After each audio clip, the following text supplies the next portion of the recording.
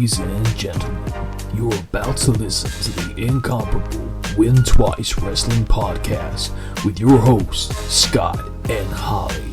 So sit back, relax, and prepare to be entertained.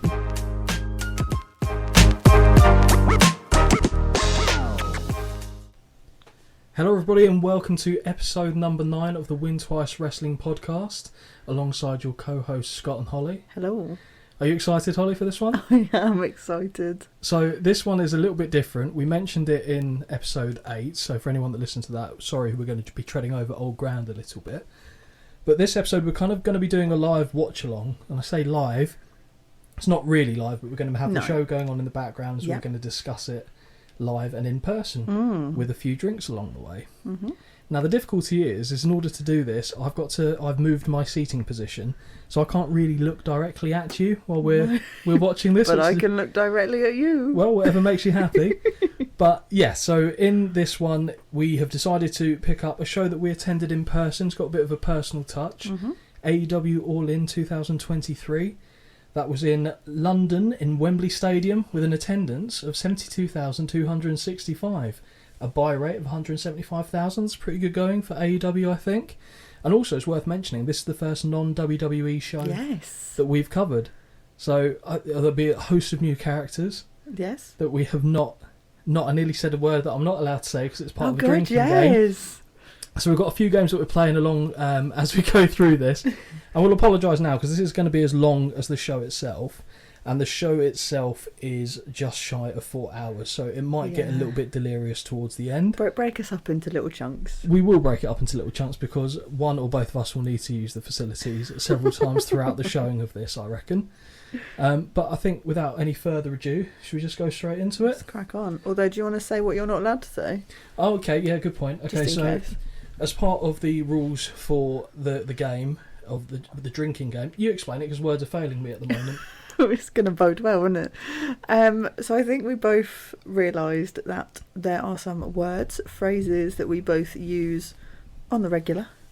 I noticed I say one of them all the damn time. And I thought, let's bring it in that if we say it, you have to have a little finger of drink. Finger of drink. Finger of drink. Finger of drink, just to be clear. Or two. So mine are peak. Peak, and what's the second? Homage. Homage. So does that mean that I'm allowed to say them? No. Ah, okay, right. And I've noticed, and I feel like I get a very difficult job, being the lead kind of talker on the show. You talk better than I do. I wouldn't go as far as that, but there's certain phrases that I keep using, and I notice it when I listen back to things, but I can't think of alternatives, and I don't want to say things just for the sake of it sounding different. But the two phrases that I notice that I say quite a lot is, we'll touch upon that later, and the other one is, in the match itself. So I'm going to do my best not to say that. Yeah. And I'm hoping the different type of format that we're watching this will... Yeah, I think it's going to catch me out more than you, because I hope so. You're not going to touch upon much later when we're watching it. I mean, you're a borderline alcoholic anyway, so you'll cope better with multiple fingers, whereas I don't know if I could cope with that, to be honest. Wow. But... Wow. Okay. Are you ready to rock and roll? Please, dive into this? Let's just go. Yeah. Okay. Apologies now for anyone we may offend along this journey. Mm-hmm. Okay, so it was a nice day weather-wise. Oh, it was lovely. Because, you know, when you see these shows that are over in the States, especially around SummerSlam and, you know, anything in August, June, July, you can pretty much bank that the weather's going to be good. Whereas in the UK, it might be warm. Who knows? But you can't guarantee it won't rain.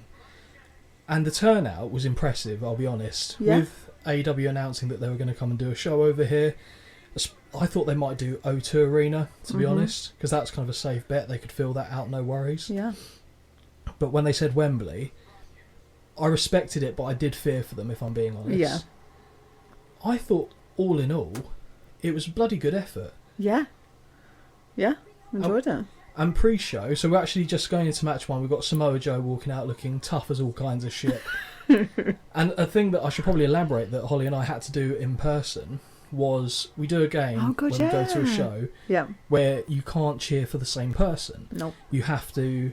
Whoever, let's say arbitrarily, Holly gets to pick the first match, She picks who she thinks will win. Yeah. I have to then automatically cheer for the other party. Yes, that was a real struggle, cheering, especially later on in the show. Yeah. Cheering for people that I really didn't either care about or want to win, but I got so invested. You did. I think the 20 beers probably helped, but I got so invested. True. Oh, we've got some flame pyro there for Samoa Joe. Yeah. I think they really dropped the ball with Samoa Joe in WWE. He didn't help himself in the fact that he was injured so often, but I've loved Joe's work for a long time. For me, he's a throwback. You look at him and you think that's legitimately a tough guy. Mm-hmm. And it's nice to see him now. He's AEW champion. He's dethroned MJF, which he wouldn't have been the person I'd have bet on doing that. Hey. And here we go. Now this is my guy coming. Oh no, it wasn't my guy coming to the ring, was it? No. It's who I wanted to cheer for, but wasn't allowed to. So Holly had the first this pick. Is my guy. And Holly picked CM Punk. Of course I did. CM Punk coming out in what would prove to be his last outing. We saw his last ever AEW outing. Because this was the night. This was the night that he had an incident backstage with Jack Perry. I think that match is later on the card. I'm pretty sure it is because it wasn't a pre-show match. No. But for the entirety of the match, I had to make sure that I was cheering for Samoa Joe, which I don't mind. But I didn't like the idea. This wasn't a bad match to have to support either person. I didn't think. Would you have been okay supporting Samoa Joe then? Wouldn't have minded. Yeah. But if I'm picking first, I'm definitely picking Punk. So. Well, I would have my pick, or how I would have gone about picking, is who actually I thought would win. Yeah, but you're cleverer than I am when it comes to that. I will always go for what I want, not for the logical reason. No, I think you're doing yourself a bit of a disservice there, because you can often identify who is actually going to win, but you still stubbornly then go against it. Of course. Which is, I know it's very unlike you. You're not particularly stubborn by nature. No, never. It's a nice memory looking back at this. It's kind of surreal knowing that we were in the arena for this. What do you think of... so Punk's attire, by the way, on point. Yes. Samoa Joe's attire, on point. They work for both of them. Yeah. What do you think specifically when it comes to his belt? So obviously he wasn't the AEW World Champion, but you can see he's wearing the AEW World title, but he's got a black with the big cross through it. Mm-hmm. What do you think about that? I mean, I don't know much behind it. Okay, well I can elaborate for you. But, might as well. Again, it works for him. Well, yeah, because I guess straight edge, so the X is a big symbol in the straight edge society and that culture. Effectively, he's saying that he was never actually dethroned as champion. He had to surrender it because of injury. Oh, okay. So he's saying he's the uncrowned champion. Right, okay. So that's why he brings this out. I think at the time Samoa Joe was the Ring of Honor television champion as well. And I don't really like the fact that not that Ring of Honor's been bought out by Tony Khan, but I don't like the merging of the two brands because it makes it too muddy for me. Okay. One of the big issues that I have with AEW, because I want them to work, I really do want them to work, is that they've got too many titles. Everyone seems to have a championship of some kind. It's very confusing for my little brain when on the rare occasion I will invest time and watch it. I'm so confused because everyone comes out of a belt. Yeah, and that's the thing, it devalues it in my eyes. Because if everyone's got a title, then what does it matter if someone's a champion? In fact, you look at the people that don't have titles and go, "Well, what's wrong with you, got one? Shithouse?" Yeah, like it's just. I do wish Punk was wearing the black pants. I'll be honest. Just to really interrupt you and go back. No, that's fine. I do prefer the black pants. I like the white. I miss the stuff he used to wear. To be fair, when he was in Ring of Honor back in the day, he used to wear not too dissimilar actually to what Joe's got on here. Oh, like not MMA, but like the loose-fitting shorts. Very much so, but they were long ones as well, so they'd come down to just below his knees or around his knees. But he used to wear yellow and black quite a lot actually. And the reason that this match has a lot of I guess excitement behind it is because this was a very, very popular and well thought upon trilogy that took place in Ring of Honor back in the day. Both of these guys, this was when Samoa Joe was the Ring of Honor champion. This would have been 2003, 2004, around that time. And they had 3 incredible matches. One of them actually went 90 minutes. Jesus. Which, looking at Samoa Joe, you think, how's he doing that? But he did, and he's always been... How are people watching that? A keg of a guy. The fans loved it. Ring of Honor audiences back then specifically were different breed. They appreciated athleticism, the sportsman side of it, rather than just specifically going out there and saying, "Oh, tell me a story." So the match has kicked off, and we see Punk basically winding up Samoa Joe, for sure. chopping him, ducking out the way, nose throwing a side headlock on. Yeah. At this point, how many beers deep were we? Well, we'd already been out for some before. 2 places, in fact. Yeah, so we're at least 4.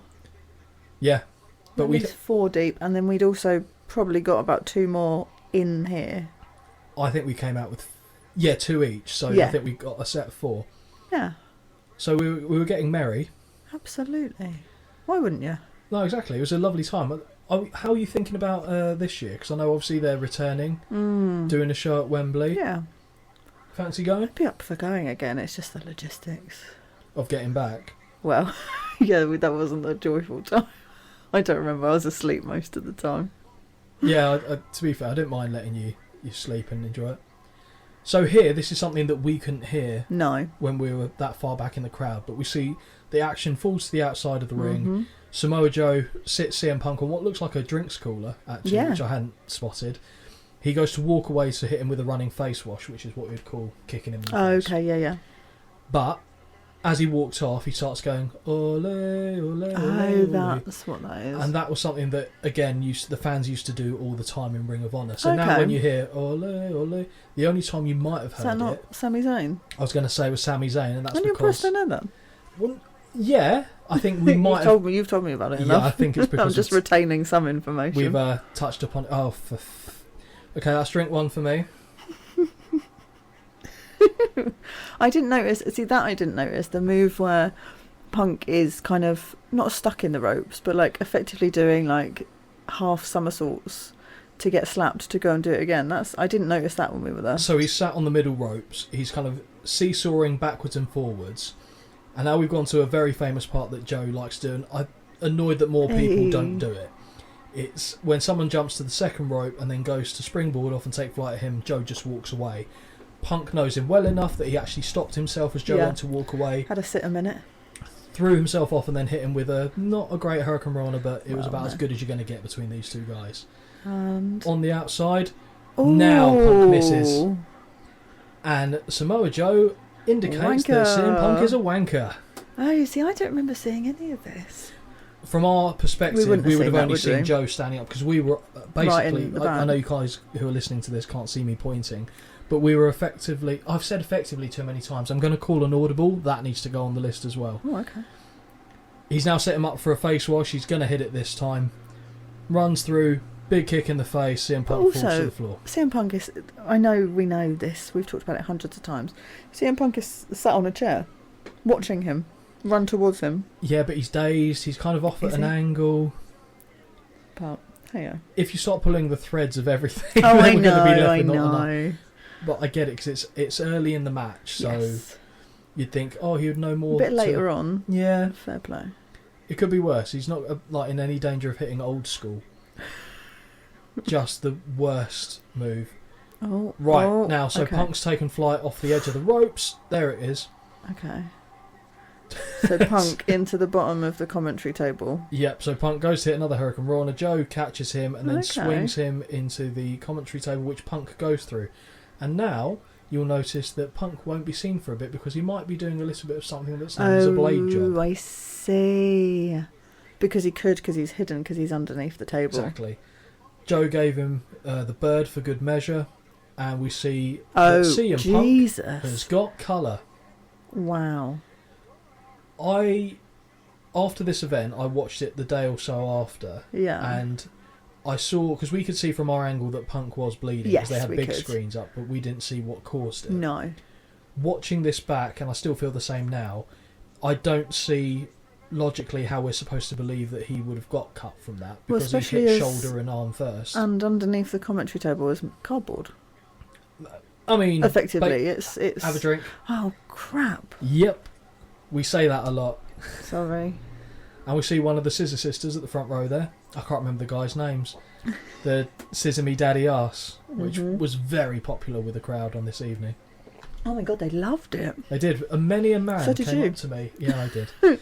Many a man came up to me. Scissor me. And I scissored many a gentleman that evening. back in the ring now, exchanging blows. And Joe just says, "No, I'm not." He's just a powerhouse. I'm not playing this shit. Just absolutely steamrolls him. How old is he? Joe, I think he's about 38, 39. Okay. Might be verging on 40. So is that roughly the same age as Punk? I think Punk is 44. Really? 43, 44. God, he looks good for that age. You say that out of not the most opportune time. Yeah. As he's pissing blood from his head. Yeah, I probably can't see half of his head. Yeah, I mean, the half that we can see now There's isn't so looking much good. blood, though. It's because a thin It's little from the cut. head. There's so many veins in the head, if you think So about it, that all go and dangerous. feed through to the brain. That it doesn't take much to really set it off, No, especially when you've got your heart's pumping, and exactly. I get it, but it's just so dangerous. So Punk's now fighting back. He goes to Irish whip Joe into the buckles. Joe, again, not having any of it. Charges in, then hits an enziguri kick, and Punk is, for all intents and purposes, dead. He's Drapes over the middle rope. one of those people to me as well. You'd look at and you think he's got no mobility because he's a bigger lad, but then pulls out moves like that, and you think, yeah, fair. I think it's something to do with like Samoan culture, to be honest. I think Yeah, I by suppose so, nature, maybe. Just a most bit more of them agile. are big boned, but they can carry Can themselves. Bar Tamina. Stop. She did stop, don't worry, she retired. Stop. It's so mean. The crowd freaking loved this, though. It did, they were ready for this. Absolutely loved it. I wonder how much of this show played into WWE teasing that they were going. Oh no, because that was before this, wasn't it? They did Money in the Bank at O2 Arena a month before this, but obviously they would have known this show was taking place. Yeah. So I wonder if WWE always planned on teasing WrestleMania in London. Yeah, maybe. Or if it was and a who are you going to get to do that? Of course you're going to get John Cena to do that. Yeah. That was a lot of spit that Oh, we just saw. honestly, it's so grim. I mean, I get it, but it's... he is many things. Handsome is not one of them. Is Joe Sanoa. That tattoo is awful from Punk. I'm Which one? sorry. The Pepsi. That was like one of the first tattoos he had. Awful. That and straight edge across his belly. I'm all for bad tattoos. I had one.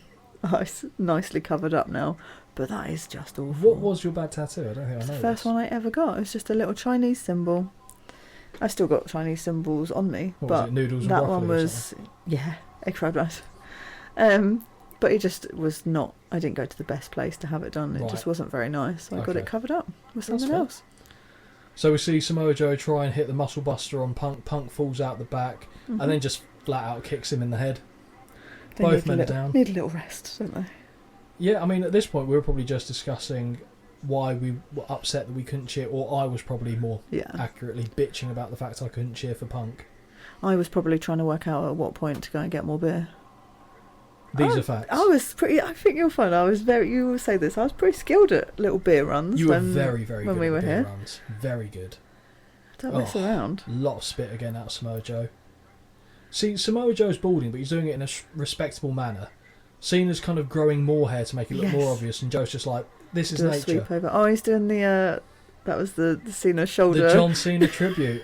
How apropos we were talking about. He wasn't paying a.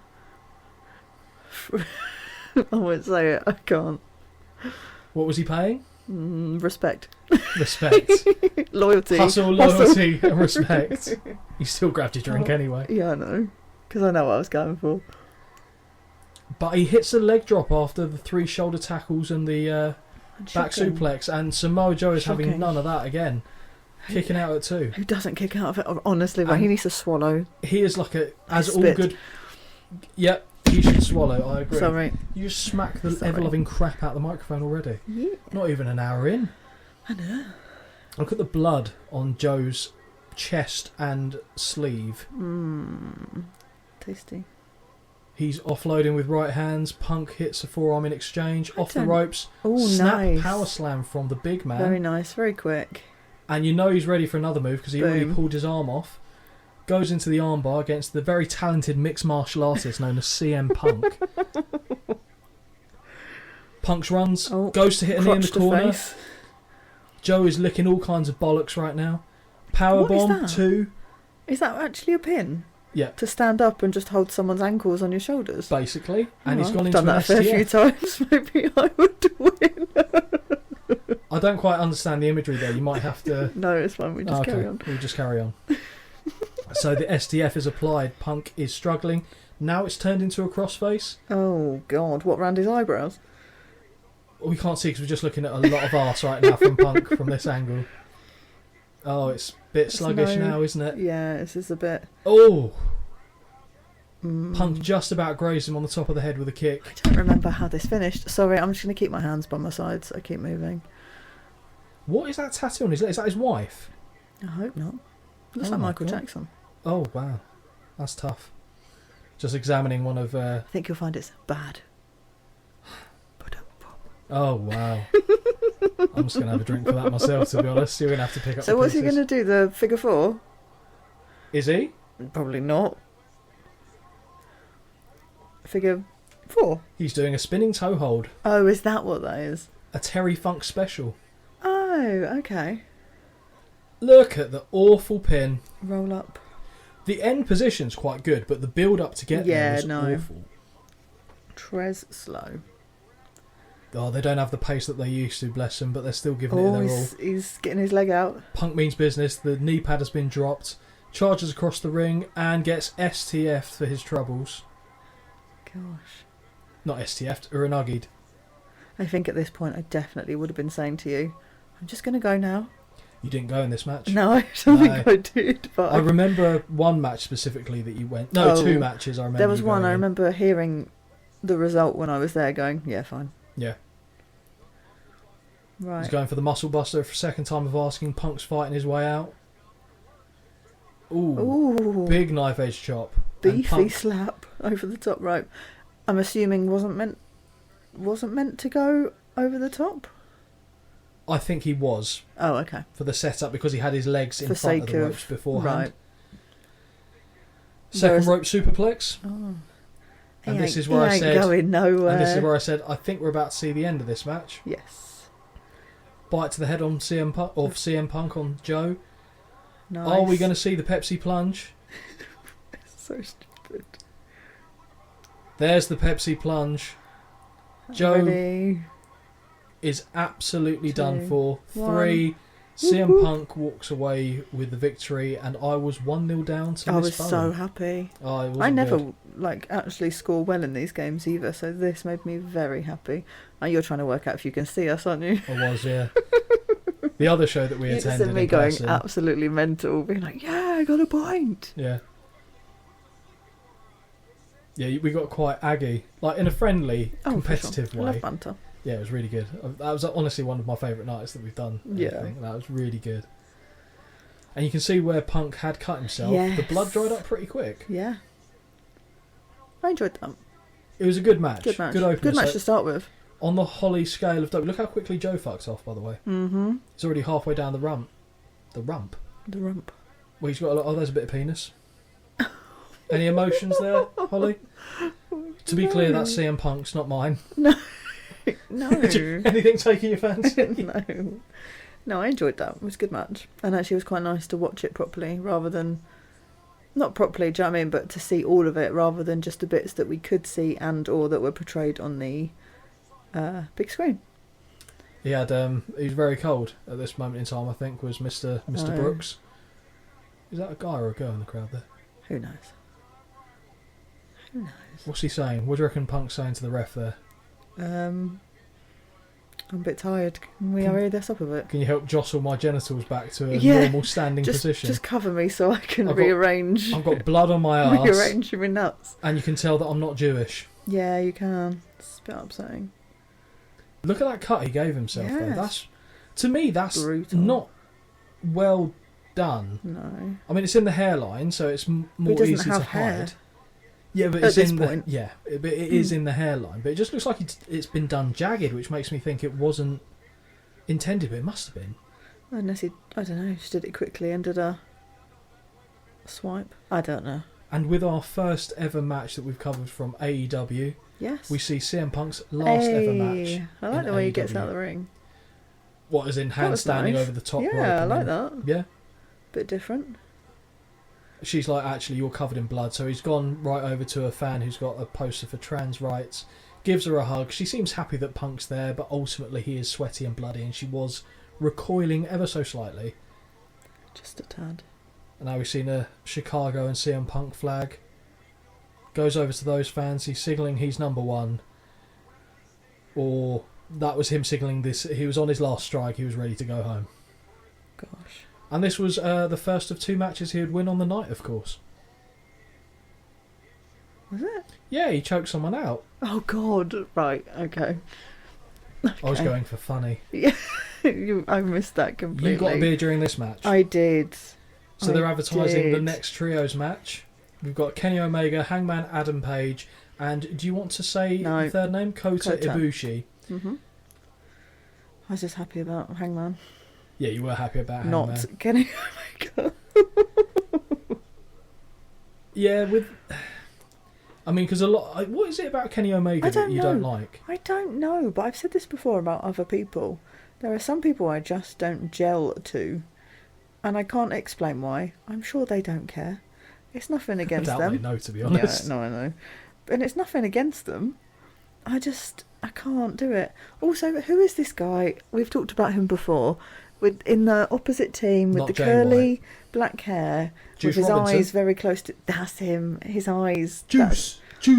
I can't remember what he was called. But yeah, Kenny Omega, I don't know, just winds me up.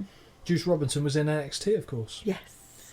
As CJ Parker, and that was Kevin Owens' first televised match in WWE. Really? Under the NXT brand. It was a takeover match against CJ Parker. And Juice, as he's now known, botched and caught Owens flush with something and busted his nose open. Or the bridge of his nose, top of his nose between the eyebrows. And he had a nasty little cut there. I think he misjudged a punch and caught him clean. Oh dear. Because, I'll be honest, Kevin did not look happy about how that unfolded. Pretty sure I literally went very quickly as soon as it started. You did. Because you to did go quick and come back quick. You like Jay White for that reason that he's just displayed. He's a bit of a prawn. That's how I'd describe him. That's an amazing explanation, and with it I know exactly what you mean. He's absolutely a prawn. He's delightfully jacked. He's also shaped a bit like one as well. But, yeah. Take the head off. Yeah. Suck I down mean, on I'm the no wrist. oil painting, but if we're just doing the shallow comparison, then... I would take your head off. Then... Thanks.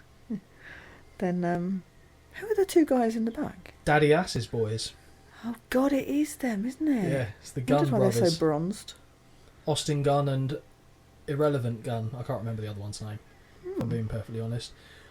The tall one with the like bunches. Yeah, Juice Robinson looks... I think that is Austin, to be fair. But Juice Robinson, like that. Have you ever seen the third Men in Black? No. Okay, he looks a little bit like Boris the Animal. Okay. And I'm going to recommend, if you... Oh, you don't have your phone Oh, I do have my phone handy. I was going to say, look up Boris the Animal and then tell me that Juice Robinson wasn't giving you those vibes. Boris.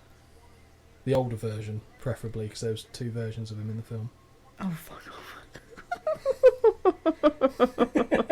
Do you know what I think? That's very good. Thank you. It's the glasses are doing a lot, as well as the hair. And the hair. What do you make of the jacket and the gear of these lads? Okay. Let me analyse. Jay White's I'm all for. I think it's a good look. All white. Nice. It works with the name as well. I think he's modelling his physique loosely after me there, but, you know, there's still a few things that he could iron out. Okay. The gold pants, the gold lame pants are... Gold what pants? Lame. What the hell does that mean? I mean, basically like tinfoil pants. Okay. Oh, interesting. And now, what did you refer to this gentleman as? Oh, fuck, I don't remember. Oh, if it's bad, don't say Konosuke it. Takeshita. No, if it's bad, don't say it. You just said... No, you just said it's a random Japanese guy that I don't know. Yes, that's true. And it's fair. I don't know, I just can't... My memory is so piss poor, I can barely retain my name, let alone other people's. In your defence, he was fairly new to AEW. Okay. Having said that... But not new to actually... He's fairly new to the game in terms of prominence. He was doing a lot of tour work from around the United States at the time. I think he'd even done some appearances in the UK. Okay. And then AEW picked him up. So in Japanese wrestling, what tends to be the done thing is that they basically have a load of what they call young boys or young lions. And this is very much a case in New Japan Pro Wrestling where all their dojo graduates, when they're starting out, they have to wear black trunks. That's it. Oh, I see. So until they kind of graduate from... Until they are proficient enough and deemed to be able to develop their own personality. But what they tend to do is they start a lot of New Japan shows with the young lions doing their work. And the crowd are very respectful because, you know, it's not going to be as smooth and as good as some of the other guys. But a lot of it is actually very good. They know how to train their wrestlers out there. And when they get to a certain point... Sorry, I'm distracted. I really do enjoy him. So Adam Page has come out and Holly's very excited. Like a cowboy. I know you do. So back to New Japan. So what they do is after they get to a certain point, they then go and tour to basically learn their craft around the world. So some of them go to the United States, some go to Mexico, some go to Europe and the United Kingdom, just to round out their skill set and kind of create a bit of an identity and personality. Then they come back to New Japan with this new formed character that they've got, new gear, and it's very symbolic. It's almost honourable and respectful, and I really like it. Oh, okay, that's interesting. I think it works well in the Japanese culture. I think that's a big thing that just lands well over there. For the United States and over here, not so much. I don't think the fans have the same kind of patience. They're getting better, but... What if they don't have the patience to wait for them to go and learn these crafts before they effectively return and go, this is what I can do. I think they expect to be, I think they expect to be blown away pretty much like straight away. Yeah. So now we've got Kenny Omega coming out. I like the gear though. The gear's good. The gear looks good. It's just, for me, there's no contrast. You've got Hangman in black, then you've got Kota Ibushi in half blue, half black shorts, and then Omega comes out wearing half blue, half black trousers. Yeah. I would rather he be in a completely different colour, but that's my personal eye preference. The reason why, so we've got Adam Page is wearing the same gear that he normally would. There's nothing different about that. But Kenny Omega and Kota Ibushi in Japan were a tag team. Oh, really? They were called the Golden Lovers. Okay. Yeah. I thought that would get a different reaction out of you. So I understand them matching their gear. Okay. Well, now you've explained that, it does make sense. Obviously, I also wouldn't have seen that when we were actually there. We were too far away. No, of course. But to have it explained makes sense. But then it just makes Hangman be the odd one out. That's a bit sad. He could have at least had some blue fringing. Well, yeah, to be fair, that's not a... Well, they've got black on their pants, and he is wearing black, so it's... I know I'm thinking way too laterally here, and also who cares? But this is my thing that I can talk about, so that's all I will provide. No, I like the aesthetics as much as anyone. Maybe not as much as you, actually, having said that. But I like that they're mostly dark, and the other team is mostly bright colours. Although, I do like a nice contrast of the white, the gold, apart from this, the guy that's just in... I was going to say, that's black, not... That's boring, but... Do you know what I mean? Takashita is not helping you from the eye perspective. No, but it's easy, from a distance, this was easy to differentiate who was who, which I think at a live event of this size is especially necessary. When you're as far back as we were, because even though we had good seats, and they were good seats, so I mentioned it earlier, but I never actually finished the thought. Oh, yeah. So we were on the very bottom tier, but we were the last row at the back, so behind us was just like a grating of a fence, which was good at making noise, and some guy started twatting his nut off it later in the show to great effect. Really good seats, though. I really like not having anyone behind us as they were perfect seats. So Adam Page teaming here with Kenny Omega. They were at one time the AEW Tag Team Champions. They had a thing where Adam Page is part of the Elite, so when I say the Elite, do you know what I'm referring to? You can say no, it's fine. I feel like when you explain it, I'm going to go, oh yeah. I think you will as well. So Adam Page, Kenny Omega, the Young Bucks all class themselves as the Elite. And this was... Basically, they have a YouTube series with the group. And they've done loads of episodes. Yes. They have other people appear in it as they come and go from various other companies that will then allow them to be in this kind of stuff. And when they formed AEW, Adam Page, in the early portion, was trying to distance himself from the Elite. He's like, no, I want to be my own man. And it kind of just became a bit standoffish. They made a thing of him like drinking quite a bit and just being a bit careless. They didn't make him out to be a stumbling alcoholic or anything like that.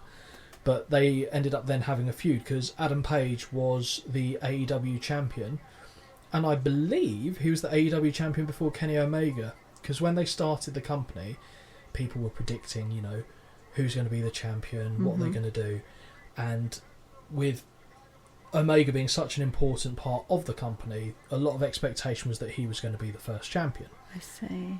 That didn't come to pass, but he was the champion in the end. I think he's the longest reign. MJF might have beaten him now, having said that, but he was the longest reigning AEW champion. But the first champion, do you know who that was? Absolutely not. Oh no, just say I'm king of the world. Oh, Y2J. Really? Yep. Of course it bloody was. Yep. Oh. And he beat Adam Page for the title. It was the match that decided who was going to be champion. Oh, like when there was no champion, it was like, here's a decider. Yeah, I think they had it was a tournament to get to that point. We had Adam Page. Not a King of the Ring style tournament. Effectively, except without all the pomp and circumstance of it. But yeah, kind of. I was very excited. So we haven't really talked about much of what's gone on in the match, but we've got here Jay White, Kota Ibushi trading. Well, headlock now. They've shoulder barge, down goes Ibushi, nip up because he's athletic as fuck. Love that. And then a little slap by Jay White for good measure. Kota shakes his head. And I was very excited actually to see a Kota Ibushi match because I think he's very, very talented. Okay. He was in the Cruiserweight Classic, the WWE tournament. Okay. And he was someone that WWE very much wanted to sign, but he did not want to sign with them. Wow. And he and Zack Sabre Jr., who also does odd work here and there for AEW, were picked to be the favourites for the tournament. They thought that was going to be the final. They both got to the semi-finals and they both lost their respective matches. Rumour has it is because they didn't want to sign a contract with WWE. I see. Okay. But I think Ibushi's a bit of a head case, legitimately. Well, so he just seems odd. There's like an oddball... Slightly unhinged. Yeah. Ain't nothing wrong with a bit of an unhingedment. There was... I think it was in the UK. He came over and did some shows in... I don't know if it was London or the Midlands or wherever, but it's kind of irrelevant for the purpose of the story. He then had flare... the things that periodically shoot flares off? Yeah. And he was pointing two of them at his chest out in the street as part of a match. It was odd. Very, very odd. That's nice, whatever that's called. Kenny Omega leaps over from behind, then hooks his knee over the back of the head, drives him down like a reverse Rough Rider. Very nice. Double teaming Takeshita here.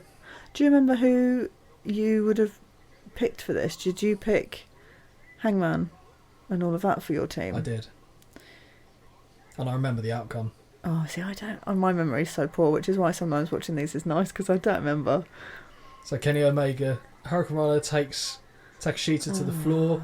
Now it's Holly's least favourite moment of any match. Everyone's to the outside. Give over. Omega is building the crowd up. We're going to hear the Terminator tune. Oh, God. Just don't do it. He's about to take flight, but to be fair, Kenny does it in the least offensive way. He goes over the top. Off the rope, off the opposite side. Okay, fine. I can make peace with that. I don't know why I'm okay with that. Just not through the ropes. Over the top rope, landed. That was completely taking Takeshita out. I think he landed on... Was it one of the guns or was it Jay White as well? I think it was on the gun. It was Jay White. Jay White did not take that well. No. Head, floor, wash. Yeah. Jay White's thrown back into the ring. I feel like AEW are missing a trick on Jay White as well. Oh my God, for sure. I think AEW are missing a trick with a lot of people. After this match, I'll probably touch upon. Oh, bastard. Oh, dear. Drink. 2 fingers of drink. Sorry. Let's apologise. Just carry on. You sometimes forget that this is being recorded, don't you? Yes, I do. It's a sad time. So now we've got Jay White just beating the ever-loving piss out of the back of Kenny Omega's neck. Yeah.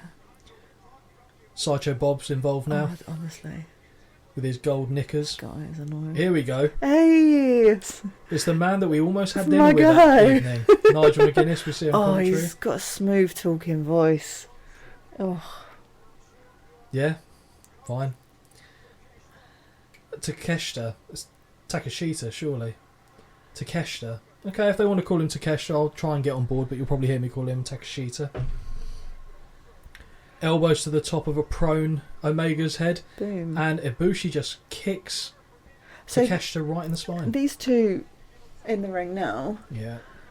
Have they, like, I don't know, or not really, because the other guy's still so fresh? Yeah, not really. I'm sure they've had matches and run-ins with each other, but they don't have like a history. Nothing to write home about type thing. Okay. I mean, Takeshita's very different in the ring to Ibushi. Ibushi can do a bit of everything. He's known as a hard hitter, but he can fly. It's an all-rounder. Well. Whereas Takeshita isn't so much of a high flyer. I was going to say, he looks quite heavy, like heavy built rather than but if you look agile. At Ibushi looks heavily built as well. Yeah. Oh, that's an interesting so Takeshita's choke on the ropes are doing nothing. Not really choking Omega, but Omega's selling it like a dream. God. What do you think of Daddy Arse's boy's hair there? I'm okay. You're okay with that? With the pigtails? Would I want to be with somebody that had them? No. You would be too. You wouldn't see it. You'd be holding on to him as you were riding his face. I'm pretty sure. Oh my God. To be honest, tell me I'm lying. Exactly. Exactly. He's a child, Holly. Let's move on. Right, that's not what we're talking about. What are we talking about? This match. Okay, so what's happening? Talk me through it. There's a sleeper hold. Or a choke hold. I'm asleep. I'm asleep. I'm asleep. I'm awake. So this isn't technically a sleeper hold because it is just a chin lock. Oh. Because the sleeper hold, they tend to just put the hand on top of the head as well. Because in theory, you're pushing the head forward to block off the blood circulation. So this is just we're going to have a little rest. This is a I'm Randy Orton special. I'm just going to put your head in my elbow hole. Elbow hole? I think you should go to the doctor if you've got an elbow hole. I couldn't think of a better way to explain it. This is why you do most of the talking, because if I narrated this, people would be like, what the fuck are you watching? It's more entertaining, I think, if you narrate it. So Jay White is now slapping Omega. By this point, I'm very bored of Omega being in the ring. Let's get Hangman in. I think you'd actually already gone to get a beer. I definitely had, let's be clear. So Jay White's strumming the guitar on Kenny Omega's leg, and I realise that sounds weird, but that is quite frankly all I can describe him as doing there. But also, this was the perfect time to get a beer, because I think I was backing out in 2 minutes because everyone else was watching this. You were, and you didn't care about the outcome of the match. So not really, no. But I didn't miss much either. It was great. Well, they kind of go through sporadic moments of chaos. Ooh. That I remember seeing and not liking. So Juice Robinson hits a snap suplex, and Omega's rope kind of dangles over the bottom rope and snaps over. If his legs just ping out, don't they? Yeah, if you're not quite ready for that, you can definitely pull or tear a muscle. Yeah, Hammy would be crying. Calf even. Yeah. Again, the crowd loving it, which I don't know if they just loved it because they like wrestling or... Because are you really getting behind this guy? I think it's because AEW are here and the crowd know that they need to make an impact. Even just us two. I cheered for people I would never normally cheer for. Purely because you're in the environment. Yeah. And we had a game where I had to. But still. You didn't have to. You could have cheered for no one but still had a pick. Yeah. But where's the fun in that? Robinson floors Omega with a forearm. Nice. Hits a jumping back senton. Not my favourite. I still prefer Samoa Joe, Kevin Owens, Bray Wyatt. That's something we didn't mention. Oh, the Bray, the guy dressed as Bray. That was amazing. Because this was well close after the news of that he passed. I think it was the week of days. Yeah. Yeah, and so as we were waiting for the show to start, I think we'd missed a couple of pre-show shenanigans. I think Miro had come out and signed a contract with Powerhouse Hobbs, but. Yeah, before they got the action underway, there was a gentleman in full Fiend cosplay. Fiend. And from a distance, he looked very, very amazing. Good. Very, very good. And he started walking through the crowd. The crowd clocked him, and then the whole stadium started chanting, he's got the whole world in his hands. And really the guy nice just moment. Stood there. Didn't really, obviously we know it's just someone dressed up, but he just stood there and then took a bow, and I was just like, oh. And then got just cheered hits by you, the doesn't crowd. it? Yeah. It was a nice word we're not allowed to say. No. This show. Look Tribute. at the hair. Tribute. The Guns are getting involved, and fortunately Austin Gunn throws himself into the barricade with little assistance from... The head ricochet off the turnbuckle from Juice. No, Ricochet's not in this. No, his head ricocheted off the second turnbuckle. It looked quite brutal. Now here comes a man in to do cowboy shit. Good. Adam Page coming in, clearing house. Springboard clothesline puts Juice to the floor. Ooh. Ducks a clothesline from Jay White. Catches him. Is he going to go for the sack of shit? Fall away slam hits. And a kip up. And he's going to throw himself over the top rope. Springboard. I am here for that. Landing on Juice Robinson. Back in. Clotheslines Jay White out the other side. No. Suicide dive. There's no room to do that. Back in the I'm ring. Sorry. Stop. Suicide dive. And he catches his feet. Honestly. Caught his feet on the rope. He's Didn't lucky. land well. Honestly, there's no room there either. Like, you see how little room they've got when they do that outside the ring. Just don't do it. I understand your liking of Adam Page. He's regular good looking, if that makes sense. He's attainable. He just looks like, to me, he looks like a normal guy. Yeah. Because he's in good shape, obviously, but he's not in... He's not a cheese grater stomach.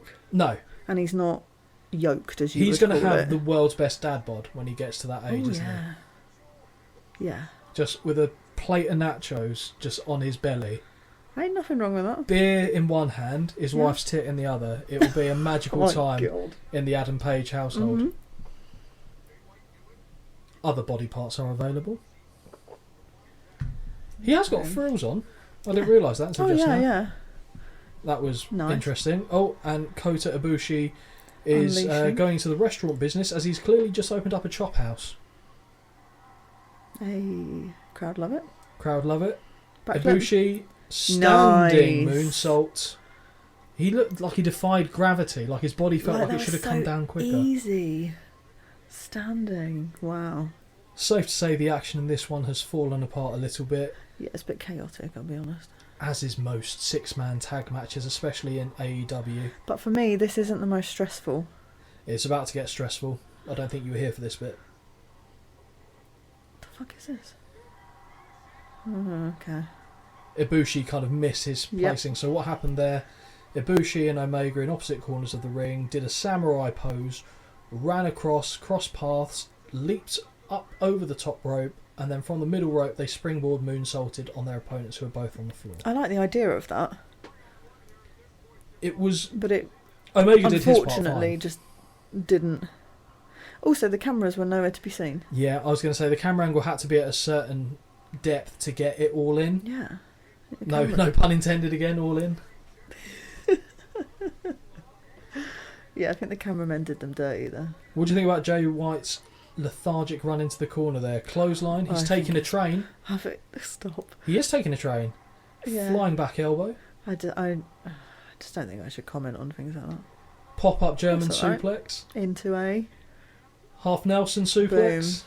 Boom. 1, 2... Jay White clearly looking at the ref, kicks out before 3. Those, when people do those though, how do they do that and not absolutely break their neck? What, the half Nelson suplex? Because I know Chad Gable does that very nicely, but it's one neck strength, so all the making sure you've got the support there with the strength in your neck, but making sure that you mainly take it on the top of your shoulders. So you kind of take it on your shoulders, then push round to your head, effectively. Yeah, because they don't land straight on the back of the leg, because you'll get concussion every week. Well, yeah, that's what I thought. Spinning Uranagi from Jay White, and Kota Ibushi looks dead. He looks a bit tired. But also awake. And then we get to see some of the lovely UK fans. What's that smoke machine? Honestly, who's there? Hot tags. Takeshita, Omega, forearms, because this is Japan. Oh, and he's taking his hair down. Oh, he means business. Nice hair, to be fair. Yeah, he's got good locks, luscious locks. But it's like hair versus hair. Yeah, I don't really understand how to describe Omega's hair, because it's kind of like... But it's almost got like white guy dreads starting as well. Ooh. V-trigger, standing V-trigger. No, Snapdragon suplex is countered, but his hit on Juice Robinson is another one. Same treatment for Jay White. I need to see that slower. It looks impressive, but I think if I watched it slower, I'd be like, oh. Effectively, he's starting to pull them back, then he moves out of the way. So we see and he said a Tejada bomb, it's not that. Yeah, I Sami Zayn hits it, yes, where they go up, Blue spin Thunder them bomb. round, and then bang. Blue Thunder Bomb. I liked that. He executed that very nicely. He's a good wrestler, this Takeshita. Is he going to hit him with a V-trigger? Blocked. Kenny Omega throws him off the ropes. V-trigger to the back of the neck. Oh, is that what that kick is? The poisoned Rana. Oh, gosh. I know you're not a fan of that. Does that make you tense up? Feel my neck like breaking in half as I watch it. But Takeshita kicks out before the ref can get to 3. It feels like a really long match. It's longer than the first one, that's for sure. How are you finding it? Because I know in person you missed a bit of this. Yeah, I'm happy watching it. Like, I'm not bored. It's a little... now it's fine. It was a little slow in the middle. But then, like you say, that's always going to be the way when you've got 6 people involved. It's never going to be over quick, is it? With 6 people. Well, you can just about hear the crowd chanting, "This is awesome." Omega has Juice Robinson across his shoulders. Tag in for Adam Page. In he comes. We're doing a helicopter spin. What are we doing here, Kenny? Fireman's carry. Forward roll. That's... As much as he annoys me for some reason, he is impressive. He is very impressive, Kenny Omega. Also, again, I feel like the cameramen did them dirty just then with what they did. Oh my god. I do not remember this. I would not have been okay with this. Top rope flipping fall away slam. That was 1, insane. 2, not enough. That was Takeshita insane.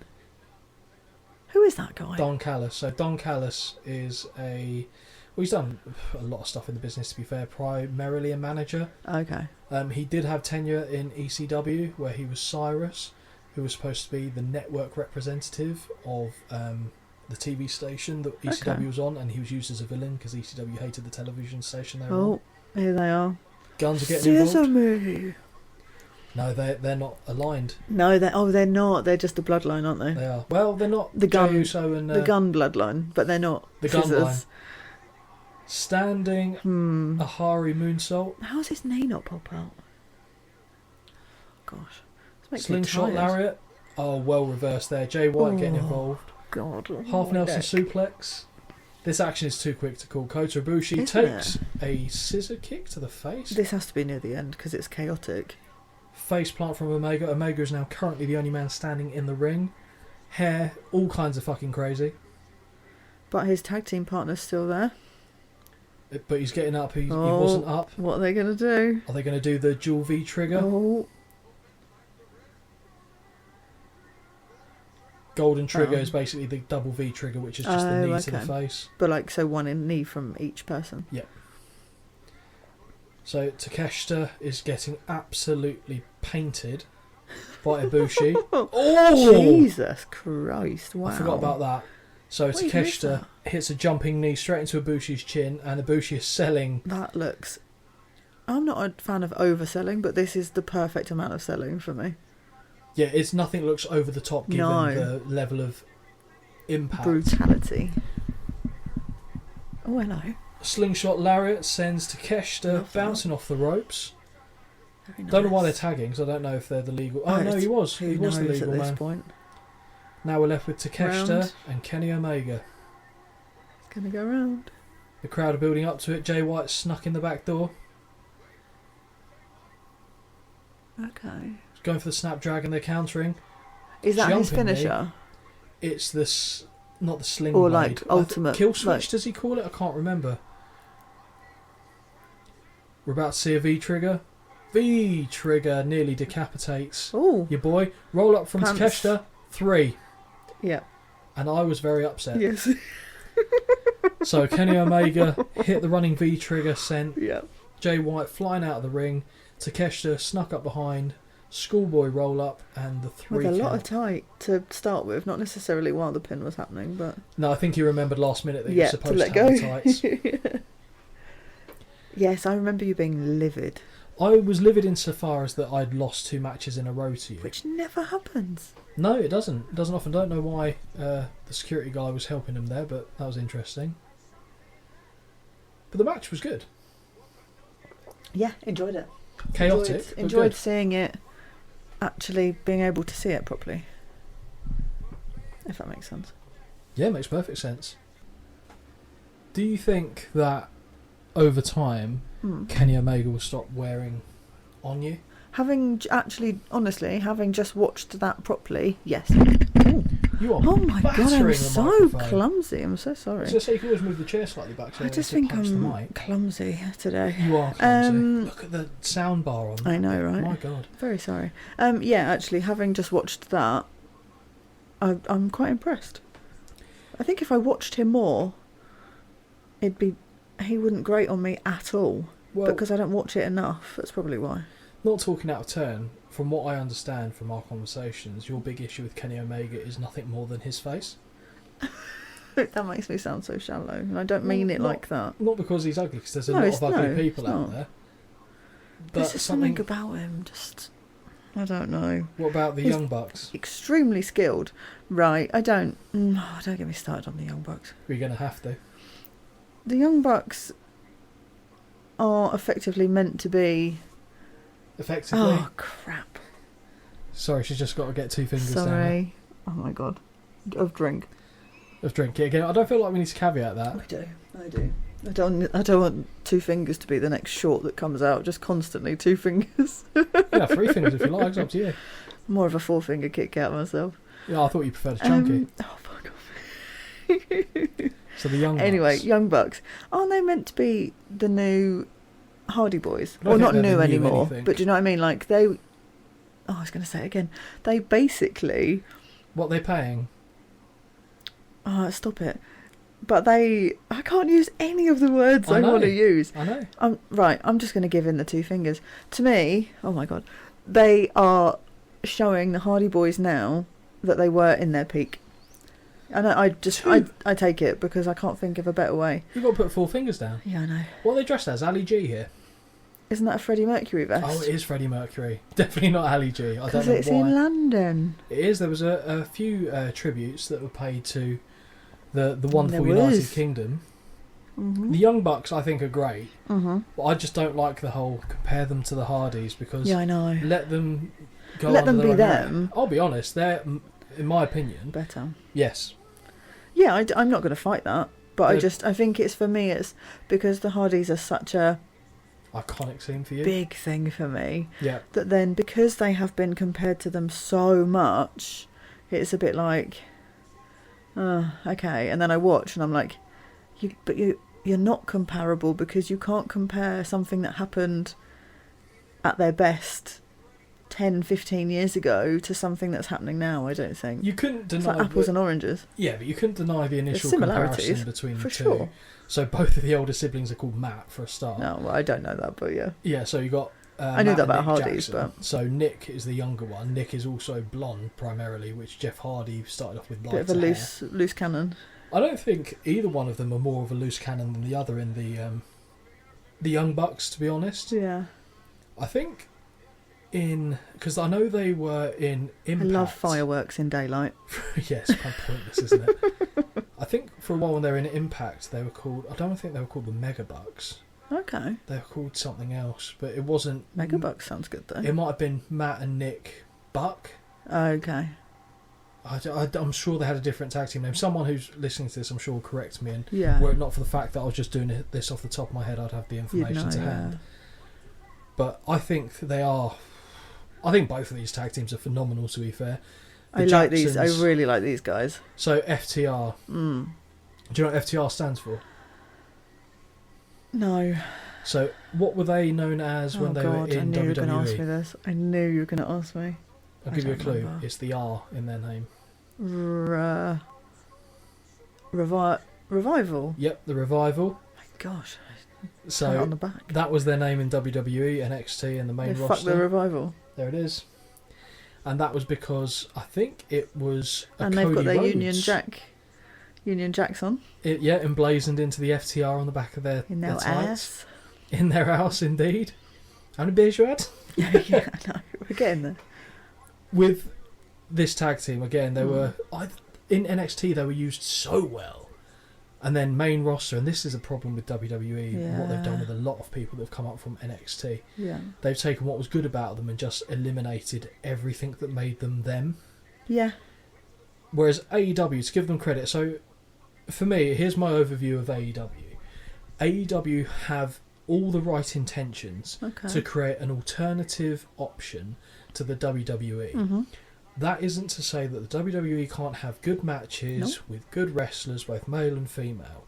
AEW just cuts some of the strings that hold back the WWE competitors and wrestlers. Oh, they've got their Bray armbands on. They do have their Bray armbands on.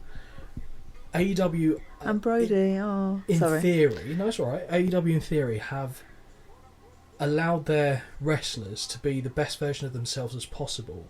But after a while, it gets to the point... Not the inmates running the asylum, but I'm noticing that, much like WCW before them, AEW are making a lot of similar mistakes. Not insofar as bringing in people on massive contracts. I don't really know the ins and outs of the contracts, if I'm being perfectly honest with you. But they're flooding it with any talent that kind of leaves WWE. They've slowed down a little bit on that, but there was certainly a period where as soon as someone left, you know that next week they're in AEW. Or after the 3-month clause that's in the WWE contracts. For sure. But the way that AEW book is that they try and make... So wins and losses matter. I have no issue with that. I think that's brilliant. Yeah. But everything then becomes, more often than not, like 50-50 booking. So each team has to get a win, then they have a third match. And everything in AEW is put on paper like it's all important. Everything is vitally important. And if everything is trying to be displayed as important, nothing is important as a result. Okay. So, for example, when you look up and down the match card, as you would say in your W format, you need to have peaks and troughs. It doesn't have to be the shits, and it doesn't have to be the best match you've ever seen. But you've got to have some that are better than others, because otherwise there's no elation and there's no sort of... There's no peak and trough. You've got to have that emotion in there, surely. Otherwise roller coasters would just be a straight line. Exactly that. And AEW just gets to the point where they feel, to me, like they're putting matches that should be safe for pay-per-view on free TV. Yeah. And that's great for the audience, but then what's the incentive to then go and watch a pay-per-view if you're effectively seeing the same calibre and style of matches that you then have to pay for? I think that a lot of the wrestling they do is great, but I think on the character side of things, they're starting to drop the ball on a hell of a lot of things now. Right. I think there's only a couple... Like, MJF has done brilliantly. There's no getting away from that. But I think a lot of that is self-made because he's just got all the ability in the world. Yeah. That's good.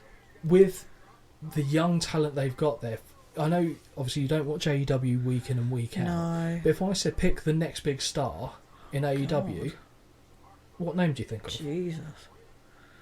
That's kind of my point though. I don't know. The only one I know is the guy that they're pushing at the minute, which we saw in Progress, which is Hook. We didn't see him in Progress. Did we not? No. Who did we see then? Nick Thank you. Wayne. That guy. They look exactly the same. They got similar hair. But that's the only one I've seen recently, and I've only seen that because of all the shite that's gone on social media about, again, the battling between the two brands. It's stupid. Oh, this guy gets a title shot and he's done nothing. This guy's getting a title shot because he's won 2 matches. Tony Khan needs to get back in his box. I respect him for, having the idea of AEW with, Cody Rhodes, the Young Bucks, Kenny Omega, putting an alternative out there. That's great. He is worrying me. He's setting off a lot of alarm bells for me as someone who's in charge of a company like this, where it feels a little bit like the inmates are going to run the asylum and there's no steady force that's guiding the ship.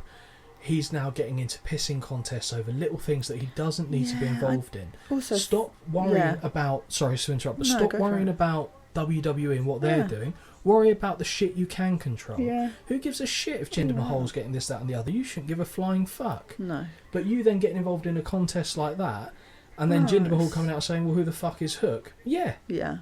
Yeah. It's stupid. Like, Tony Khan... Stick in your lane, do what you need to do to worry about your own house, don't worry about what your neighbours are doing. Yeah. And also, why can't they work in unison? What do you mean by that? Well, you don't have one football team. Like, I don't know how to explain this without making sense. Yeah, I know they're not necessarily competing but it's in the same against field. Each other. Yeah. But it's like, why, for me, it's like, yes, I just prefer watching WWE. That's just me personally. But would I watch AEW if it was more freely available? Maybe. But I just prefer the format of WWE. It's what I've grown up with. It's what I'll stick to. But I don't understand the whole you have to watch one or the other, which seems to be the mentality of the companies necessarily. It's the Just best. Enjoy them both. It's exactly. You don't have to liking one doesn't mean you automatically hate the other. I agree with you, but I'm just concerned, like I said, that I've seen Tony start to throw off a lot of alarm bells for me that he's going to start to lose control of this. Yeah. And I don't want him to, because ultimately AEW presents an alternative option, not only for fans but for people that can't stay employed in WWE. It's a lovely platform for them to do their trading, and they can be not as successful, let's be fair. They just don't do the same numbers as much as AEW might like to think they're on the same level. In-ring wise, fine, I'll grant you that. The matches that AEW put on, for the most part, are very good. There's obviously exceptions in there. But they need to focus on what is important. They get lost in the bigger picture, and then they start to lose their identity in the process. And with regards to making stars, the only person that I can think of on the upswing, you got a couple there, maybe. So like Darby Allin. Oh, I love him. Darby Allin's great. Orange Cassidy. Love him also. I think also if you were to put them somewhere else, they would flounder. Darby Allin might have more success in WWE than Orange Cassidy would, because Orange Cassidy is a gimmick, as funny and as brilliant as it is. Brilliant, but who is he wrestling? How can I take him seriously? He's wrestling everyone. No, but I mean, if you put him into, if you put him into WWE, you've already got enough gimmicks. You've already got, to me, he's not on the same calibre because he's been around for so much longer and is just better to me. But The Miz is kind of, I don't know how, as in like their physique level of wrestling, this is how he's not going to be a heavyweight champ, surely. Well, in AEW, he's not the TNT champion, the international champion or something like that. Is that like the Intercontinental? Roughly supposed to be the same. So what, he would in theory be like a... He's the workhorse champion. He's the Gunther. Yeah, which, could you imagine? Yeah, I could actually. I think that'd be a very good match. But I think my point with Orange Cassidy specifically is, with the gimmick that he's doing, which as great as it is, it has a ceiling. Oh, it's got a time frame that it's done by. Not so much for that. Me, it's in terms for me of anyway. Credibility. Okay, so you're aloof, but suddenly you're taking every match really seriously, and then you're ditching the gimmick. Well, then your gimmick isn't a gimmick anymore. You're just a guy wrestling in jeans and sunglasses. Yeah. And again, I think he's brilliant. He is good. But it's very limiting. There is a ceiling that he's going to hit, and I think he has hit it, to be honest. But the only star for me that AEW that are kind of putting, not stock in, but they're making him come across quite well, is Swerve. Okay. Swerve Strickland. So he's on this show later on. Former NXT guy. I can't believe they let him go, to be fair, because I think he's really good talent. But beyond that, the stars in AEW are people that have been around for a long time. Yeah. And to be fair, WWE fall into the trappings of doing this as well. For sure. And we are doing this match a massive disservice, because this was, I think, my favourite match of the night. It was actually one of the best, I think. Really good tag team fluidity. The two teams two of them work so well together. Tremendously. So well. And it's the right contrast, as you were saying. So we got the Jacksons, who've been flying around the ring, doing good teamwork with super kicks galore. Yeah. And we've got the ground and pound. Yeah. No fucks given. And you've got the FTR. Two guys in black pants, two guys in white trousers. Contrast I'm all about aesthetic. And white works well for the flashy workers as a pair compared to the kind of the generic. Yeah. He's such an odd shape, his old Dax, isn't he? He is, but it's just... Is this... Oh, sorry, it's not a change of subject. Was this the match where they... Who's got a gun? Yeah. Was this one? Yeah. Okay, thank you. Got a gun. No, it wasn't Dax. Wasn't him, was the other guy? Was the other guy? Oh, his name's completely... But yeah, everyone was singing that, wasn't they? Because he'd just got done for... We weren't sure if he was going to be able to get here. So, as I understand it, the story behind this is Cash, that was it.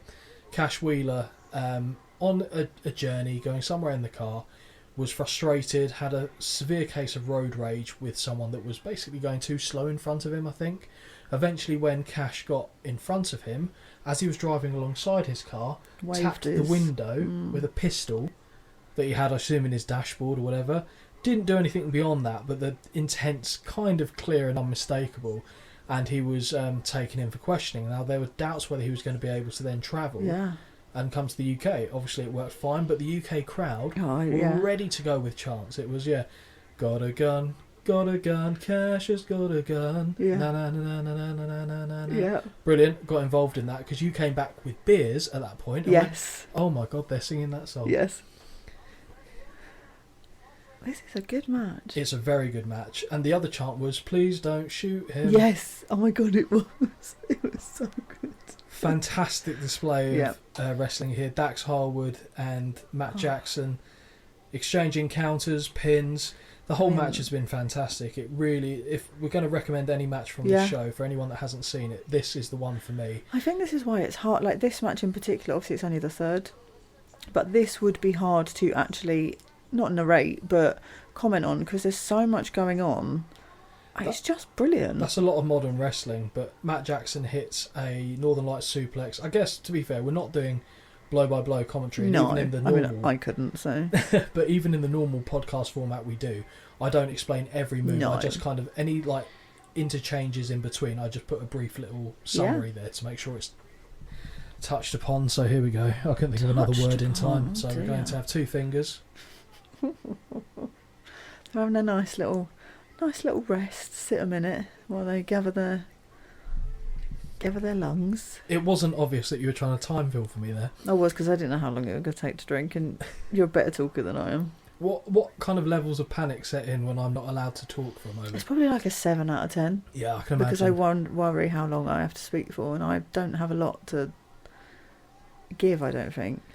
Whose idea was this podcast again? Remind me? No, you know what I mean. I feel don't. like your words are just better than mine. I'll take that. Oh, crotch to face again. Lovely bit of crotch to face. And this is a move that we haven't seen for a while. Nice. So, like, as Dolph Ziggler did, had done against him by The Miz, we see Dax try and rebound powerbomb Nick Jackson off the top rope, but it's countered. Another face full of crotch for Dax, who then goes for the rebound powerbomb. That is how you hit that move. Yes, nice. Miz, take notes. Crucifix pin by Matt. No. Dax kicks out one more time. What are we going for here? Sharpshooter? Figure? Oh, yeah. Sharpshooter. Is he doing it the right way? But he's so close to the rope. Seems a little pointless. He's not doing it the right way. It's fine. He looks well happy with himself. That's a weird face. Oh, hello. Now we see Cash on the apron. Cash flips off Nick and a second sharpshooter on the outside of the ring. This looks very odd, I'll be honest. It's a very good match. I'm just going to watch the one in the ring, because the one on the outside is weird to me. Oh, okay, so Nick pushes off and Cash goes face first into the steps. And is that he's reaching for a... He's got a gun. Cash has got a gun. I do like this combination by Nick Jackson.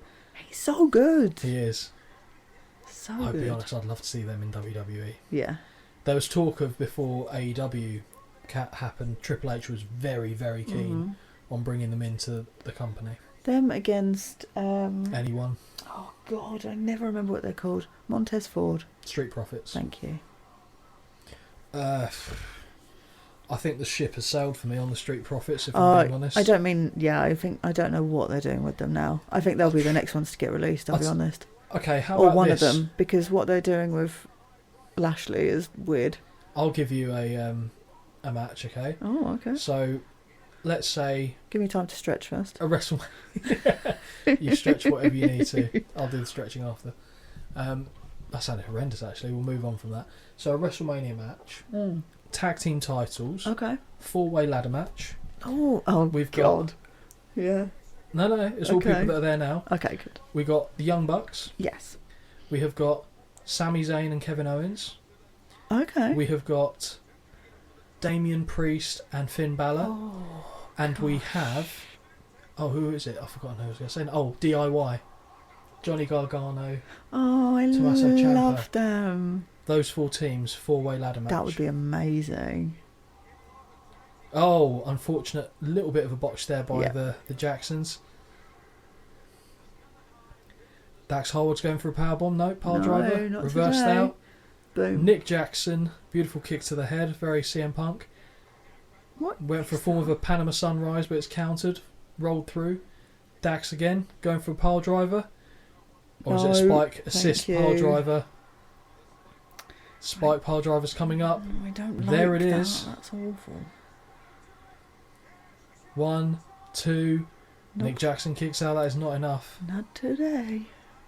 See, I knew, obviously, because I've seen this twice now, that this was my favourite match of the night. Okay. And nothing that I'm seeing here is telling me anything else. Well, that's good. Cash's hair is absolutely... horrendous. Yeah. I mean, he needs a can of Stella in one hand. String vest. To be sitting on a sofa in his front porch with his dick out. That's all I'm thinking at the moment. Yeah, okay. Cash has got it out. Cash Yeah. has got it out. Gosh. Tag to Dax Harwood, who looks dead. I don't remember how this finished. Do you reckon when Dax has intimate time with his ladies that it's... Oh, hang on a sec. Boom. Nick Jackson goes for a sunset flip, but fortunately puts his legs there just enough for a jackknife pin. Kick out. Do you think Dax, obviously with that glorious tash, when he has intimate time with his missus, that if she had a yeast infection, he can smell the Hovis for a month? Oh my God, stop. That is awful. No? Alright. Oh my God. Just you haven't thought about that before? No, That's weird. Vile. Jesus Christ. Meanwhile, this match continues. I mean, Oh, FTR God. looks dead. Yeah. Oh, miscommunication. Cash has been sent to the floor. Backslide pinfall. Very close. Super kick. Oh. Lovely clapping attached. Are they going to go for a double super kick? Listen. Oh, that looks stiff. What about, and I'm saying this solely based on just what we just saw, if they were still together and working together, what about these guys, what was that, versus the Usos? Yeah, fine. Yeah. Spike pile driver from the Young Bucks doesn't put Dax away. Would he get on your list? No. He's Why? no Jeff Hardy. Okay. He's very good, ability, agility. I'm very impressed with his wrestling prowess. Oh, prowess. Thank you. Love Thank that. you. Which one of the Jacksons, if they had to be on your list, would be on your If list? they had to. Let's see the face of this guy. He's shorter though. Gun to my head, I think Matt's more classically handsome. Oh God. They were going for the Meltzer driver. Oh, reverse. Reverse into a tombstone. Super kick. Have to be very careful not to kick your brother in the dick. Victory roll pin. No, Dax kicks out one more time. Kick outs galore. JR doesn't know what he's doing on commentary, bless him. Yeah, it would be him. Yeah. He pips the post. I think Nick's just got a bit of a baby face. There's something about him that he can't shake. Yeah. Lovely bald spot as well forming at the back. We'll see that in a few years. Are they going to hit a golden trigger? They're setting up for a golden trigger. Oh, or the BT trigger, excuse me. Both hit knees. That is my God, mental. he's crazy. That was actually very nice. So Cash did a running spear through the middle ropes, sent Nick Jackson flying to the floor, but he did it really well because he hit him kind of almost side on. Yeah. So he didn't run the risk of his legs catching on the rope. No. That was brilliant. Really well done. Really well done. It wasn't quick. It was quick enough that I didn't get nervous. BTE triggers coming. Okay. Not looking great. And now they both give Matt Jackson a lovely kiss on the cheek. Shatter machine. Good night. Dax covers. 1, 2. Nope. What a match. Yeah, this is by far the best we've seen. You mean on the show or in the podcast? Oh God, don't ask me that question. I'll put it I out actually there. think it might be the best It's so the best far for in me. the whole thing podcast. For me it's the best match we've seen on this podcast. Yeah. I can't think of... The only one that comes close to me... Yes. And it's not on this level, was Cena and Punk from that initial episode we did just as a taster. that was your favourite match, wasn't it? It wasn't my favourite match, it was a match selected. that had a meaning to me, yeah. I mean, I'm sure there's other matches I'd watch and go, oh, I love this. No Randy Orton match, I love not that for move. the skill. Yeah, it's lovely. Like Cash this is Wheeler? full of skill. I don't think you saw that because I think this was you'd gone to get a beer towards No, the I end. definitely left because I heard the cheers of who won. Like I heard when it finished. Because you picked the Young Bucks for this one. Yes, of course I did. Of course I bloody Not did. to give any spoilers as to the outcome of this match. But the crowd are on their feet, and I'll be honest, a couple of the camera shots, like from this angle here, low down, looking so you've got the whole stadium in the background, it looks impressive. Yeah. And don't get me wrong, the stadium was not full. You could get another 10,000 or so people in there. Yeah. But you couldn't tell. It didn't look like not full, if that makes sense. I know that kind of sounds like a contradiction, but you look around and you couldn't see one area in any one position that was just dead. Yeah. Like there wasn't empty sort of chairs as such. It was just unutilised space. Yeah, which is mainly around the entrance, to be fair, because you can see it from this kind of camera angle. They blacked out a lot of the first row, because I think they needed all the the stage cameras lights and lighting and whatever they need to be doing. But this opens an interesting avenue for us. I know after this one, the next show we're doing is the first journey of the March Through the Manias. Yeah. But this opens up the door to covering other shows. It doesn't just have to be WWE. Like I said, as long as I can get access to it, we can watch it. Shatter Machine from the Young Bucks to Dax Harwood. Cash is by himself. About to get a BTE trigger. Nails. Nick Jackson for the cover. 1, 2, and not enough. Cash kicks out. Still. Crazy. Another audio touch which I like is the fans at the front row bashing the metal sign off the barrier. Really good. See, this is a very personal comment from me. Okay. But I'm never going to be like a ridiculously jacked guy. But I feel like Cash's physique is something that would suit my shape, if that makes sense. Because he's not yoked, but he's in good shape. He's a stocky lad. Yeah. See, that would be my kind of physique goals, not the kind of Jay White shredded. Yeah. Look, that doesn't do anything for me. And not that I have nearly the energy to attempt to look like either one of these gentlemen. Brilliant counter into the Shatter Machine. Counter the Meltzer Driver. 1, 2, 3. Yeah. Cash pins Nick Jackson, and FTR retain the AEW World Tag Team titles. Such a good match. 5-star match for me. So good. 5-star match. There was nothing in there that I thought, this is crap. No, there's one or two moments where I go, ooh, but nothing where I'm bored. See, and this is another testament to your timing for going to get beer. Yep. Because this is when everyone you just saw started to go and get beer. Yep. You'd come back. We had already, 4 on the go. Already back by this point. And you haven't thrown one down your top yet. Not yet, no.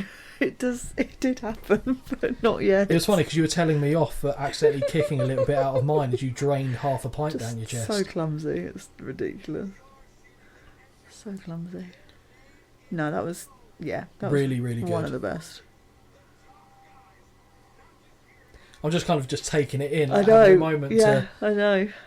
Take in the match that we just saw. Both teams, absolutely bloody brilliant. Yeah, fantastic. And you'd hope that after a match like this, that they'd go back into Gorilla. Gorilla? Is that what it's called? Yeah, Gorilla like the position. waiting. Yeah. And people actually just say, that was awesome. I'm sure I've asked you this before, but you know why it's called Gorilla position, yeah? I think so, but I don't remember. What's your understanding of it? And we see the Jacksons there, Young Bucks refusing to shake the hands of FTR, rolling out the ring, heading backstage. The crowd do not like it. I don't know. Where you get pumped up? I don't know. So, Gorilla Monsoon used to be a colour commentator. No, he wasn't a colour commentator, he was an announcer, I guess, for the WWF in the 80s, early 90s. He partnered the likes of Bobby Heenan. I think he did some stuff potentially with Vince. Oh no, Jesse the Body Ventura was who he worked with as well. And when he moved away from that, so he was a former wrestler in his own right. He even had an in-ring altercation with Muhammad Ali at one point. Muhammad Ali was a big wrestling fan. Oh wow! Big pro wrestling fan, and he stole a lot of his shtick from pro wrestlers. So Ali's known for talking, isn't he? Yes. A lot of that he nicked from Gorgeous George, who was a professional wrestler in the 50s. Yep, I know that name, yep. Yeah. And anyway, so yeah, Gorilla Monsoon, when he was backstage, he used to stand just behind the curtains, and because he was always there, it's like affectionately referred to as the gorilla position. Right. And that's usually where people like Vince McMahon and Pat Patterson would have the headset on and watching stuff through a monitor. So here we're doing a little montage of altercations between group warfare. We've got here the Blackpool Combat Club, which as a name I just hate. I think it's awful. Not a fan. No, I mean, they came together because of what William Regal formed them, or helped form them. Right. And obviously he's from Blackpool. I understand, like, Daniel Bryan being in it. I understand Cesaro being in it. Dean Moxley's not a catch-as-catch-can wrestler. He can do technical stuff, but that's not what he's known for. So why is he in that group? Was this wasn't the one that was all over the gap? It was all over the gap. gap. This really confused me. So this was the stadium brawl, wasn't it? Yeah, it didn't make sense in my little head. Because you can't see. No, so from our perspective, that they actually came out. So this was underneath us, if I remember. Yes. So we're seeing the Blackpool Combat Club walk out to the ring. Mm-hmm. So we've got Dean Ambrose, we've got Claudio Castagnoli, we've got... Oh, I've forgotten their names now. We've got Wheeler Yuta, and we've got Santana and Ortiz. That's who I forgot. See, Ortiz, who's got the straw hat on there. Is he not wrestling? Because why's he got jeans on?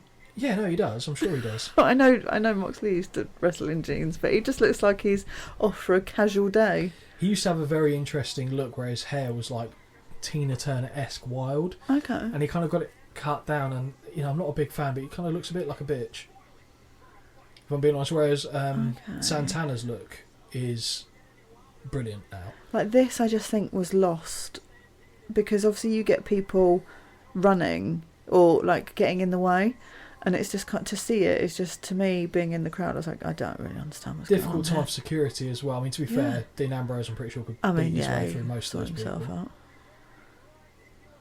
I don't know, just this match in its entirety, my brain just couldn't cope with it. It was fares better, all over the gaff. Yeah, it fares better on TV than it does in person, for sure. Because there was too much to concentrate on. There was one point, actually, where they were fairly close to us and I didn't even notice. No, I wouldn't have.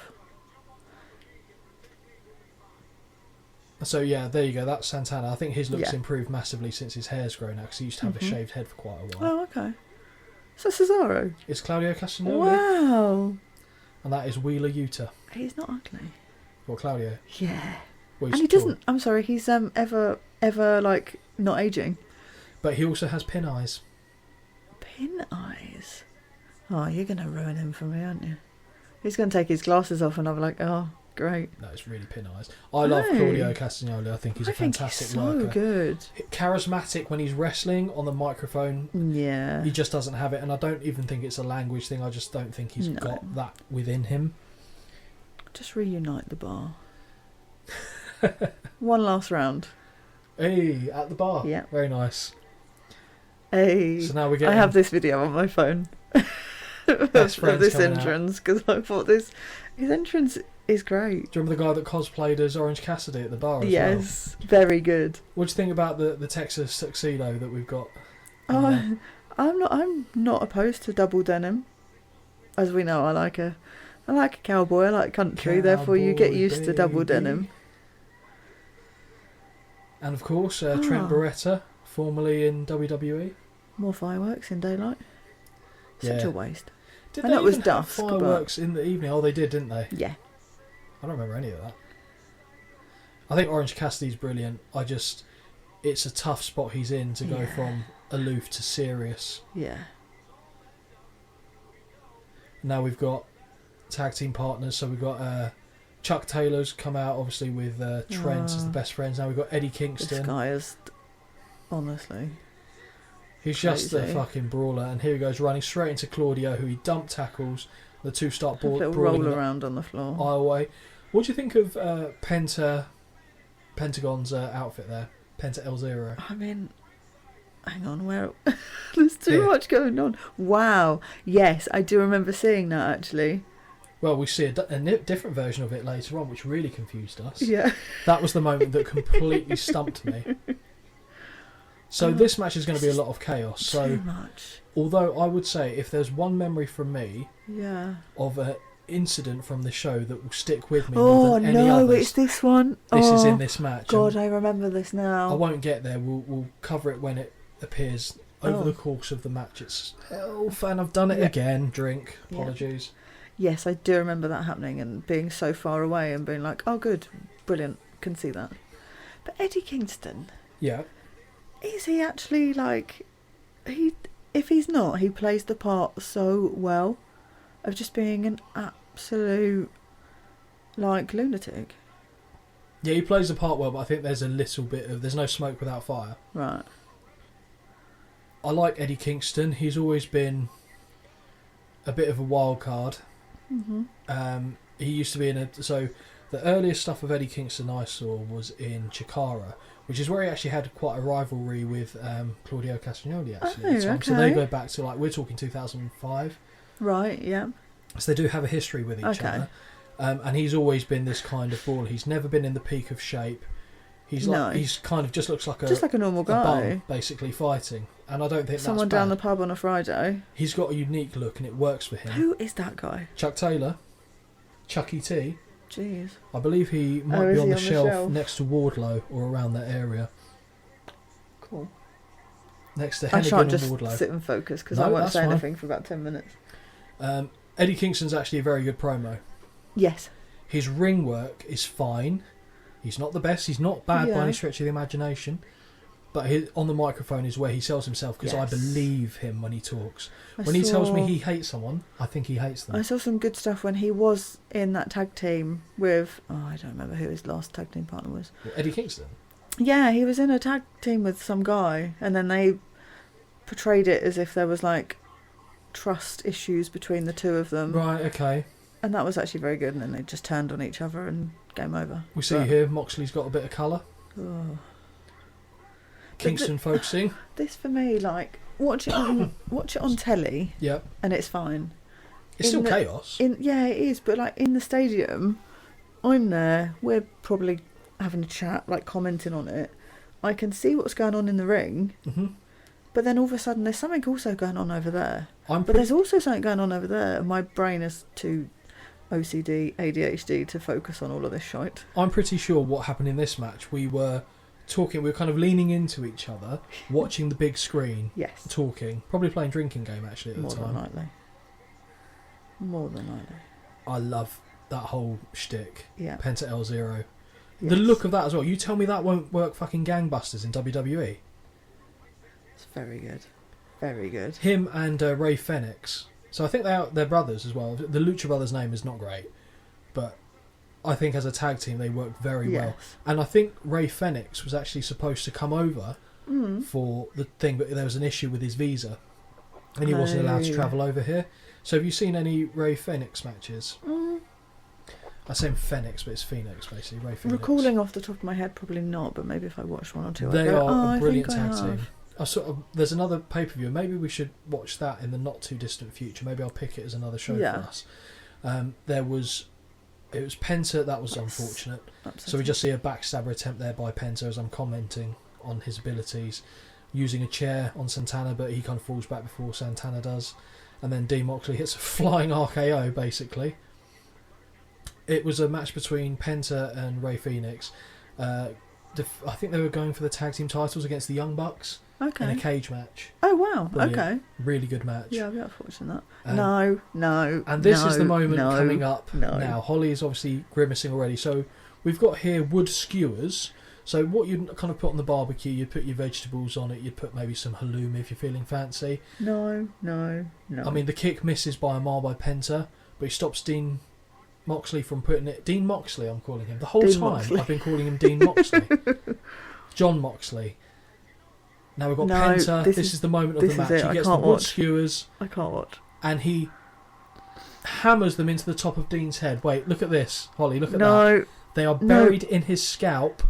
And then the effect afterwards, there's like maybe 100 or so of them in a group. They all fall apart and 6 stay buried in his head. He's still wrestling. There's still 4 of them buried in his skull. Oh God, I just remember watching that. I'm feeling physically sick. I'm pretty sure we grabbed each other because we stopped mid-sentence. We just I think it was grabbed. Beer in one hand, hands in the other. Like, I think I was on your knee, you were on my shoulder or arm, and we were just like, what have we just seen? That will be the moment that will stick in my head long after that. And do you know what's weird? Who agrees to that? Well, I'm calling him Dean Moxley. Dean Moxley. John Moxley obviously agrees to that because he's mental. Yeah, true.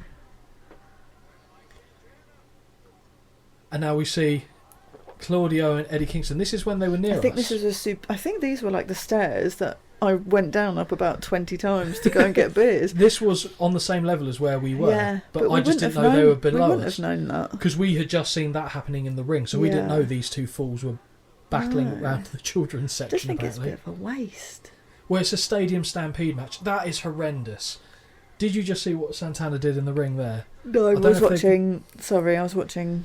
not Cesaro, Claudio and Eddie. So Santana put the two chairs like they were sitting upright, yes, but you put the backs together like you're playing... okay, yeah. A ring around a circle, I was going to say. What's it? Oh, what's that game Musical called? Musical chairs, thank you. And he just powerbombed Penta on the top of the chairs. Ooh. So there's no flat surface to land on there. Ouch. We've got a split screen continuing. We unfortunately saw Santana go to try and hit a pile driver on Penta on the chair, but he kind of kicked the chair out of bounds. And I think he kind of... There's a lot of people crowded around someone down there. Yeah, Penta's basically injured at this moment in time. Oh, here we go. Hands in pockets. Here comes This Orange was brilliant. Cassidy. I've got this on video as well, because why couldn't you not? Yeah, they've taken off the other guy, haven't they? Yes. So Penta's been taken to the back. And Cassidy is lighting up John Moxley. Brilliant. With kicks to the knee. I don't know how his patella's still on, Holly. Oh, I'd have fallen over by now. John is in absolute agony. Walk back. And John is ready for dinner. Pot noodles to hand. Roll through.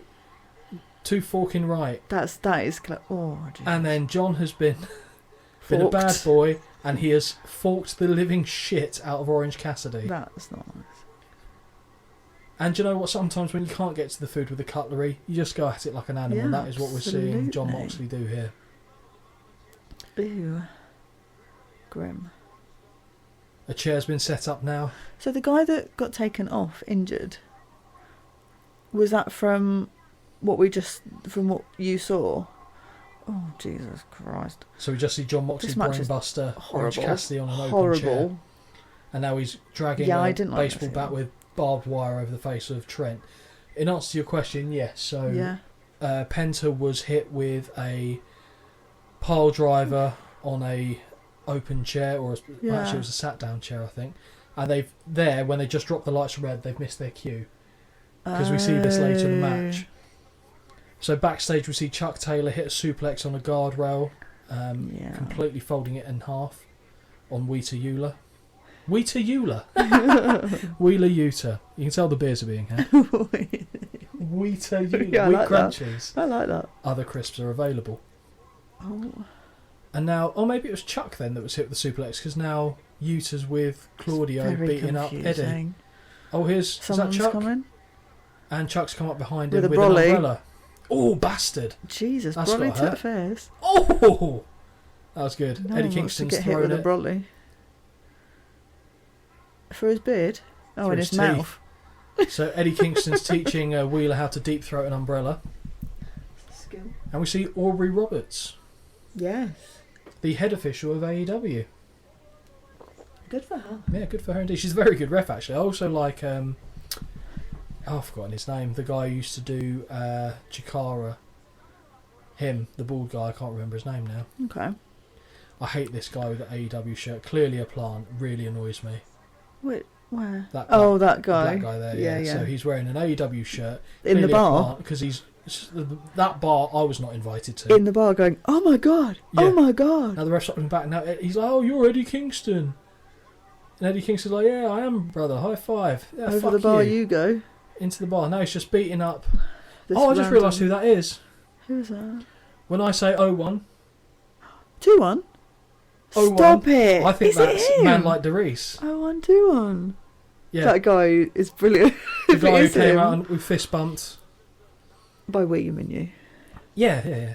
Oh! Jesus. So that noise didn't really articulate what we just saw. Chaos. There was a ladder that was bridged between, in the corner between the middle ropes, and Dean... No, it's not Dean. Still not Dean. John Moxley pulls away the legs John Dean pulls away the legs of Trent, who goes back first on the ladder. Fortunately, there's give on that because of the... God, that looks awful. Because of the ropes. And now it's about to get a whole lot worse for him. Trent is about to be double power bombed through a ladder that had been leaned against the middle rope. That looks like agony. He's having a bad day. I think, though, this match, they kind of, all of them just said, you know what? Whatever happens, happens. Let's just put on a show. I think a few things they decided upon. I think the key spots. Well, the things in the head, I'd assume. No, I think a lot of the big spots in this match, they kind of said, right, by the way, we're going to do this. Yeah. They must have had a run-through. For a show, a match like this...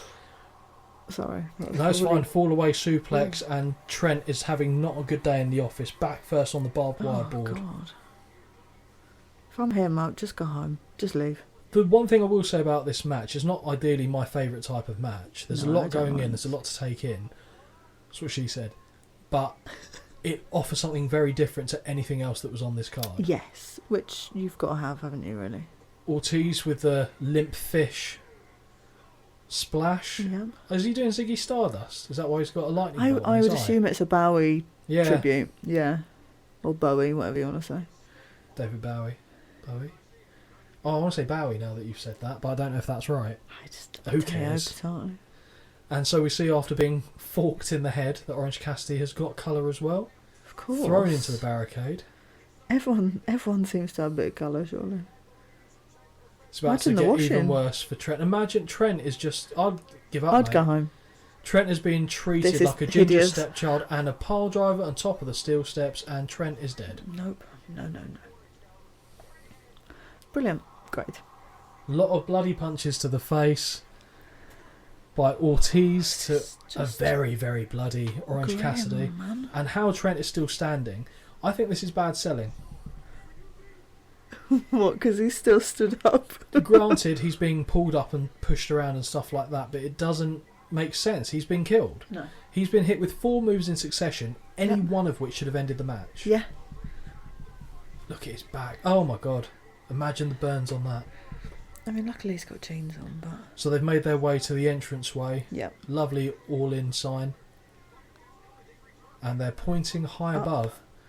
High I think John Moxley's got in the sky. Got death on his mind. That's now, everything that happened at this point, from where we were in the crowd, confused me. Okay. Because I didn't know the importance of it at the time. I couldn't see a blind thing. Considering my vision is awful, regardless. Oh, you didn't have a prayer, did you, in this one? So, no. I mean, lenses in, but unless they're showing it on the big screen, which they were showing only one thing at a time, it was very confusing. Yeah, again, for those in attendance, unless you're near enough, it doesn't really land well. Now I remember this coming in. A white van coming out of nowhere, slowly driving its way towards the entrance ramp from the side entrance. No rush. And it just casually parks up. Who's that? As the Blackpool Combat Club just stand a bit confused. And that's Sue. And now you might ask, who the fuck is Sue? So Sue is Trent's mum, and John Moxley just went up and kissed her. Trent's gone mental. Blood on the van now. Oh, I see. There's obviously a backstory in AEW as to why she's involved in any way, shape or form. But here she is, and she's handed a tray of cakes this is so to Brent, ridiculous. and he has absolutely twatted Castagnoli off the side of the head. Why don't you take the cakes off? Why do the cakes need to come with it? That's true. What a waste. What a waste indeed. Now, black back. Screen's gone black. Back screen. They started playing music, and I remember thinking, what's this? Yeah. And here we see now the alter ego of Penta El Zero. Yeah. And this is the hardcore version of him. A bit like how with Mick Foley you've got Cactus Jack. Because when I heard the music, I was like, oh, cool, we're getting a surprise entrance. And then he came out in different gear, and we were like, who cares? I also love that they gave him the hard side of the ladder to climb up.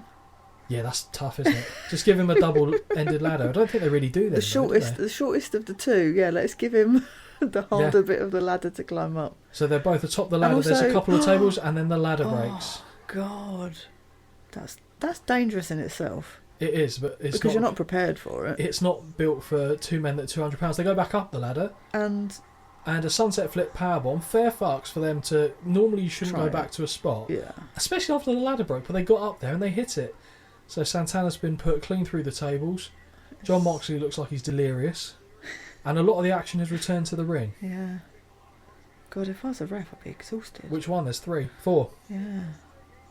Bryce Remsburg is the ref's name that I was thinking there of. we go. I knew if I didn't think about it for a while, It'd come to you. back, and it did. Aww. Group hug. That's a nice shot. Wheeler Yuta getting hugged, and now he's getting battered by the best friends. Cookie sheet back involved. Ortiz is covered in other people's blood. Yeah. Because he's not bled a single drop. No. Looks like he's been working in a restaurant. He cannot control his Merlot, is what I'm saying. Merlot. Merlot. Merlot indeed. Where's Eddie? That's a great question. Where is Eddie? He's gone. He's in the bar. Well, he's having a drink with 0121. 0121, man like the Reese. Wheeler Yuta goes to stab a man in the head, but fortunately he doesn't commit murder. Oh dear. Soul Food. Awful Waffle. What a move that looks like, by the way. I wish the teams in this were dressed differently. What do you think of the name Awful Waffle? Awful Waffle. More importantly. Brilliant. But before that, it was Soul Food. Awful Waffle. Oh, stop. Chuck Taylor is another Chikara alumni. Oh. Here we go. I also remember him, Orange Cassidy, being so taped up from... I think I'd watched it a little bit before we went, because I was like, oh, I need to know what was going on before we watched. And I just remember seeing him so taped up and being like, okay, your lower back is fucked, your upper back is fucked, all of you is fucked. This is not fun for you. I think that's a large part to do with how frequently he was having to wrestle and defend his title in grueling matches. But we see Claudio swinging Dizzy. Orange Cassidy for days. On the outside, we see Chuck Taylor get suplexed into Lego. Trent. Oh, I like the little face-to-face head touch. Trent suplexes Ortiz from the ring to the outside through 2 tables, and they make sure that they're okay. It's like the nose-to-nose. You okay? Is that Mr. Kingston? Oh no, it's John Moxley on the outside. Claudio's going for the Ricola bomb. I tell you, Eddie's in the bar. Reverses out. Superman punch. Freshly squeezed punch, whatever he calls it. Second one. He's feeling it. He's feeling froggy, Holly.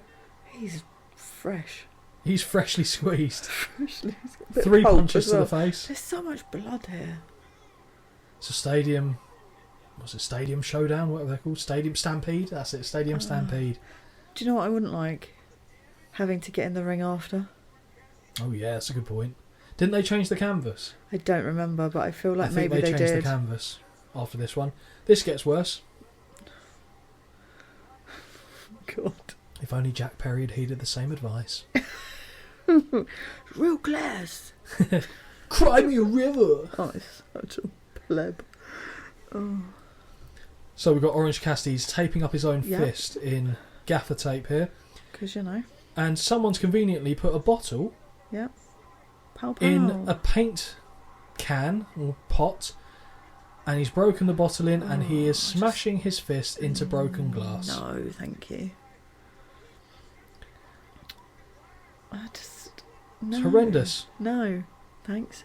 He's also got blood streaming down his eyes, hernias for days. Moxley saves Claudio's face with a wonderful punch. I'm sorry, I just heard that hernias for days. The smell of deep heat must be radiating from that ring. Positively palpable in that ring right now. Yeah, they must. I'm sure they must have changed the canvas, because also, if there's broken glass, whether it be real or not, they've got to change it anyway. It's not, because look how it powders. Oh, I know, but do you know what I mean? Look at that. The power of He's Mr. so Castagnoli strong. powers Orange Cassidy clean into the air for a lovely, lovely, lovely European uppercut. And someone could just pin and finish this now. He could, but they're not going to. There's not enough damage, not enough chaos that we've seen at this moment. Far more. Hey, here he is. Eddie's 3 pints deep.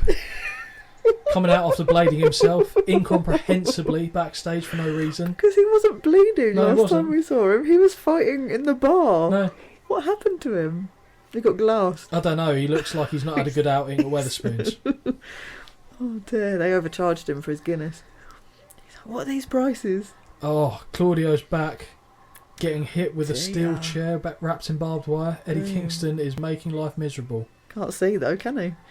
It's probably for the best. He There's not much literally to can't see. see a thing. John Moxley one more time saves Claudio. Look at Claudio's back from the pinpricks of the barbed wire. Oh god, this is so gross. I just want to give them all a bath. Now they're... Oh, I bet you do. No, I don't. I actually don't mean like that. Now they're sharing favourite hepatitis recipes with this blood that they're exchanging. Spinning back fist to Claudio, spinning back fist to Ambrose. Not impressive. And now the shittest spear you've ever seen in your life. And Eddie Kingston puts Moxley through the table, other side of the ring, Orange Cassidy, Superman punch was weak. on Claudio with the glass on his fist. Yeah. And that is all she wrote. Victory for the best friends and Penta El Zero. Hmm. Who was it? Were they a man down? Who was the other man? I'm missing someone here. Who was the guy that changed clothes? Penta. Oh, Eddie Kingston. He was in the ring. He just did something. I forgot about him. It's 3 beers deep. This match was my pick, and I picked correctly, did I? I don't remember. But I think as a whole... Oh, look at the congealed blood. No, thank you. Oh, my good God. No, thank you. Yes, because you can see them all there. They all came to change the canvas, didn't they? All the people that are... Look at that.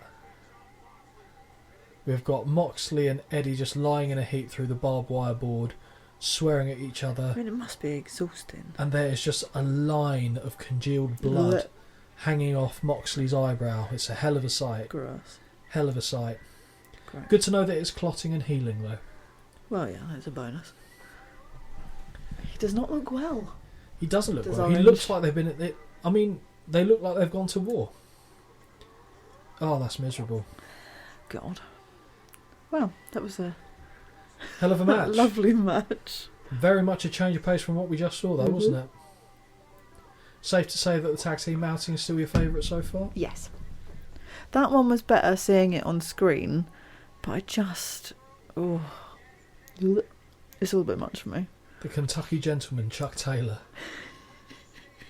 Looking like he has had every single drug on the face of this planet. Absolutely.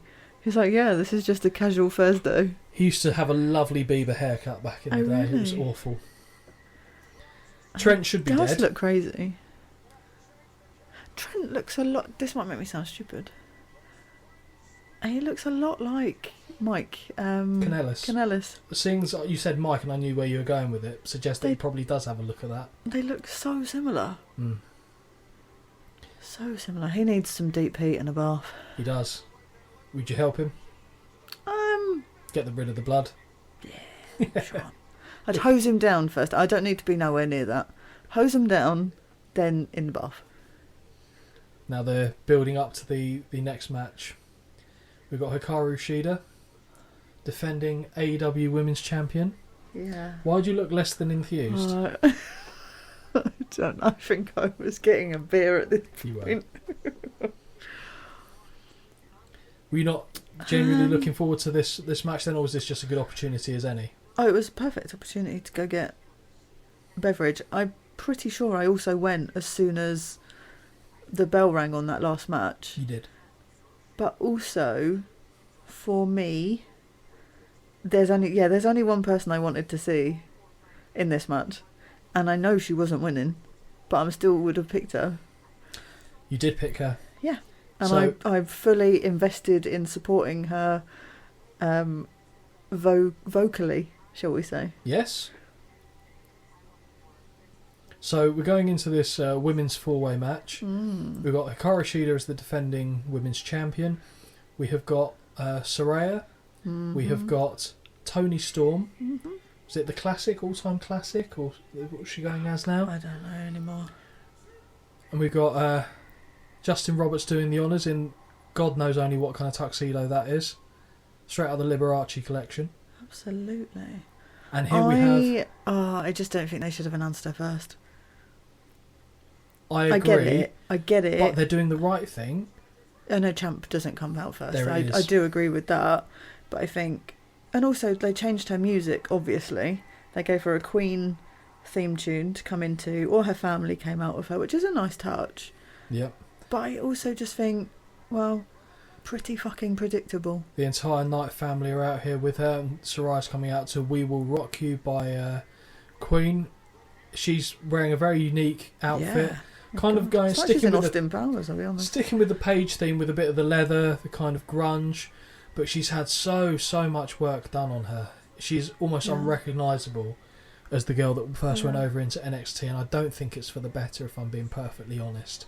I might be in the minority on that, but I much prefer her original look where she was natural, because she was a naturally pretty girl. Yeah. And now she just... It sounds bad, because I know, obviously, there's been tapes of her doing. We all do stuff in our private lives. But I look at her now and I think she's a bit dirty. Like, not in the kind that you would say as a compliment either. Right, okay. So Saraya comes out first to Queen. I just want to make sure they're not going to get copyright stricken if they manage to hit any of this on the that's undertone. A very valid point. But I don't think we will. I think we'll be fine. She's now in the ring, and here we go.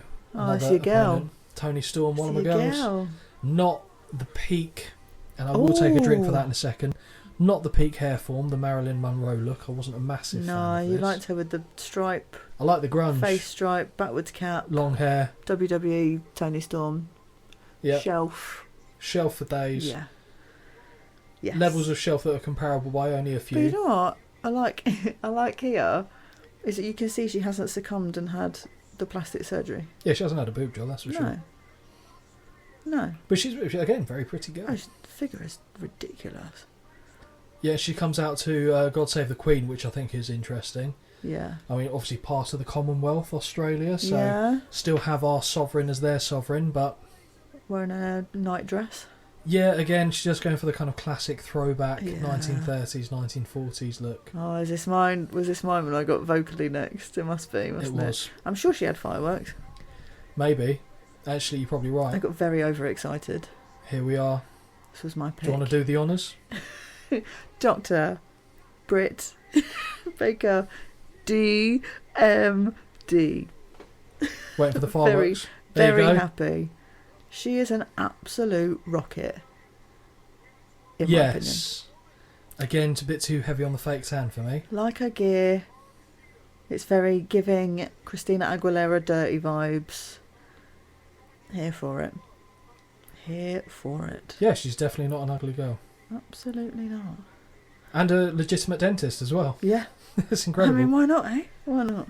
I like the fact that, her parents are like so proud that she's got, the doctorship behind her. The doctorate behind her. And, and then what are you going to do? I actually want to wrestle. Yeah. Fair enough, follow your dreams. She's got a job to fall back on. Oh, yeah, she's going to be fine.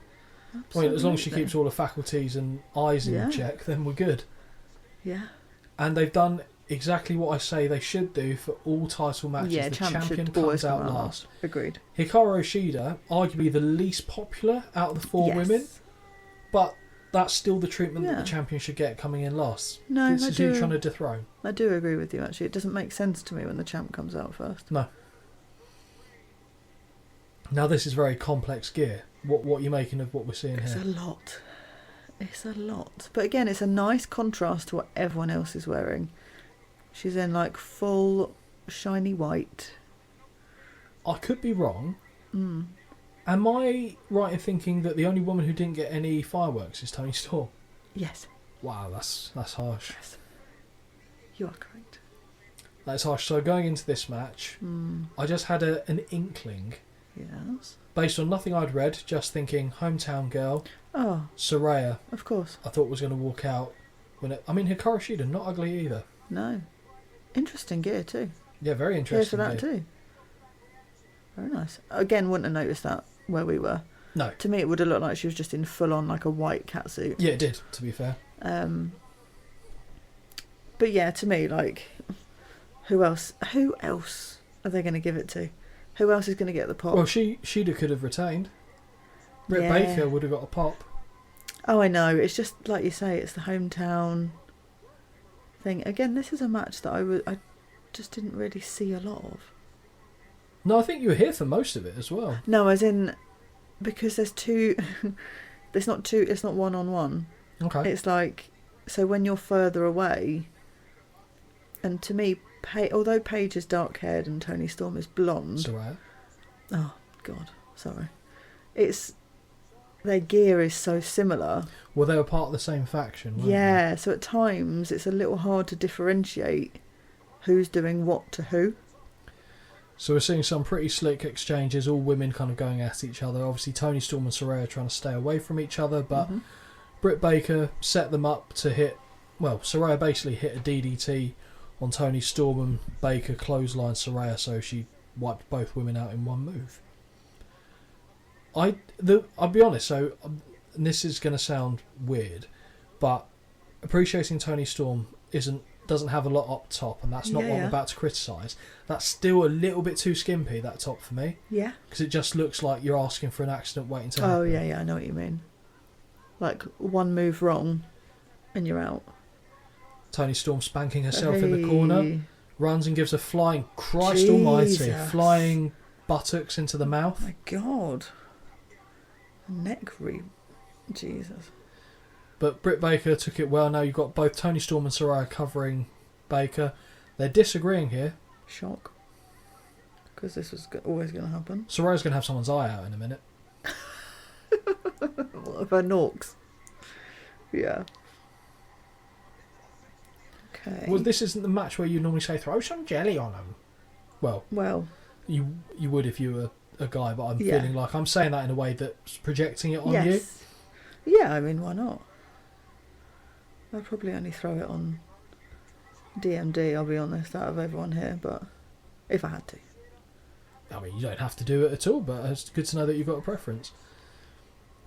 So what faction were... I can't remember. I was hoping you weren't going to ask me that, I'll be honest, because I can't remember the name of it. Because wasn't it Paige, Toni Storm and Ruby Riott? Ruby Riott, yeah. Riott? Ruby Soho. Whatever. Oh, Ruby Soho, yeah. Excuse me. I don't remember the name of it because there's been so many factions in women's wrestling that I feel like a lot of those women have been in. Because the two names that are coming into my head, and I know it's not either of them, is Toxic and Bad, and it's neither of them. Okay. Oh, because Bad was... That was...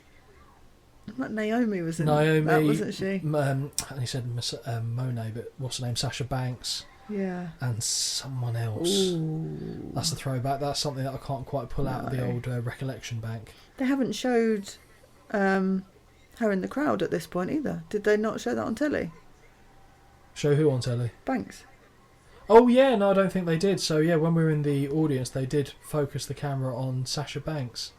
Yeah. Who was, I think she was top tier as well. Obviously didn't pay the same price that we did to get there. Because I'm pretty sure she'd been shown before this, because we did sit there and go, ooh, interesting. Is she going to make a surprise? Because we thought you were right. We thought it might be a fatal five-way. Yeah, and then obviously it just didn't, but you know. Oh, God. Now Saraya's mum wants to get involved because Toni Storm accidentally clocked her. Yeah. And DMD straight into the cameraman. Right into his pecker as well, based on the height of it. He's probably feeling quite stiff after that for a while, I imagine. You know, get a Charlie horse, pull your old hamstring. Oh my God. So what do you make of Saraya's gear? You haven't really commented too much on it. It's a bit gimpy, dominatrixy. Yes, yeah, but that's always been the point with her, isn't it? Yeah, it has, to be fair. Even when she was Paige, do you know what I mean? It's always been there. It's just, I feel like she's a little more enhanced these days. Or this day. This day specifically. It was very much pushed up as well, like... And I think if it was all just black, it wouldn't look... It wouldn't pop. Yeah, but the Union Jacks obviously draw your eyes. It helps that she's also very pale as well. An English rose. Oh yeah, English rose, yeah. And finally we see Toni Storm and Saraya throw punches at each other. The alliance, at least temporarily, is over in this match. Yep. Oh, turnbuckle off. Oh dear. Bottom turnbuckle off, that's interesting. Oh, I don't remember what this was used for. Oh, okay. So Toni Storm going to hit a flying asshole. Yes, she is. Ruby Soho flying all the way over from the United States to London just to run in to interfere in this match. I mean... She's standing centre of the ring, pleading with Toni, do not do this. Think about the group. Yes. And she has now stopped her, and Toni just absolutely rockets her in the jaw. Yep. Ruby's like... Could you imagine flying all that way to just do that and then walk out again? How much am I being paid? Yeah, someone's paying for me to start doing it, but... Yeah, I'd expect to at least get a flying attack from one of the women in this match or something. Yeah. Bronco Buster or something. Bronco Buster. Toni Storm with a crescent kick. Boom. And Britt just kicks Toni right on top of Saraya. But fortunately, Soraya's made mainly of plastic there and immediately is woken up by the hard impact. Oh, this to me, this is what this match just annoyed me with. And I get it. You're always going to get it when you've got two people that are in the same faction, whatever. You're going to have that play on it. But it's just like, snore. I really like that submission. I think it looks brilliant. It does. So it's like a modified bow and arrow, like a sharpshooter, where Saraya uses her own midsection to keep the legs of Storm locked and then lifts her off the ground with a couple of underhooks. Really nice move. I think she used that in WWE as well. Yes, she did. And not the... Oh, no. You were going to say page turner. I was, and then I realised it's not the right one. No. I can't remember what it's called. I can't remember the name of it either, but it's not a very good move. Something. Oh, it might come to me at 2 a.m. And in the middle of that move, we see Britt Baker do a curb stomp right on top of Toni Storm, driving her unprotected head into the canvas. Yep. And she puts the Michael Jackson glove on because we know what's going to come from there, the mandible claw. Yep. But no, we've lost it. Shida interrupts and now starts exchanging with Saraya. Yep. Oh. Saraya rack attack. Reverse rack attack. I don't know what that was. It was a big whoopsie. It's a mess, that's what it was. I Britt really Baker. like Britt Baker's gear. Yeah, it's good. To be fair, apart from Toni Storm's top, I don't have an issue with anyone's gear in this match. It's all unique. Oh, top right. Hikaru Shida, there you go, the name came back to me, the first name. Are we going to see a Meteora? Top right Meteora, brilliant. That could have caused a rupture, but we're fine. Saraya, covered, 2. Shida, not quite. No. I think all women, even though Shida wasn't the favourite, obviously, going into this, all women got good reception, you know? Yeah, actually really did. Spinning kick to Saraya, Shida covers, but this time Britt gets in the way. Into the Gargano escape, but we're going to see it. Transition. She's trying to get her hand in the mouth, and this is stupid, because just put your hand in her mouth. She's got no ability to defend this, other than the fact that she's clenching her teeth, but you can get your fingers in the mouth if nothing else, but it is disgusting. It's grim. Like, why? But it is true, by the way, that there's a pressure point in the mouth that completely is debilitating with pain. Really? So that mandible claw thing is actually, in theory, a good move. Would you... Or what? No, thank you. She's a dentist. She knows where it is. It's just grim, though. What should she call it? The task control. Toni comes in but gets spray paint in the eye by Saraya. And then we see, oh my god, Spike, DDT, 2, 3. Boom. Saraya has won the women's champion in her hometown. Shocking. Of London. Well, not really. She's Norwich, isn't she? No. Oh, but Saraya wins the women's title on home soil. God. Very, just about staying in the gear. I don't know. Anticlimax? Yeah, I mean, I was happy she won for many reasons, because I wanted to get the victory. Oh, yeah. And it made sense. It does make sense. I wouldn't have been asked if she'd have retained, though. Yeah. I wouldn't have minded if anyone had won it. And now we've got the whole Knight family surrounding her in the ring. Happier if DMD did, because then I would have got a point. But yes. Ayo. I wouldn't have minded. Can't win them all. Other than the fact it would have gifted you a point, I wouldn't have minded Britt winning. Saraya standing atop the turnbuckle, crying, and this brings this one to an end. So I'm looking at the timestamp on the match, and we've still got, 2 hours left? Yeah. I don't remember what's next. In the card. Well, I'm pretty sure I remember 3 of the matches, but I feel like 3 matches over 2 hours as we still see Saraya crying, so we'll just move in from that. Maybe this lasts half an hour. What, her crying? Yeah. It did just remind me, though, because I just saw in the crowd someone wearing that All In, like Aussie Rules shirt. Yes. Really nice, because I wanted to get that, didn't I? You did. You also wanted to get a foam finger that said "Scissor Me." No. You did? No, I didn't. I wanted the... No, that's what Pudney wanted. Oh, true. I wanted to get the... Burberry scarf, but obviously they couldn't do a Burberry scarf. Yes. Oh, no, it was the... that was... Or was it Better Than You, Baby?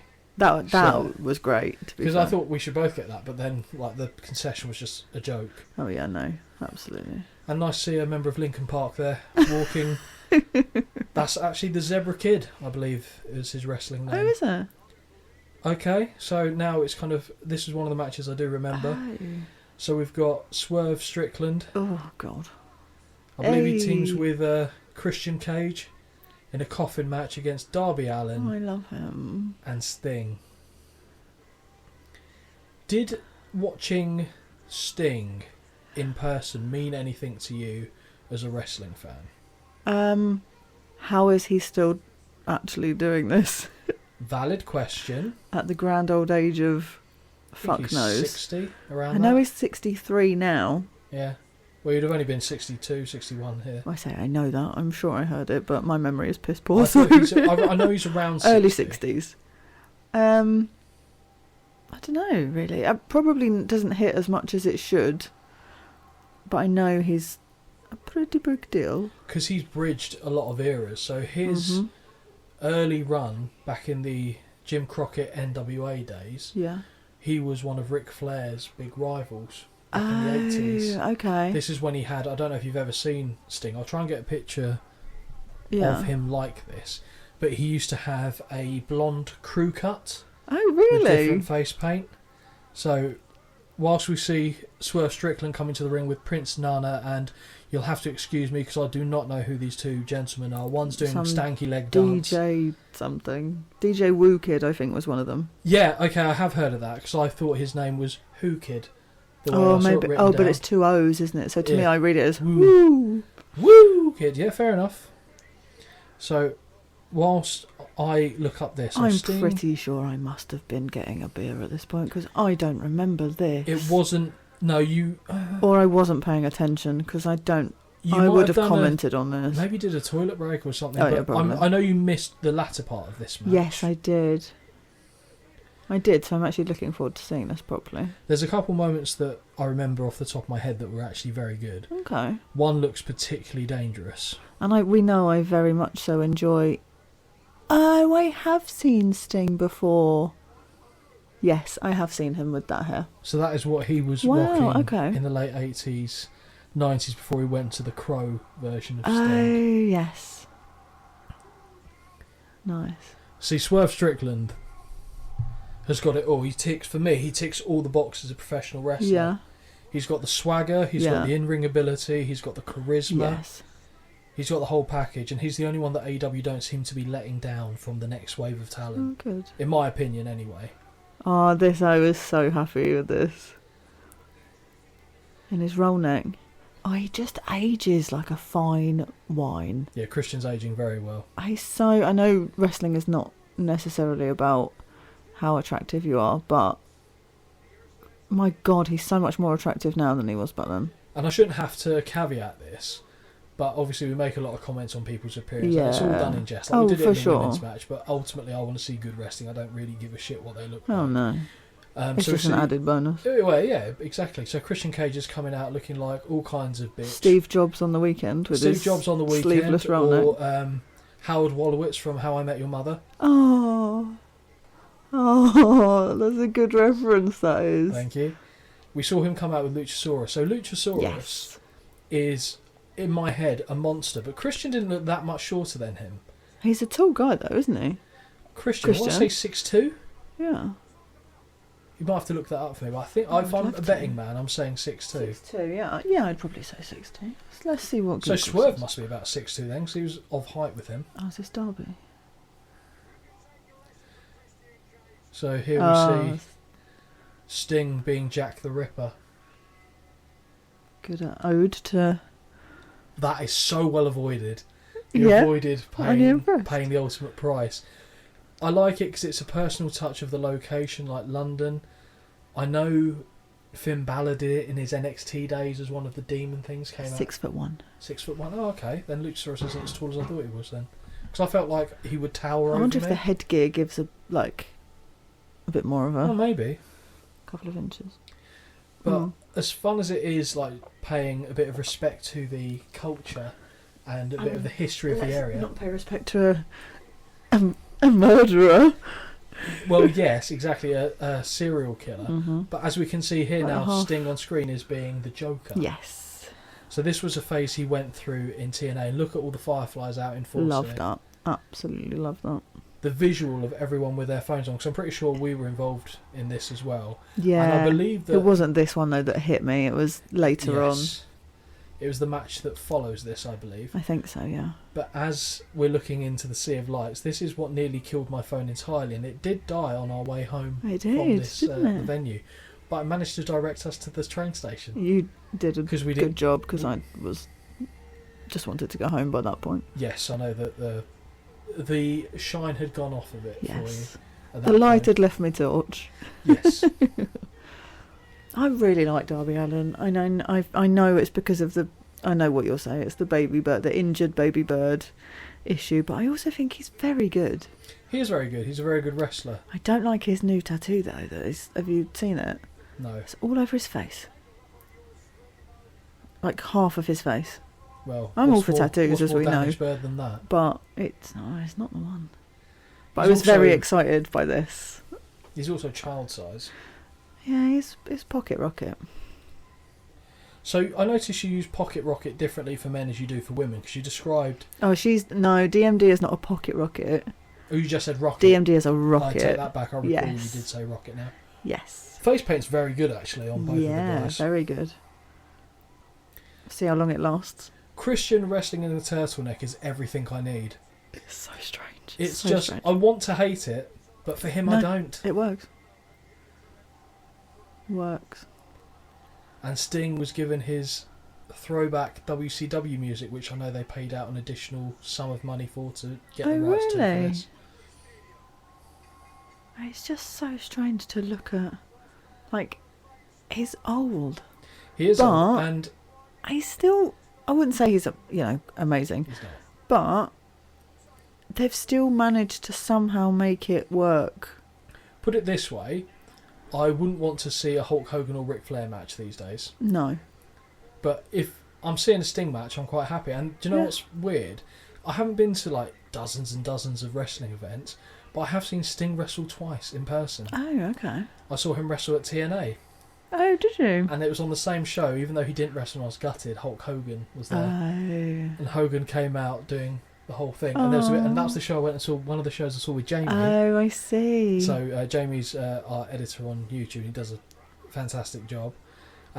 We saw TNA. It was at Wembley Arena, I believe it was. So just next door. No, yeah, Wembley Arena is the smaller venue next door, isn't it? We saw it there, and Hogan came out and like beat off some bad guys, so to speak. Not that kind of beating off. And then he did his gesture to all sides of the ring, and me and Jamie just stood right up, and there was a moment, and he probably wasn't, but it looked like he was pointing directly at us at the back, and then did the thing, and then me and Jamie just started mirroring it back. That's hilarious. A magical day that was. So Sting's now got a cricket bat because we were in England. Of course. And England is a cricket nation. Darby's got cold, so he's putting a coat on. Well, if you actually look at the details of what they've put on there, so Darby has handed Sting a hoodie, but what is that sticking out of it? Because it's not rhinestones. Studs. It's not studs. What is it? What am I meant to know what it is? I think, I could be wrong. Tacks? Thumbtacks. What, pointed outwards? I think so. Really? I think so. But how would that be allowed in a match that's not... It's a coffin match, so it's effectively anything. He just twatted in with a cricket bat. Oh, God, yeah, of course he did. Yeah. Oh, Jesus. Yeah, okay, fair point.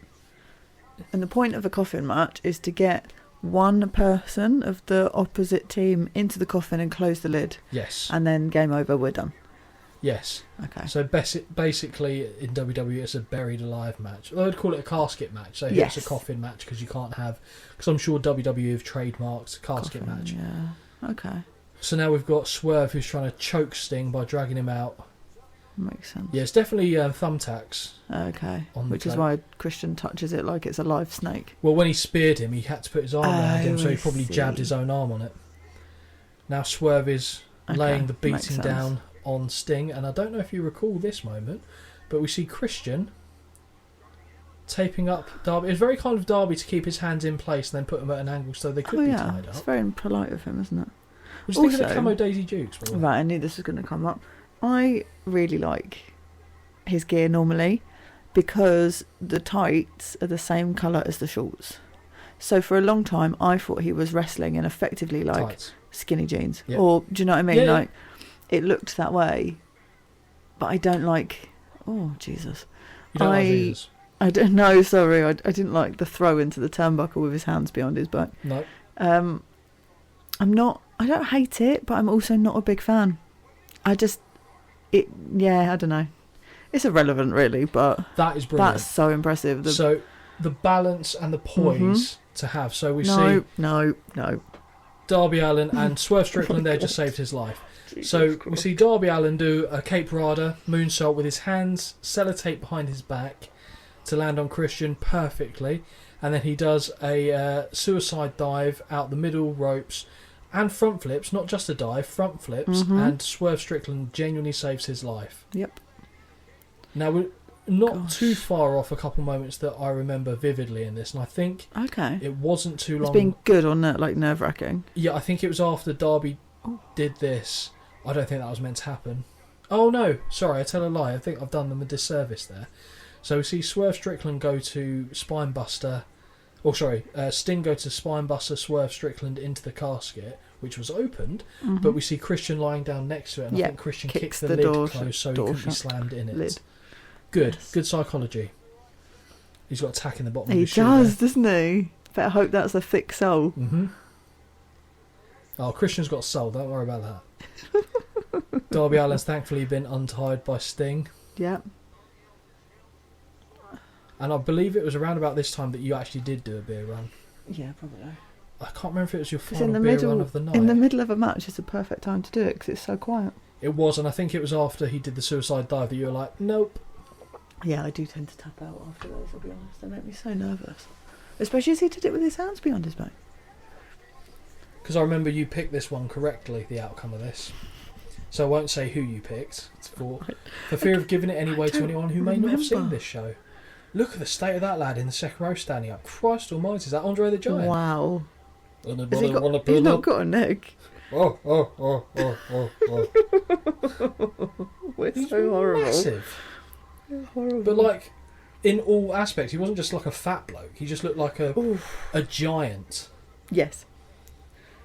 And the only giant I'm aware of was Andre, so hence the not great impression of him as Fezzik. Oh, here we go. We've got Swerve Strickland, who's got Darby Allin on his shoulders. Darby counters it into a stunner. Interesting. Great face paint, that. Also have a Darby Allin figure up there, I believe. Yes, I've clocked. And I do have Sting as well. Look at that. Wow. So Sting just tried to put Swerve through a table, and the table went, not playing that shit. Wow. Just kudos to him. Wait for it. No. Wait for it. Whatever it is, I don't want it to happen. Sting's like, I don't know why he went that way. That's the most arse about way you could have done it. Sting's like, I'm not happy the table didn't break.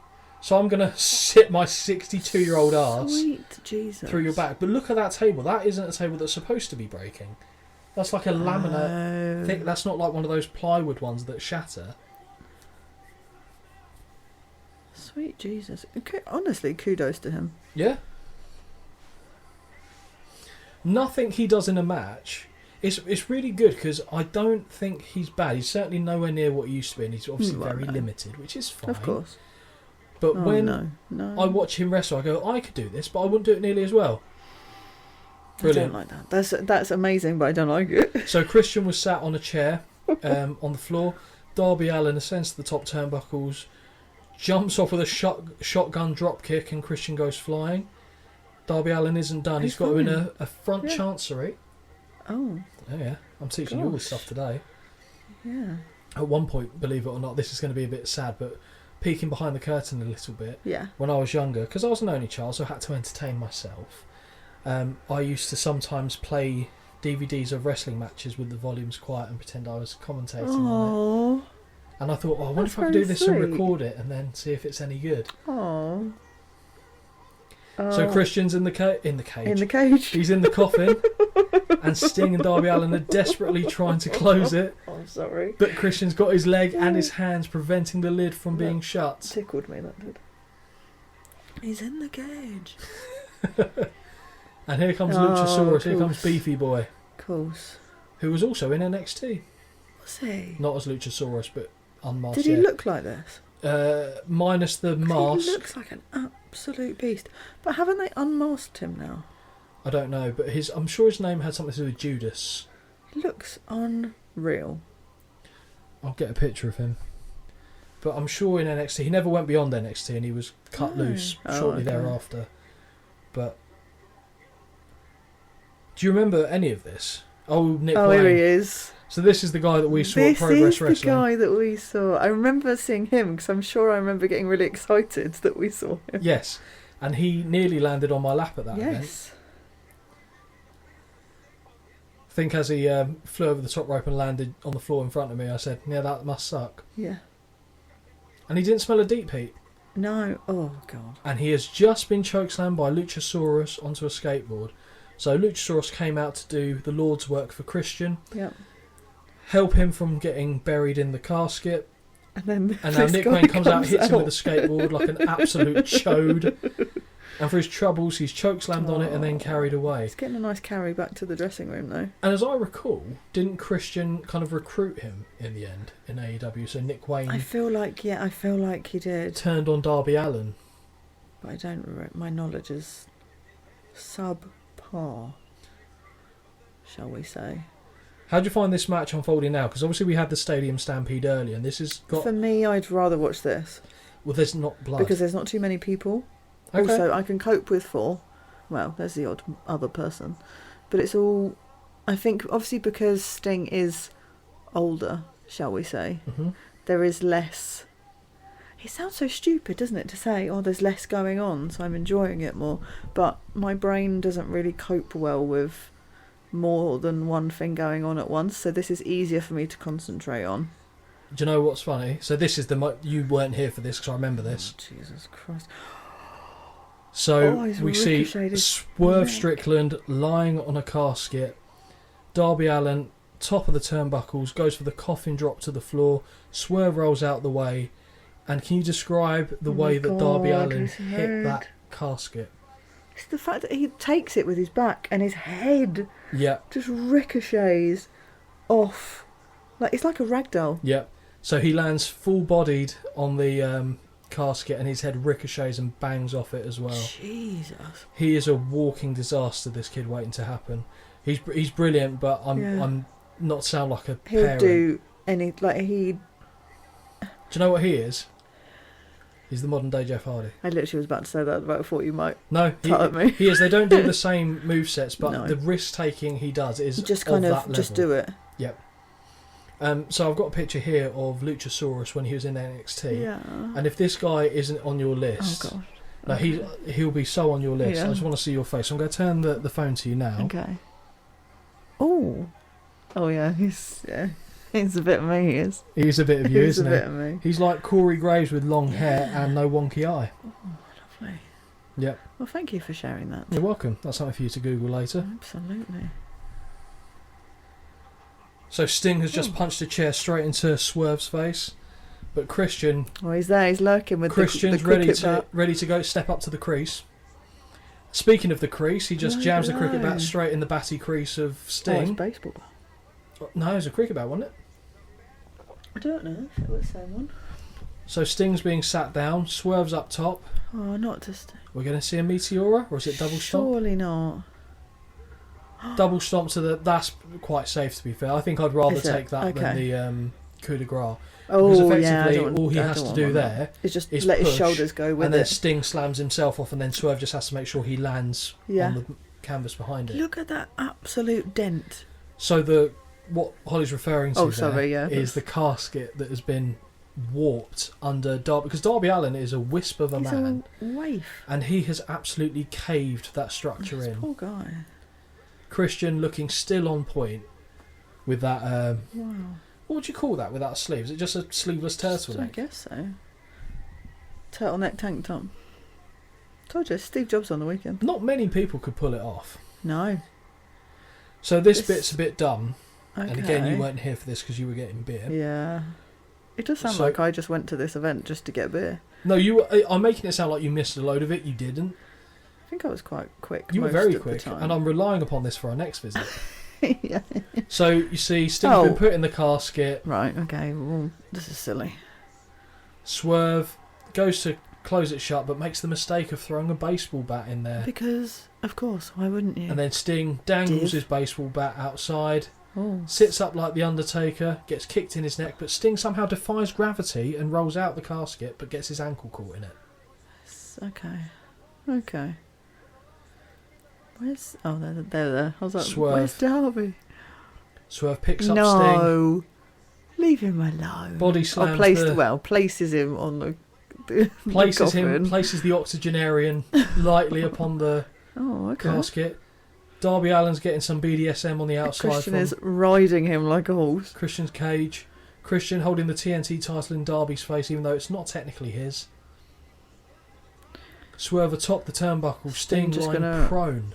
With one leg up, ready to hopefully quickly roll off. Sting has been known to not move out of the way of things as well. Oh.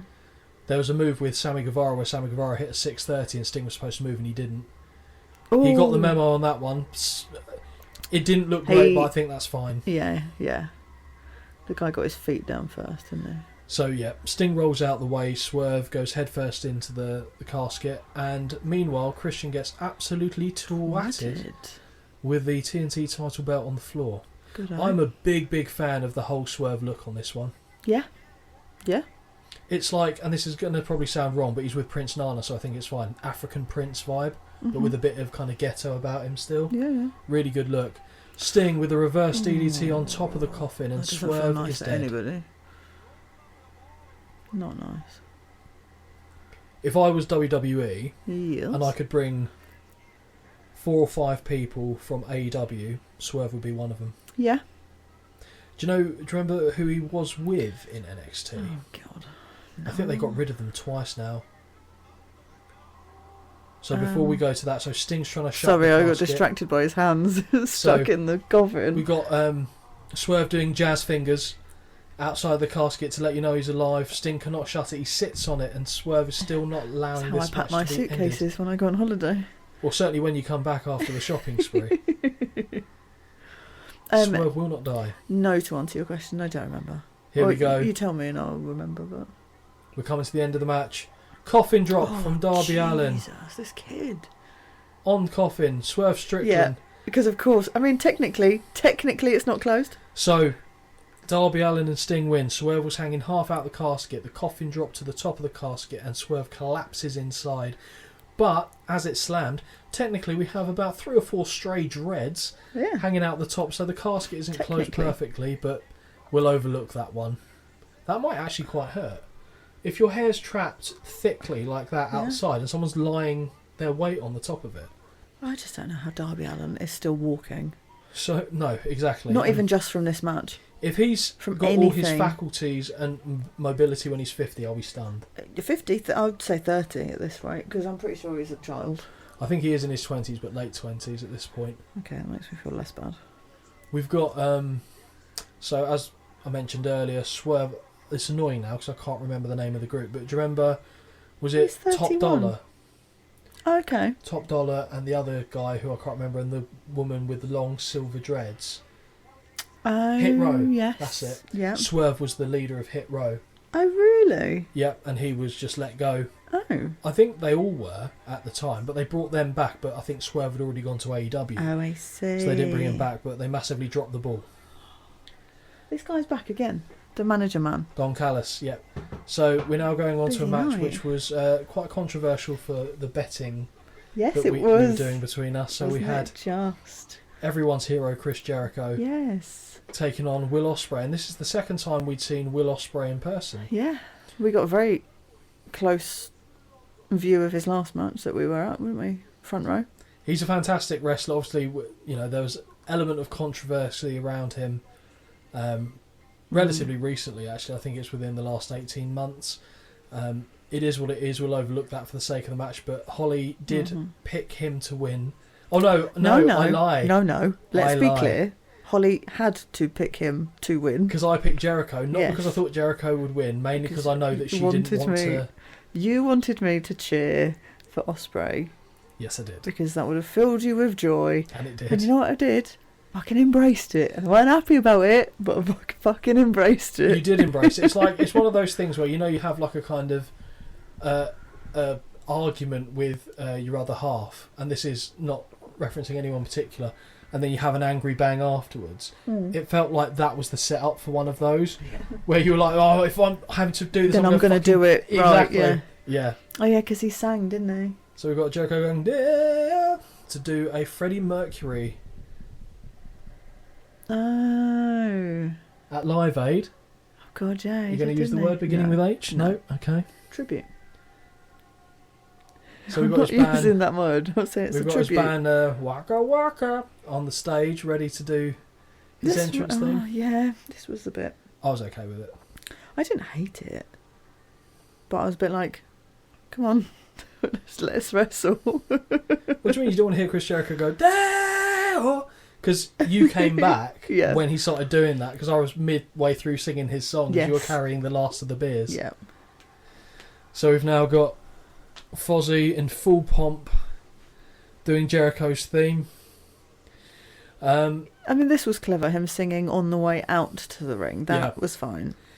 And I was worried he was just going to stand there the whole time. I was like, yeah, no. I did. So when I saw him come out, I agree. I thought that's good. And you'll notice there on the graphic, it says Chris Jericho, 8-time champion. Mm-hmm. Well, he's only been AEW champion once, so... Where are they counting these other champion titles from? Yeah, I'm fine with it. And is that Sammy... Guevara. Thank you. He's had his baby now with Ty Conti. Oh. He is a baby. He's like 27, 28 something. Damn these people. He's gonna... Age. Yeah, he's going to look forever young. Mm-hmm. But yeah, Sammy Guevara, I think he had a falling out with someone backstage a while ago. I don't know if it was Eddie Kingston. I'm sure there was a butting of heads somewhere along the line. I think it's all in the past now. But so Sammy Guevara is again someone that AEW kind of brought out from nowhere. Because I remember the first time I saw him in AEW, he came out like wearing this panda head, not fully, but like a deer stalker hat with the flaps coming down, but panda head on top or bear head, and he just looked a million miles different from what he does now. Still the same stupid fucking hair, but they started to do really well with him, and then it kind of tapered off a little bit. Yeah. He's not uncharismatic on the microphone, but he shines in the ring. Yes. Jericho's finished his performance, Sammy Guevara with him. I'm pretty sure he had a bat. I think bats seem to be the theme of the evening. Yeah. And we've got a long dramatic entrance for UK's own. The man who knows I can do better. Oh, God. Honestly. But he's a hell of a wrestler. Yeah, I know. It's a weird thing to be frustrated about, but with I just don't like the spelling of Osprey. Okay. I don't want an E in it. Really? It's like Osprey. Okay. Just not. It doesn't look right. Take the E or the A out, one or the other. So this was. I mean, it's annoying because I do actually quite like his gear. His gear is great because it's very much tribute. See, I know you're looking.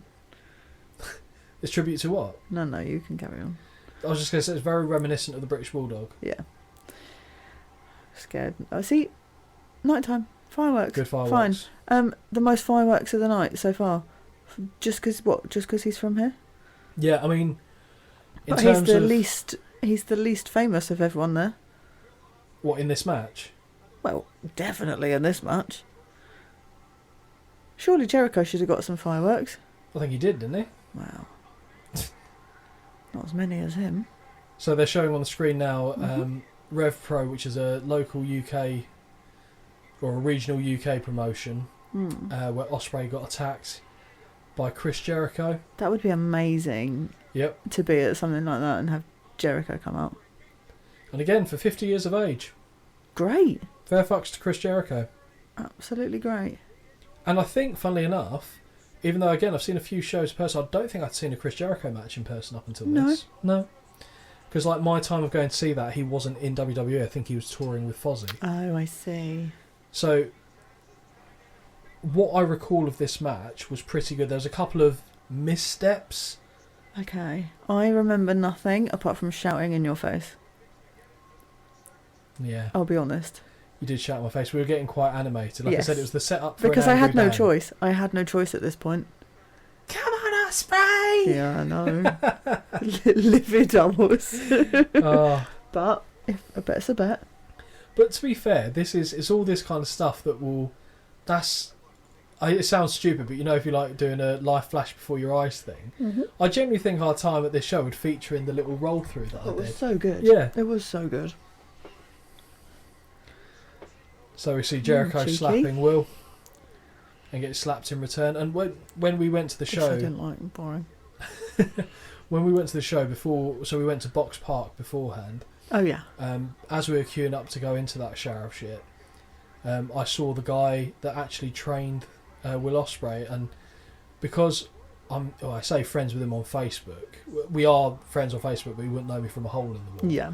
I nearly went up to him like I'd known him for years, and I thought, actually, you don't know me. And I've spoken to him like once, twice before, but that's it. But I nearly went, oh, you're right, mate, like as if you're an old school friend or something, which was stupid. So, shout out to Darren Burridge.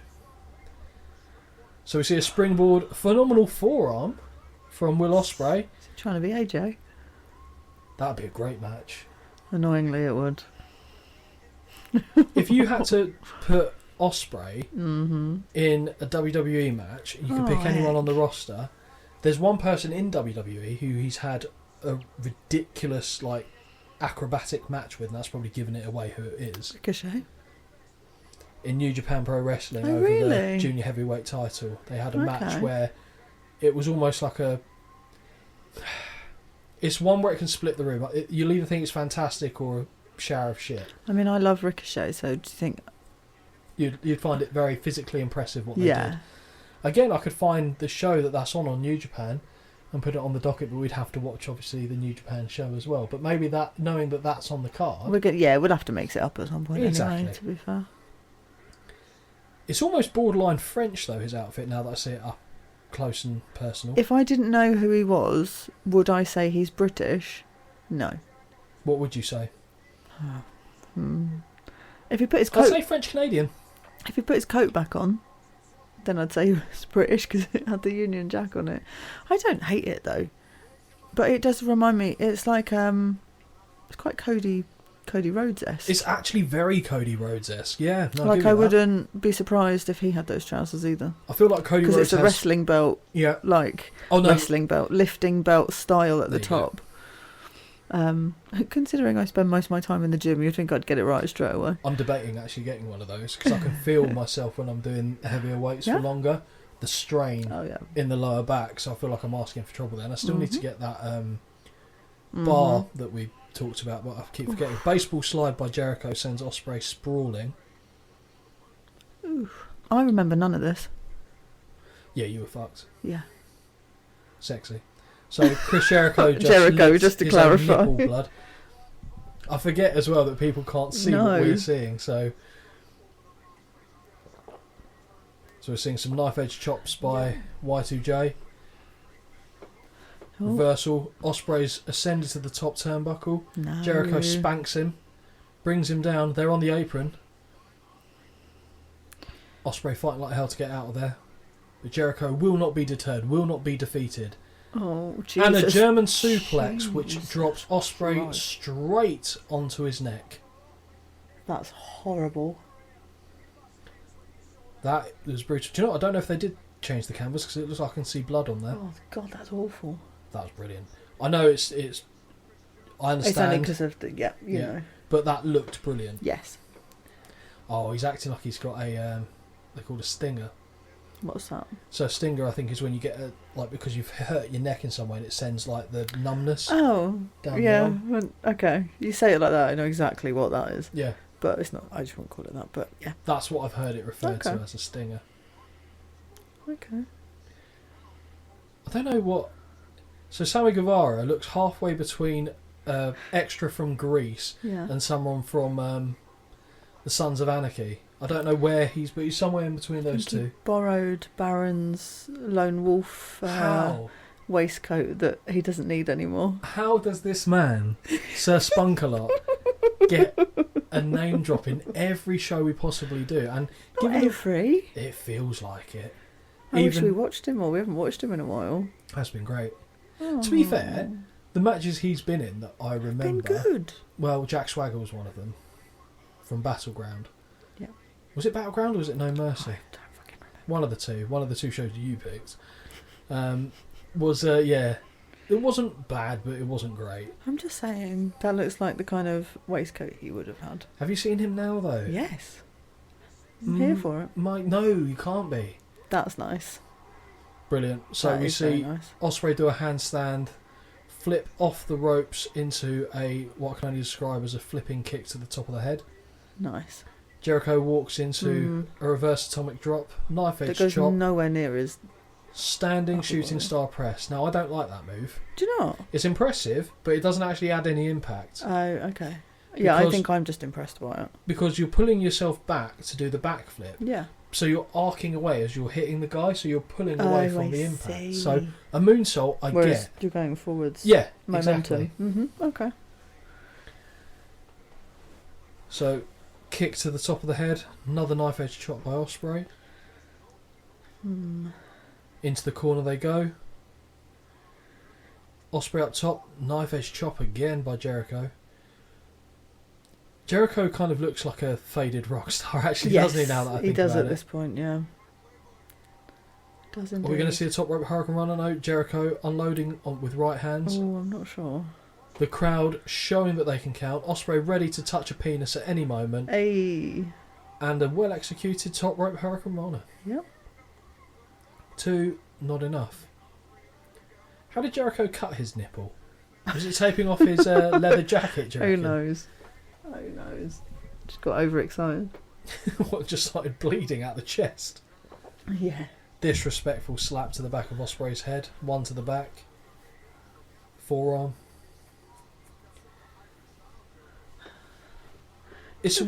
Sorry, carry on. No, you go. No, I had nothing of value. So that although there's noise, this is a lot different to the matches earlier on in the night for me, looking at the crowd. Do you think the crowd have kind of blown themselves out a little bit? Yeah. Yeah.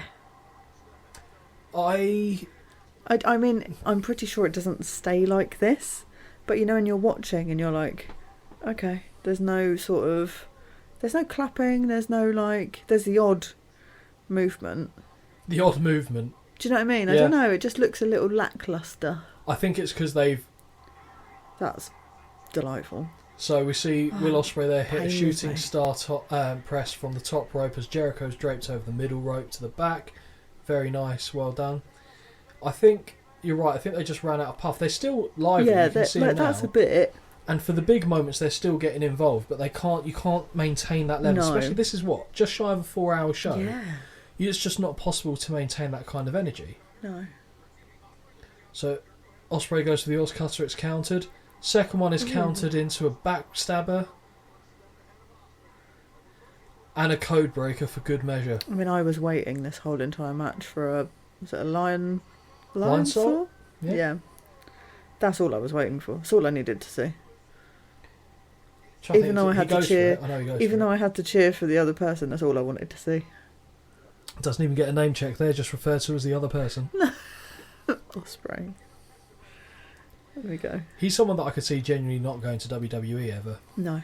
He even mentioned as much that he doesn't need it. You've done your research, haven't you? Yeah. Judas effect blocked with a crescent kick to the back of the head as a counter. Springboard Oz Cutter. Brilliant. What's the difference between that and a Cody Cutter? Same thing. Same thing, just called different. Okay. Just Ospreay does it better, if I'm being honest. And the reason why he does it better is because Cody is a bigger man. Like, he's built bigger, true. so he just doesn't fly the same as Will. That's not me having a dig at Cody, because I'm not saying he does it badly, but Will just does it better. Okay. I thought I was about to see a pedigree there. Going for a Stormbreaker, which is his finisher. Nope. Oh, wow. Counted into a brilliant Hurricane Runner. Ospreay rolls through. Walls? Jericho's got the legs. Is it the Lion Tamer, or are we going with the Walls of Jericho? Because it's the same thing. Oh, he just has to call it different. I don't know what they call it, actually. I was just trying to listen to see what the commentators call it, but it was originally the Lion Tamer. Wow. Do you know why he goes for called it the Lion Sultan, the Lion Tamer? He likes lions. He likes lions. He loves a lion. Simba is his hero. He's got him tattooed just... Looks like a bit of a lion. He's got a Simba tattoo just underneath his left testicle. Oh, okay. Has he got a scar at the top, holding him? Well, I don't know if he had an operation. Over no, you're silly. So when he was pre-WCW even, in ECW, I know he had this. It was Lionheart, Chris Jericho, and I think he picked that name up in Japan. Oh, okay. When he worked New Japan. So we see Ospreay looks dead because I think we were talking over it, but Sammy Guevara ran by, hit him in the side of the head with a baseball bat. But Ospreay is slowly countering out. Contorting himself is a great word, Holly. Thank you. Big right hands. And now it's just turned into a messy... Saturday night. Blow fight, I was about to say, but that doesn't sound right. But the two are separated. Mm-hmm. Damn. Do you feel like we peaked with the tag team match that was earlier? I just feel like maybe it wasn't us that peaked. The show peaked and then we just went with it. How many times have we said the word? Fudge. Mm-hmm. Well, I'll go first because we can't both be drinking at the same time. No, because then there's pure silence, so you go. Well, I mean, I'm just not going to... If I don't talk, it's irrelevant. So Ospreay looks like he's about to do the people's elbow. He keeps, grabbing his elbow pad. I thought he was going to whip it off. He's going for the hidden blade. And Jericho hits a god-awful Oz cutter. That is one of the moments I remember being a misstep. Because I remember as we saw that, I went, oh. Yeah, it's not nice. And then Nigel McGuinness tries to save the blushes by explaining it away. No wonder we couldn't get to Wembley Way Station. My God. It's bad enough when you're leaving Wembley Arena, let alone the bloody stadium. I know. Yeah, because getting angry always is the best idea. It's powering up. He's using the depleted power of the Hulkamaniacs from bygone era. I'm waiting for the finger wag. Trading strikes. Ooh. Super kick by Ospreay. Is he going for another Stormbreaker? Jericho rotates over the top and grabs Aubrey. Oh dear. But he kicks... Low blow. He kicks Ospreay straight in the nuts in a move that Aubrey completely and utterly would have seen. And we see a Judas effect. Yes, she would have seen it. Maybe she blinked. 1, 2. Oh, to be fair, she does have thick mascara on. She might not have seen it through that. Maybe. That eyeshadow's potent. Yeah. You looking at my phone? Yeah, actually, I can see it light up. It's lighting up like a Christmas tree. It's all the fans trying to get early access to the show. Honestly, I'm a man in demand. The issue is I'm in several group chats. Oh. And just... I've had to mute, so I left a couple because they were just getting on my tits. Yeah. And I'm a man, as you know, that likes to talk. Yep. What do you mean by that? No, nothing bad. Oh. Going into a lion tamer? Surely not again. But it's reverse. I love that reverse. Yeah, that where is you nice, cross the legs and roll through in a victory roll. Jericho just kicks out in the nick of time. That's nice. Ospreay flips through a clothesline attempt.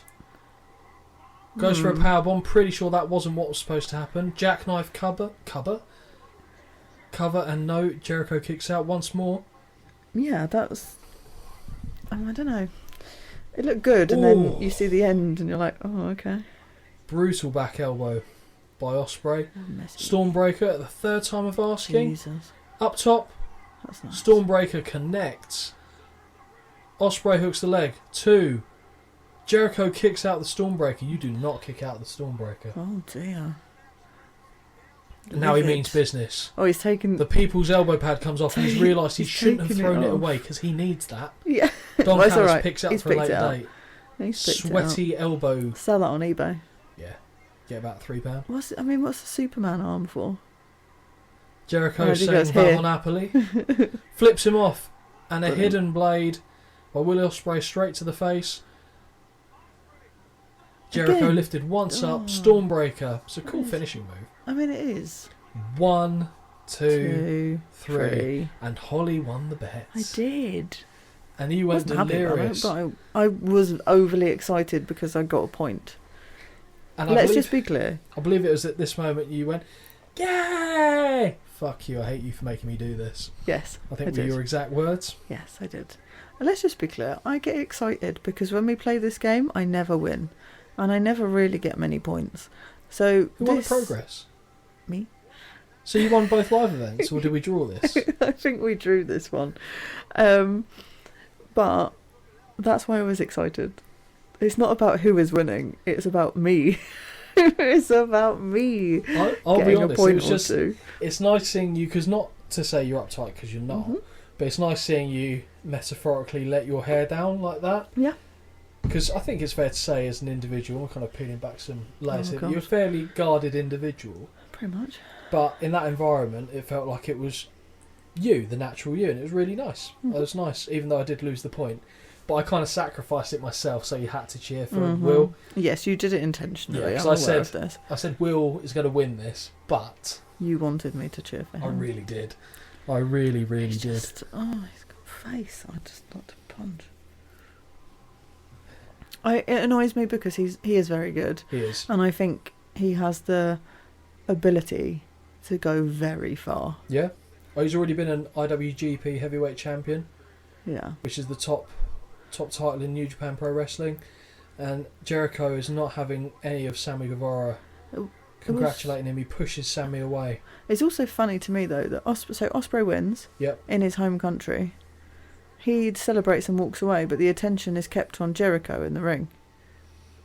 Sowing the seeds so he doesn't of dissension. Really get, he gets his celebration but also we're mainly focusing here on the person that lost. Yeah, the Ocho lost. Do you remember him calling himself that? Ocho. Yeah. Oh, Le Champion. With a little bit of bubbly. Oh my god. The impressions are back. Sorry. That's funny. But I find that... Not good. It's funny. No, it's funny. I find that odd. Like the whole concept of, if I'm winning, I want my moment here. I don't want to have my moment quickly. He's quickly, left the not ramp because it's flat, but do you know what I mean? Way, yeah. And then the focus is still on, albeit the person that is much more well known and famous, I suppose, than you. But I'd be a bit like, hang on, I just won. Taz, it's night time. It's fucking night time. I love how you pick on Taz glasses when your man down there wearing a full-on mask. At least it's a full-on mask. It's not Halloween. No, that's fine. I like Excalibur, to be fair. Here he is. Oh, look at him. He's just so lovely. Just to clarify, Nigel McGuinness, yeah. So, looking at Nigel McGuinness there, how do we feel about the suit and shoes combination? I'm alright with it, because those are decent shoes. Brilliant. Nice suit and some Adidas trainers. So AEW announcing that the attendance was 81,035. Paid attendance.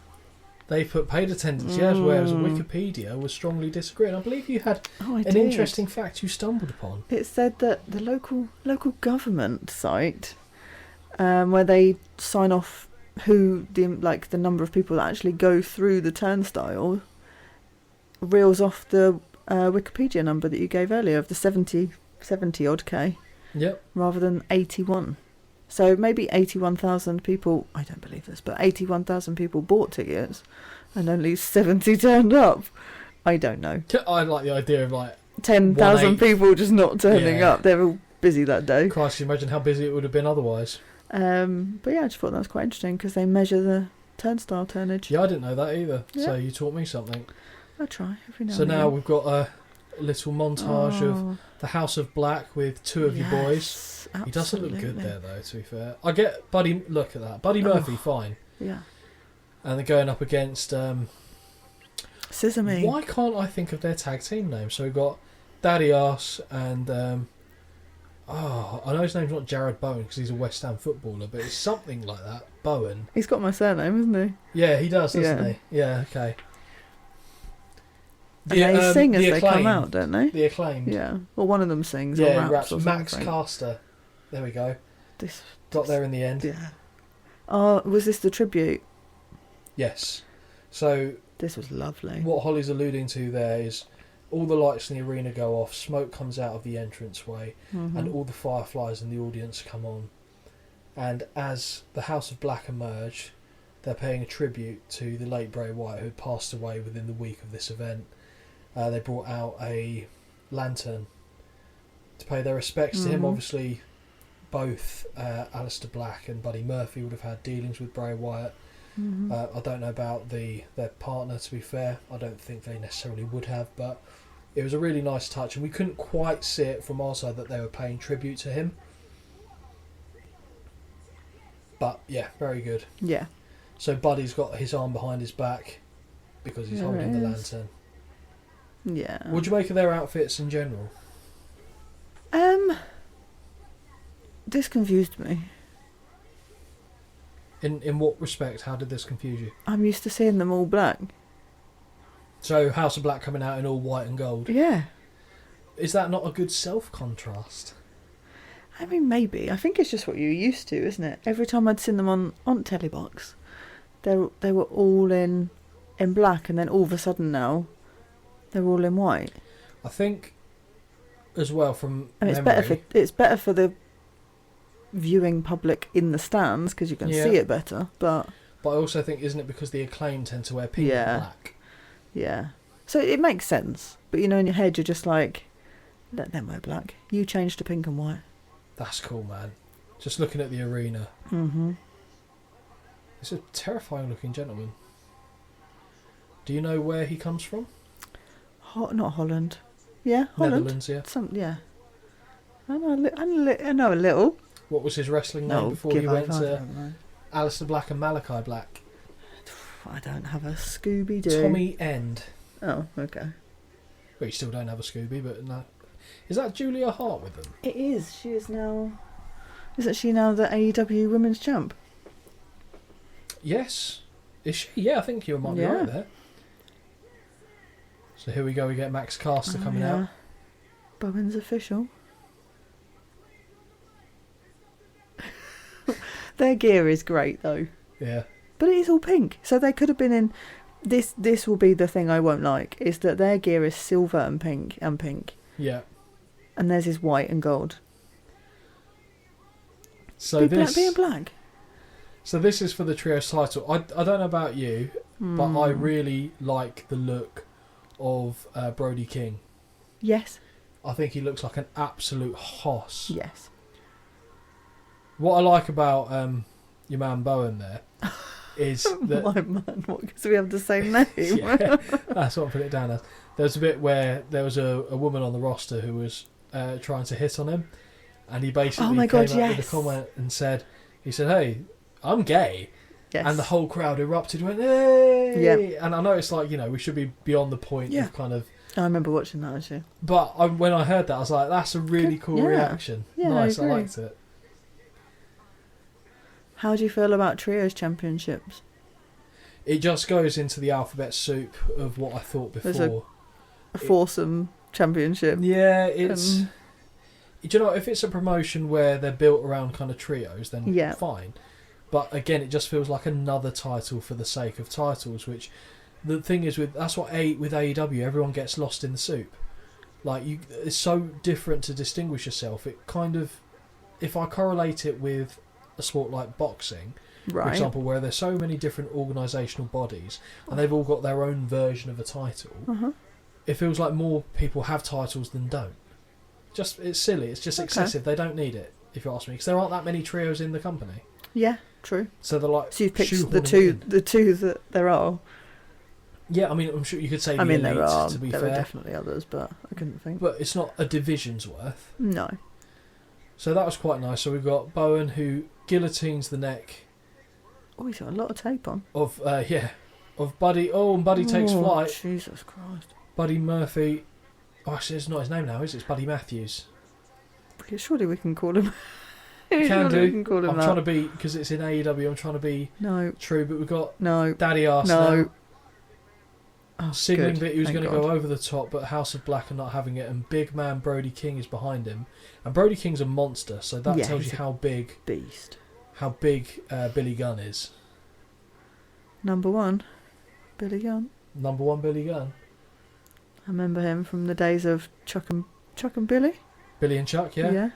You look so good to me. Yeah. Takes me back with their little red pants. Little red pants, all very sparkly. No. Billy Gunn hits the ropes, comes back, and then Julia Hart stands Julia. up. Now, this gear's interesting. She looks like an anime character. Yeah. Oh, Billy, we're in a different age. You cannot be telling women to suck your winky. Oh dear. Look at the platforms. I remember this happening. Oh my god, I remember this happening. So Julie Hart's been put on the floor. Spread akimbo. Weird. Bowen is up top. Scissor me daddy, and a flying leg drop right to the family bucket. And they said that family bucket. It's a KFC meal. That's hilarious. But also, why? Why? Does it? Can I? Right, might sound controversial. I don't know. No one's ever leg dropped me from a top turnbuckle. No, not what I was going with it. No, but is it seen as acceptable because the gentleman that did it is gay? Well, it doesn't matter because it's not his head that went there. Do you know what I mean? It doesn't. But do you know what I mean? I feel like that somehow maybe it shouldn't, but it kind of feels like it lessens it. To me, it would. There she is. So, having spoken of her earlier, we see Mercedes Moné in the bleachers at Wembley Stadium. Again, why the hell did she come this way if she never then signed with AEW? Oh, who knows? This match isn't really a match. It's kind of just like a mess of people hitting each other. Is this your filler match? This is it is a filler match. There's no getting away from it. And that's not to be disrespectful to the men involved, but this is entirely what it's been used as. Right. I don't remember too many things in the match itself. I'm going to have a drink because I couldn't think of a way out of that one quick enough. No. I honestly, it's too much going on for me. I know that's the point with the trio. But it never really started off like, at least the other trios match that we saw earlier in the night had moments where there was like a semblance of a normal match. There was tags, it worked, whereas this just started off as nothing. But there's no tag. Like, if you're doing a trios match, well, to me, you should be tagging in and out. 100%. Well, in any tag match, you should be tagging, unless it's Tornado. This is chaos. So, Billy Gunn was sat on the chair against not the apron, the barricade. Brody King takes flight to hit a crossbody, but Billy Gunn gets out of the way and then decorates the man's head with a chair. It's just a bit all over the gaff. Ooh. Oh, cameraman's in the way again. Bowen just absolutely nutted the camera. Could the referee be stood any more akimbo there with her legs? Look at that physique, man. He is absolutely jacked. Good old Buddy Murphy. No, it's not his name. Buddy Matthews. Thank you. Mrs. Ripley. Mr. Ripley. Mrs. Ripley. Mrs. Ripley. The talented Mr. Ripley. Mr. Ripley. You wouldn't say no, he wasn't on your list either, was he? Or was he? He wasn't on the list, but he's an honourable mention. I'd put him on there over Alistair. Malachi. Yeah, I know you would. I'm not saying Malachi is ugly, I just think he's more controversial and less stereotypically good looking than Matthews. Is Billy Gunn not an honourable mention for you? No. See, look how simple that. So, we just saw Buddy Matthews get sent over the top by Billy Gunn, and he crashed into the announcer's table. He nearly took out the base again. Yeah, he did. Which Punk somehow cut his head on. Oh yes. Going for the Black Mass. Yeah. Turned into $1 million bomb. I'm going to call it. I'm ready for this match to be finished. Ready? It's barely begun. I know. It's giving me nothing apart from. No, nothing. Really. It's giving me nothing apart from nothing. No. What do you think about Billy Gunn's blonde hair? I think we should stop. I've only known it there being that colour since I've ever seen him wrestle. Could you imagine? Okay. Oh, that was a hell of a clothesline by Brody King. I think he's got a bit of colour as well. Yeah, he does. Flying drop kick by Max Caster. Meteor by Buddy Matthews. We see Bowen going for... Oh no, he's just going for forearms and elbows. Yeah. Oh. Scissors. I thought he was doing A-Town Down there. It did look like that, didn't it? Pops into a bit of Usher. He does, yeah. Usher. That's brilliant. That's nice. So a leg sweep by Malachi Black in the corner sends Bowen face first into the middle turnbuckle. Yeah. This, nice. That was a good sentence. This nice. This, full stop. Nice. Full stop. Can you explain what this nice means? The little combo they did. Or maybe he isn't bleeding. Maybe he's just got red paint on the top of his head. And that's a cannonball by Brody King, which looks brutal. That's what it's called. Cannonball? Yes. I always comment on the cannonball. I always forget what it's called though. But I know that Kevin Owens does it, doesn't Cannonball. Oh yeah, he is bleeding. It just kind of looks like it goes with his paint. He is, isn't he? Maybe it's when he clattered the... I think it was the chair. Nice little job. Dink. Yeah, he is bleeding for sure, because it's gone into his fanny cracks on his forehead. It's a bit harsh. Well, no, it's just someone's constantly surprised. You're going to get the old the rainbow. True. Rainbow of emotion. True. Oh. Ooh. Now Brody's barking like a dog. I like how you can be so manly with a beard and stuff, but still shave your pits. Oh, yeah. You know what? Oh, dear. That's unfortunate timing. Aleister Black has been absolutely yeeted with a padlock by Brody King. He's devastated. He'll recover. Max Caster ducks a clothesline. Clotheslines the big man over the top to the floor. Everyone's out of the ring. Oh, no. Here he is. Buddy Matthews back in. Gets slapped for his troubles. That's Reverse nice. Rough Rider. Faymaster. And we're going to see the original. Oh, Scissor Me Daddy. And he sells it like a god. Doesn't he just? Or 1, Julia's back. 2. Julia is pulling out the woman referee. Don't know why I said woman referee. It's irrelevant. Just referee. Referee's fine. He looks like he's shot in the head. It does, doesn't it? The way that the blood's kind of dripping down Brody King looks like he's been shot. Oh, Julia, you are out of here. I'm quite impressed with Aubrey's hair because it's so perfectly flat. There's not a wisp out of place. Black mass on Badass Billy Gunn. Yeah. 1, 2, Malachi. No. Oh, dear. No, more scissoring still to be had. Absolutely. Oh, I mean, it is funny. Like, the whole gimmick is a bit ridiculous, but it was amazing to see how many people, like fans, actually loved it. I had 3 random people I've never met come over to me and scissor me. Yeah. Yeah, I wasn't prepared for it. I actually think the most fans I saw were all themed for Scissor Me. Yeah, I think that's fair. There was a couple of Burberry scarves, obviously, but most of them were Scissor Me.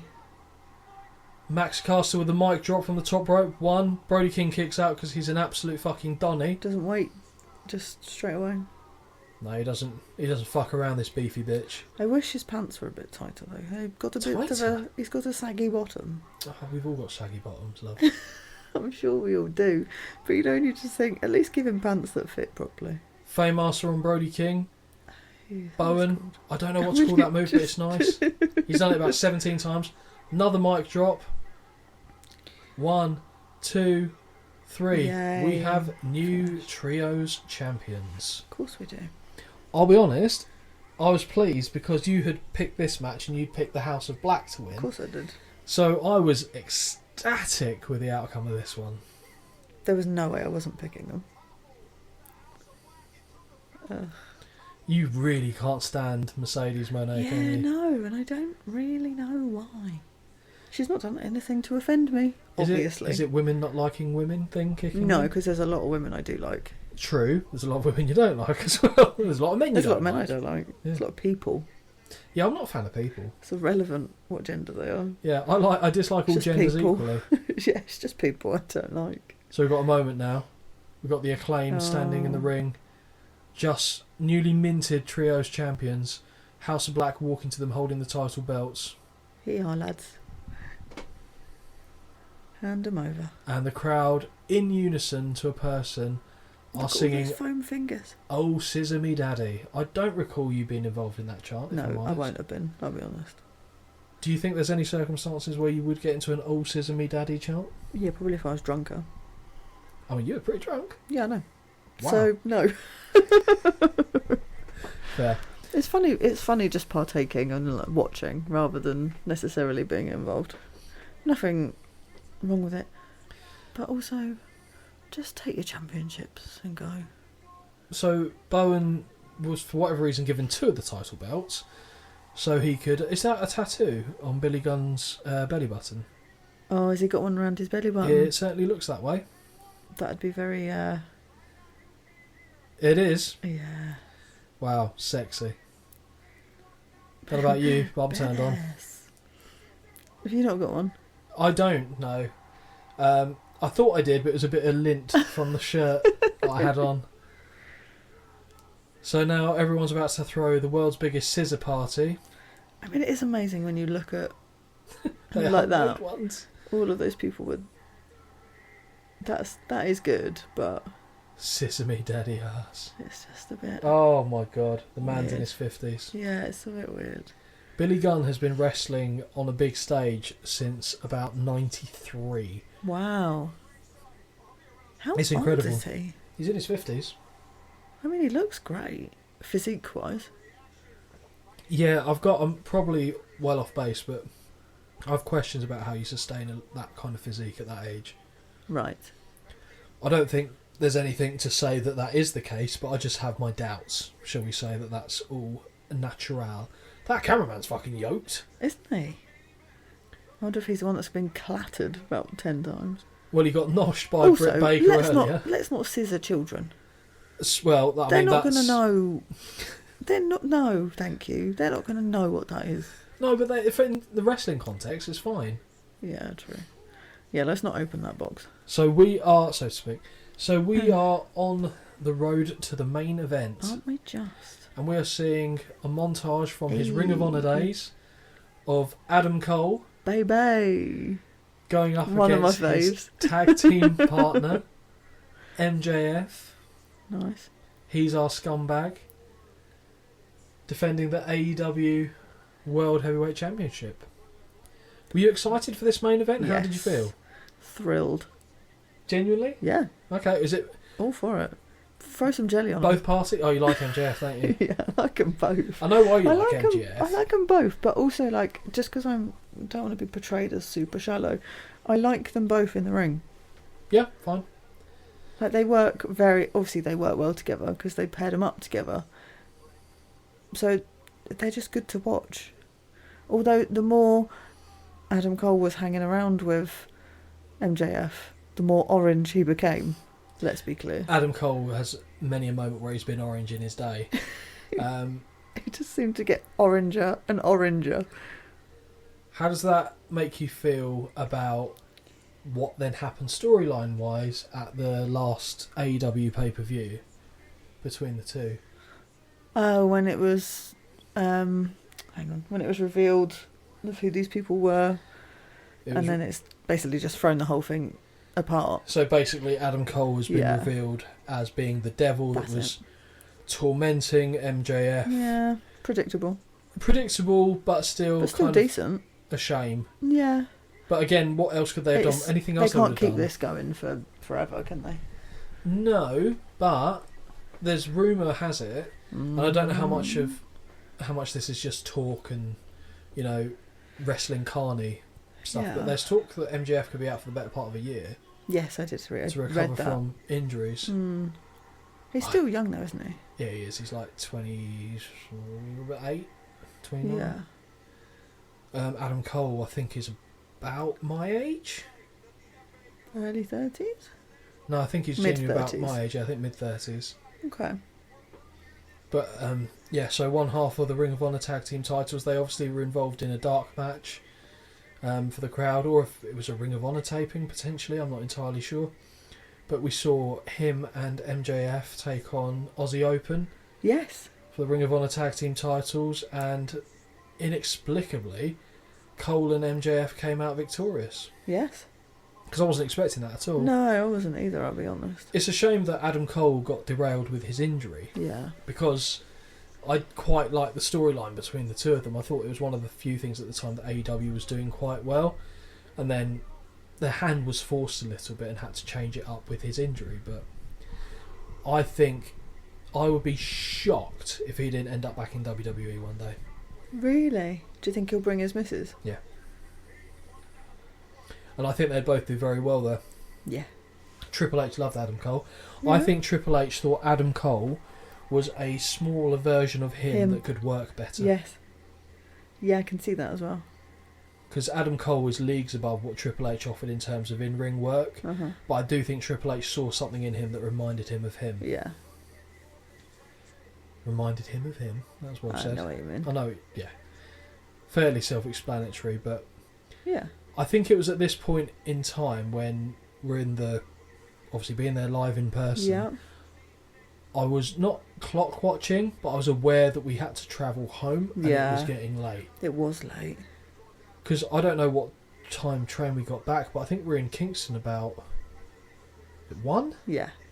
It was, yeah, I'm pretty sure at this point I remember thinking this can't go on that much longer because they have to know people have to get home. But then I remember having a conversation with Sam who'd said when they went to WWE it was late finishing, and that, like, they don't take that into account, whereas most concerts and stuff you go to it finishes by 11 so you can get home. Whereas they didn't really seem to care.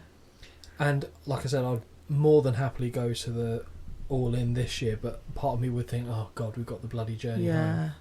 And that is a trek. Yeah, we got back though, to be fair. It wasn't an issue ultimately. No. And we've got now this MJF. Entrance is great. And the mask he's wearing? We've had this conversation before and I don't remember. No, we literally just had it. That's the devil mask. Oh. So the mask that MJF is being brought out on a throne, being carried by the paupers in a regal robe, is wearing a devil mask. Yes. Which, because he referred to himself as the fucking devil. Oh, I see. Yeah, I'm with you. But it's a good entrance. It's what Adam Cole used for the devil character. One thing I don't know actually about that whole storyline is whether Adam Cole in all the... He can't have been because he had the boot on. So who was playing the devil when Adam Cole physically couldn't be the devil? Just curious. Who knows? Mike Kanellis? Maybe. Isn't he in the group? Yeah. Him, Wardlow and Roderick Strong? Yeah. Oh, what a group. Wardlow, I'm sorry. Wasn't on your list? What's happened to him? So we've got, I don't know what I'm looking at here, little devlets. I guess so. But MJF's great. Yes. I was having a debate with one of my friends about who's the best heel in wrestling at the moment, and I know, to be fair, he wasn't a heel, but if we go based on his recent heel work, I said that he's got every bit as good of a case as Roman Reigns does. Yeah, okay, I can see it. I won't begrudge anyone saying Roman Reigns because he's doing it, let's be fair, on a bigger level. But MJF was doing it week in, week out, whereas Reigns has gone part-time, which is fine. But to be able to maintain it, I think there's a little bit more skill in that. Yeah. Personally. Yeah. He is very, very good. He is, and he actually, when you look at his moveset, not to speak ill of him, it's not spectacular, but it's effective. Okay. He does what he needs to get the job done. He's not a flashy high flyer. Yeah. He doesn't do 450s. Awful haircut. He's got a haircut. He did wrestle all earlier in the night, to be fair. That's true, actually. I'll take that back. He probably didn't have time to tousled. Head and shoulders himself. Have time? He's had 3.5 hours. Yeah, but to be fair, okay, let's put it this way. He's got to wash his oil off, then get dry, then get oiled up again. Okay. Yes, all those facts are true. But if you've had a match at the beginning of the evening, you know you've got another one later on, you're going to, I'm going to have a shower, get nice and warm and comfortable and toasty, wait around for another 2 hours. Me personally? Yes. Yes, specifically you personally. They wouldn't do that for me because I'd be late, so it would be pointless. You would be late, yeah. Holly, you're going to be in the opening match for the show. You've turned up late. Okay, you're the main event. Yeah. That's a way of doing it. They'd have to tell me, like, it'd start an hour before it actually did, so I was on time. So they're going for the big match feel here. They've got the lights over the audience dimmed and the spotlight shining on the two guys in the ring. Adam Cole, baby. He is great. I think he's the only 3-time Ring of Honor champion as well. Oh, okay. What do you think of those shoulder pads? They're great. Yeah. I wonder they how much work. this costs. Oh, he's stuck in his gut. That was so awkward. So very Bryce awkward. Remsburg had a proper little wrestle trying to get MJF's robe off for him. So MJF does a little titty dance to take your attention away from it and then falls to his knees as he's accustomed to doing. Gosh. Because I feel like this started about 11:15. Honestly, I feel like it started so late. Ironically, we're actually watching it about the same time we probably did on the day. But at least the travel home is much, much, much less. Yeah, you've got, 4 yards 2 steps to stagger? Yeah. Very nice. This is going to be a weird thing to point out, but MJF's obviously got a tattoo on his arm. Okay. It makes me think of like the old boys that you see on holiday, the expats from the UK, ex-army, and they've got like the bulldog Navy, tattoo. yeah. I don't know what it is about that. I will note that when I next see it. Let's have a look. So I believe it's on his right arm. I want to say it's a lion head. I can't remember. Okay. And he's got, I don't know what that is. Roman numerals. Farsi written on his rib cage, but he's in good nick. Absolutely. Well, they're both in good nick, to be fair, but Adam Cole's kind of more of a slighter frame good nick. But leaner. Yes, leaner is the word. Leaner. And again, I reckon that Adam Cole in his day, when he gets older, will have a lovely gut on him as well. Yeah. Good dad bod. Good dad bod. But lovely eyes, piercing eyes. Yeah, he's got a good set of eyes on him. Oh, I remember this. So they start off the match, they have a conversation, they go to the ring, drop underneath, bring a bit of material into the ring. Oh, yeah, what is it, Holly? I remember this and remember just being like, hurry up by this point. Yeah, that's fair. Just wrestle. Like, we get it. Just wrestle. I'll be honest, I don't like the fact that they put on more clothes to wrestle, which sounds weird. Oh, gosh. Coming from you, especially. Normally it's me that would say that. Yeah, it's just odd, though. Like, you don't come to the ring and put clothes on. I mean, that's a match I could do.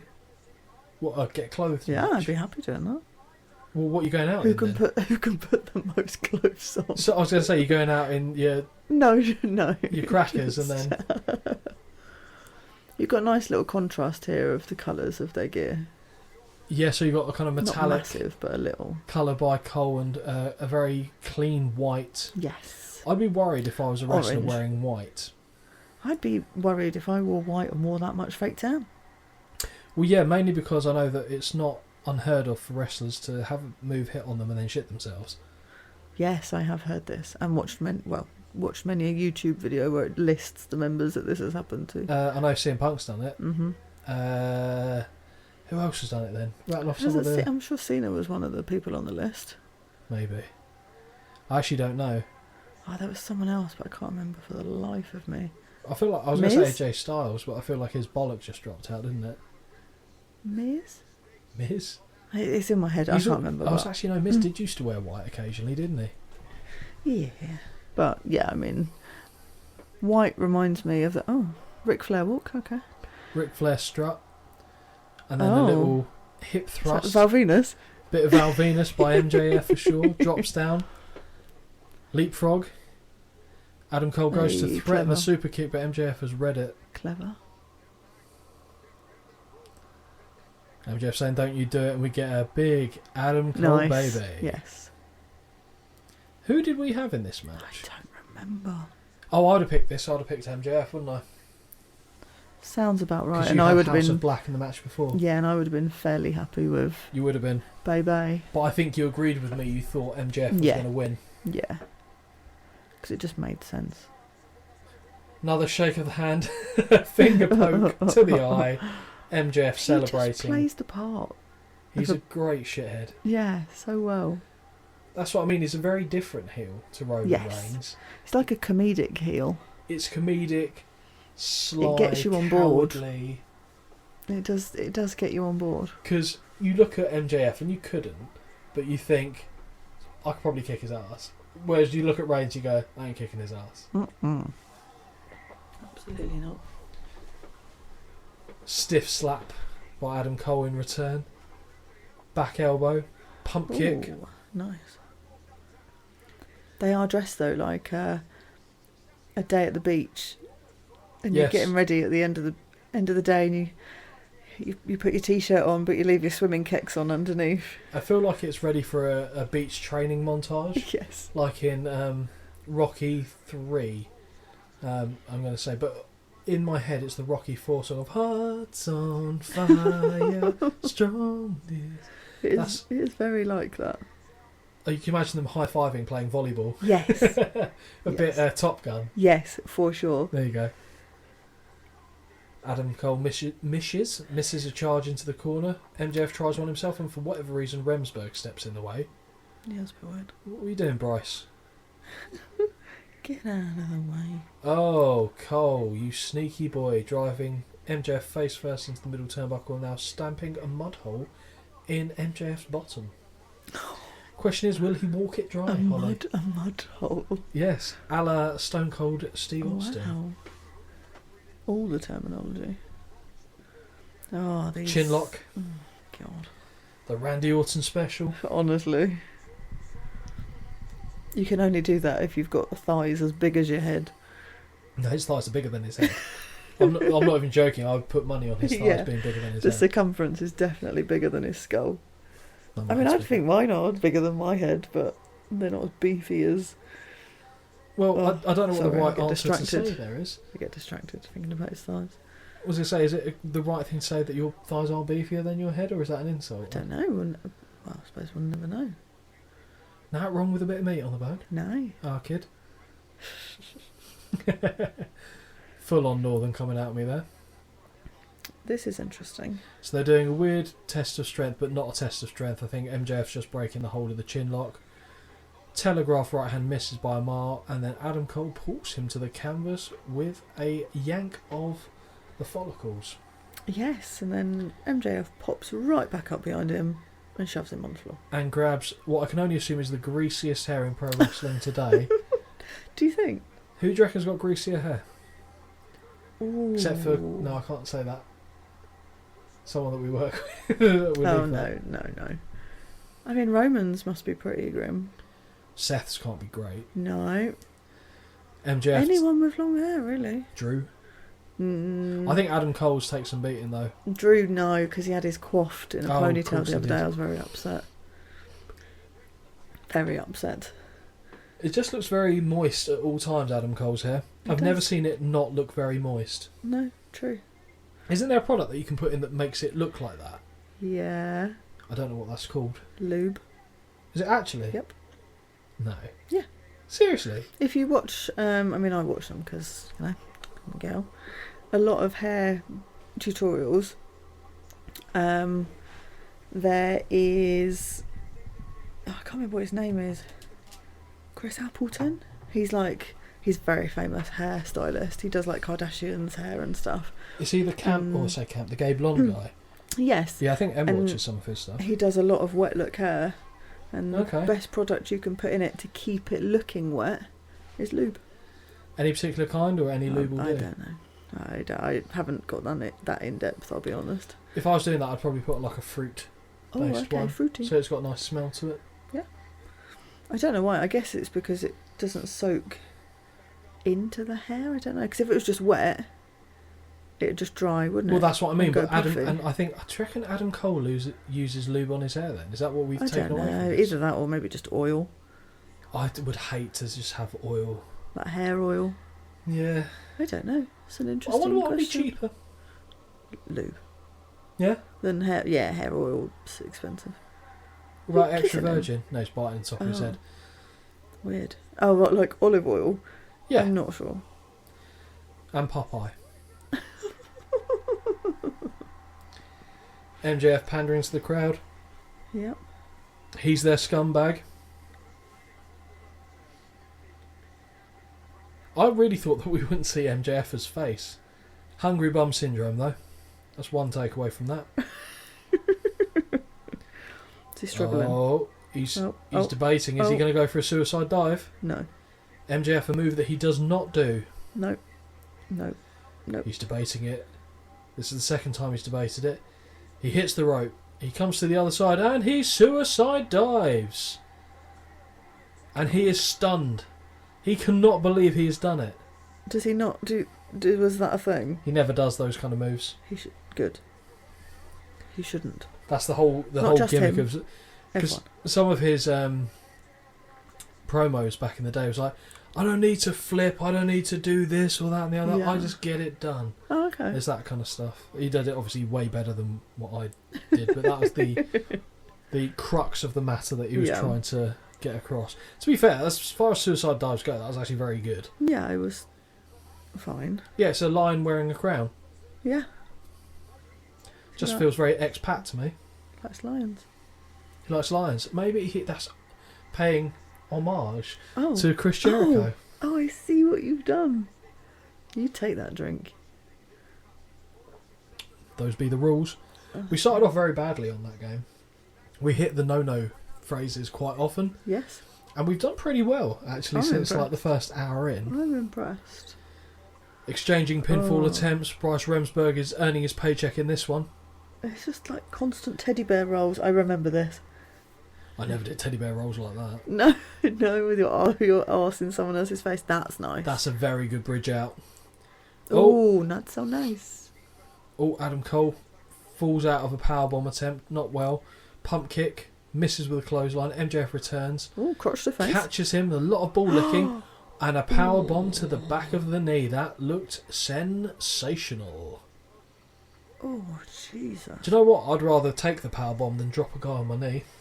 Yeah. Yeah. Oh my god. So we're seeing a replay of that. Adam Cole leaps right up to it. Yeah, that's going to suck. God. No, thank you. Because there's no, especially just on one, there's no way to offset that. No. Jesus. Didn't they look nice? It's not something that I'd want to be a part of, that's for sure. MJF now crawling his way, pulling himself back up on the ropes. Adam Cole barely moving, but is now on his knees. You are not going to do a Panama Sunrise. And he doesn't do a Panama Sunrise, he jumps straight into a super kick. What's a Panama Sunrise? So Panama Sunrise is when Adam Cole's standing on the middle ropes. I'm pretty sure we'll see one today. Now this is brutal. Ooh. So using the middle rope to basically connect with a pile driver, Adam Cole, but no, MJF. Alright, just about. It's been a long session this one, Holly. We are motoring on. Oh, yeah. But MJF just about hooks his foot onto the bottom rope. Yep. So Panama Sunrise is MJF is standing... no, he's not. Adam Cole is standing on the middle ropes, like MJF did. Yes. The opponent is kind of bent down in front of them. He jumps off, lands like he's going to, in the start of a powerbomb position. Yeah. Then flips over with them and then hits them with a pile driver. Okay. He does it all the time. Oh, okay, so we might probably see it. Yeah, hopefully my explanation... I mean, anyone who knows what that is, I don't think my explanation was particularly bad, but hopefully when we see it later in the match, assuming they hit it, Holly will understand. Cool. So they're on the steel steps. Holy and Jesus. Adam Cole took brain all busters, of that. Spine bus MJF straight onto the top of the steel steps. Adam Cole did not get out of that nicely, but he looks concerned. God. Adam Cole selling it like, oh shit, I've gone too far. Yeah, even though he took 90% of that bump. He did, but I feel like he landed at least on the nice part of it. Yeah. Oh, I was watching watch him MJF. on the corner. Yeah, because he's landing on the level stairs. I see. Yeah. Whereas, yeah, fair play. Yeah, I'd get seeing it from that angle makes it a bit different. That looked brutal. Gosh, I'd just be like, oh, my back. I'd be dead. Well, yeah, I'd be long gone by this point. I'll be honest. I'd be no longer with us. No. God, he's just having a little sit a minute. And he looks like that's how I've seen my missus sleep. I mean, she's probably sleeping right now. What I love about my missus' ability to sleep is that she says, I'm not really that tired. Within 30 seconds, she's asleep. It's incredible. That is a skill. The trick is as well, usually it's if you put her... I'm sorry. Okay. Can we just draw attention to what we just saw? That is how I feel. Right. So what we just saw there is the referee very nearly got to the end of a count out. MJF springs to life like Tyson Fury after being put on the deck by Deontay Wilder. and he Fosbury flops his way into the ring just before the referee gets to the final count. He's fine. We see Adam Cole in disbelief, crouched down with his ginger hands clenched as tight as you could imagine. Now he is setting up for a Panama Sunrise. Okay. And that is how you know MJF didn't land well. Because he's got a cut on his shoulder. MJF has got a cut on his shoulder, but smartly rolls his way to the outside. So Adam Cole cannot deliver the Panama Sunrise, and we get to a point of the match which Holly often hates, is when they go to the outside. I get it. I understand it. Oh, God. I get why they need it. It's still boring. So, and that's messy as fuck. That was messy. So MJF pulls the leg away of Adam Cole to make him fall on the ring apron. Clear the deck, lads. Adam Cole wasn't sure if he was supposed to go forwards or backwards based on what MJF did, and he kind of just falls on his face. And now we see everyone's scumbag clearing the announce table. This announce table's getting more action than either of us. It's alright, because Adam Cole just gets up on the table with no help Very needed. handy. Just, move back.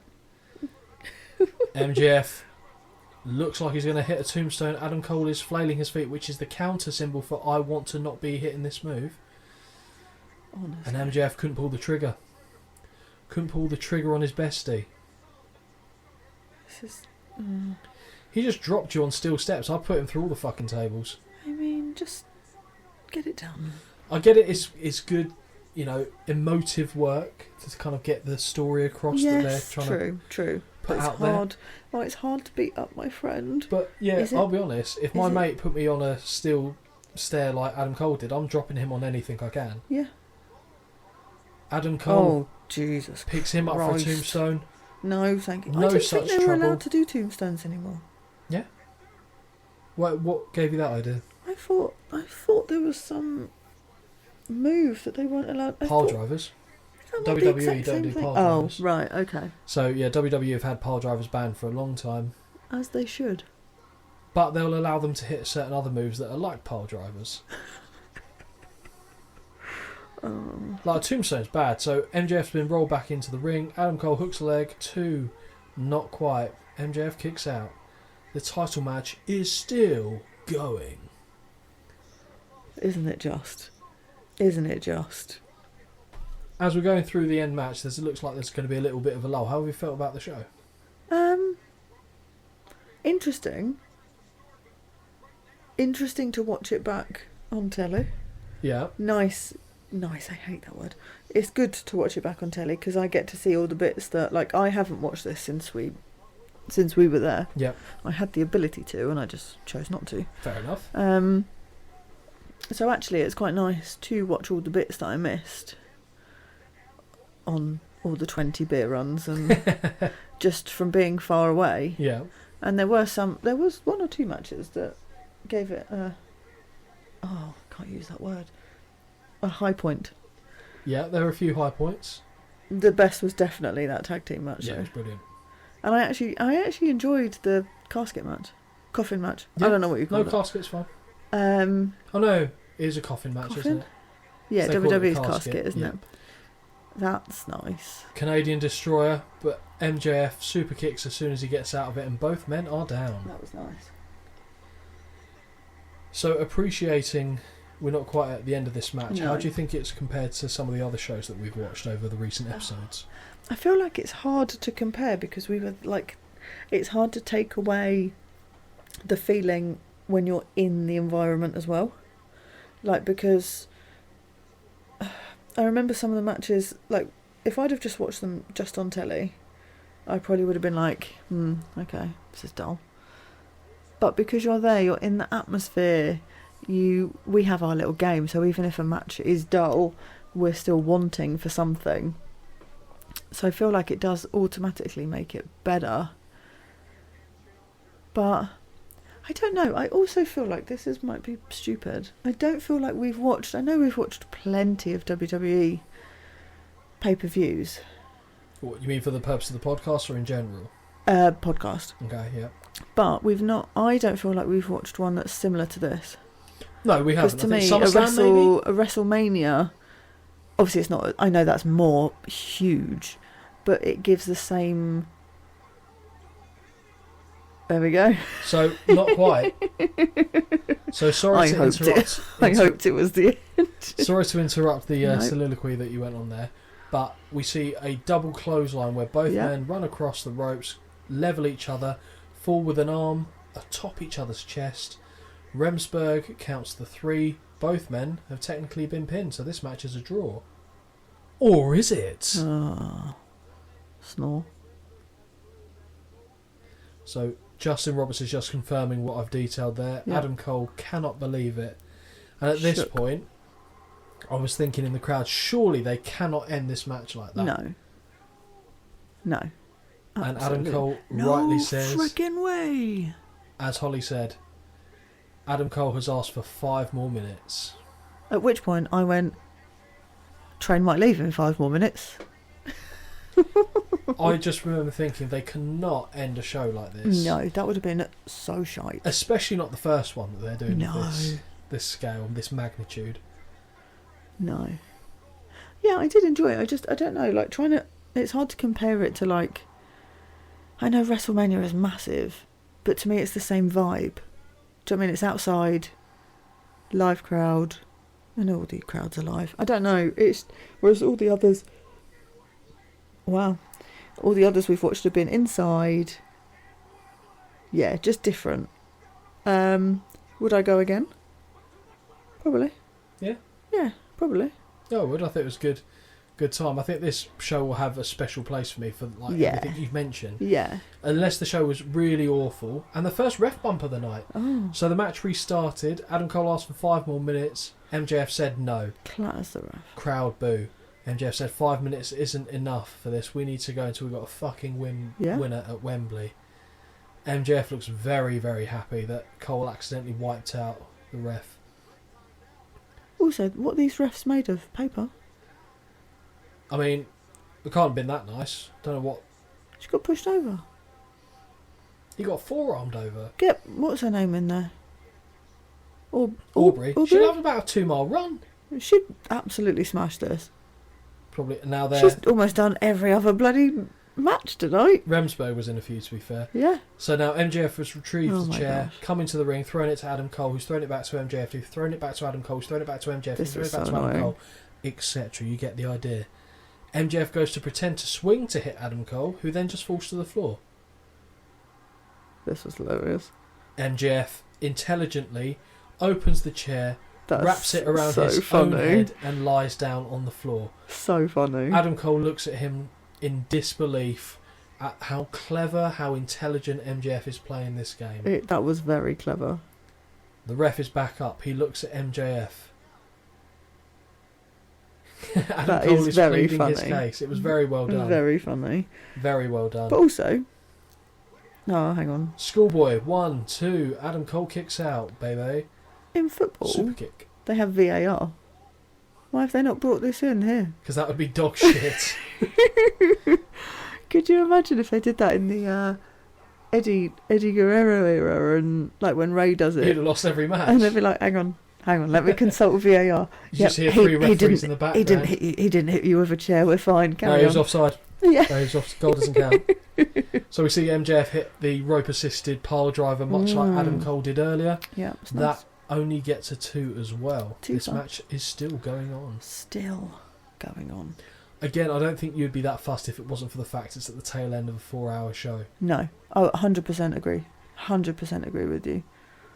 The 2 men have moved to the apron. Attention definitely was done by this point. I think, had we had rooms at, let's say, just the hotel round the corner, I think I'd have viewed this differently. But now I was in that I've got to get home mode. Yeah. Straight jacket suplex. Oh. MJF straight on the apron. Lovely. And old Ginger Hands is really, really causing grief to the champion. I really don't like those tops when they're so thin cut. Yeah, so thin cut in the middle that your nips are poking out. Confirming once again, it is indeed cold in Wembley. I say it was. It wasn't. It wasn't. It's the only time you got cold is on the way back, but that's because you kind of fallen tired. asleep. Yeah. Just that awkward moment because I didn't have a jacket to give you. No. I remember. That's when we saw that gentleman's penis. Oh my god, it was. So, Panama Sunrise. Ooh, that's nice. So Adam Cole basically killed MJF with a Panama Sunrise to the floor, and now he is not able to get him off the canvas. Oh, he is, just about. Pulls him off the mat, drags him a little bit close to the ring, not close enough. So yeah, we got a train home as close as we could because there was no train that went to either one of our places, I don't think. No. And so we got to the closest we could, which was Kingston. As we were sorting out an Uber to get back the rest of the way, we saw a gentleman who'd obviously had a lovely time out in Kingston, deciding to pee right in front of the station instead of round the corner, which is the bit that I didn't understand. Weird. And I did ask him, and he just apologised. And he was just peeing on a flower pot, and that's when I went, "Oh mate, come on, why there?" And he went, "Sorry," and obviously turned to address me, the fact that I'd asked him something. And that's when we just saw him, his penis looking straight out, still mid-piss. It was pretty grim. It wasn't great. No. It wasn't a highlight of my evening. No, it wasn't the high point, I'll be honest. I could have gone without seeing his John Thomas. But he left shortly after, and so our taxi got there pretty quickly. Oh, no! And so now the referee's been hit with a Panama Sunrise. Oh, my God! One, not a good Panama Sunrise. Two, when Adam Cole lands on the floor, why do you then spring, knowing full well that you've seen the referee is the one beneath you? That's so true. You don't remember that? No, I don't remember that at all. Bryce Remsburg must have been shitting himself. Bloody hilarious. But yeah, you do the first bit and then go, oh, let's stop. See, that's interesting though, because you hate that kind of stuff with the referee, but you like that. But that was genius. Now, that to me is much better than just knocking him over. He's got his sovereign out of his pants. But it also had its level of stupidity with what we just talked about. So MJF has pulled the ring out of his pants. So this was a ring that he won, I believe, in like 2019, 2020. He's put it on his fist. He's threatening to clock Adam Cole, who's unaware that this is happening. Also the face, the almost crying face. I think MJF's good at it. MJF decided against it. He's put the ring away, and behind him we have got Roderick Strong with a neck brace on. This guy. Why? Spins MJF round. Dick kick for the ages. That's annoying. Strong heads out the ring. He's beckoning Adam Cole. Adam Cole's hair is drying ever so slightly, so maybe there is no lube. I don't think it's no lube. I think it must just be like oil and water. So what's he... Adam Cole goes back up to the middle rope. And immediately MJF gets up. MJF gets up perfectly in time for a wonderful Panama Sunrise, showing the ref how you take that bump. This is how you bump for the business, you bitch. Boom. Knee to the back of the head. Well, the ref is still sleeping. The final shot. So this is pointless. Is it the final shot? That's it, isn't it? One. Both legs hooked.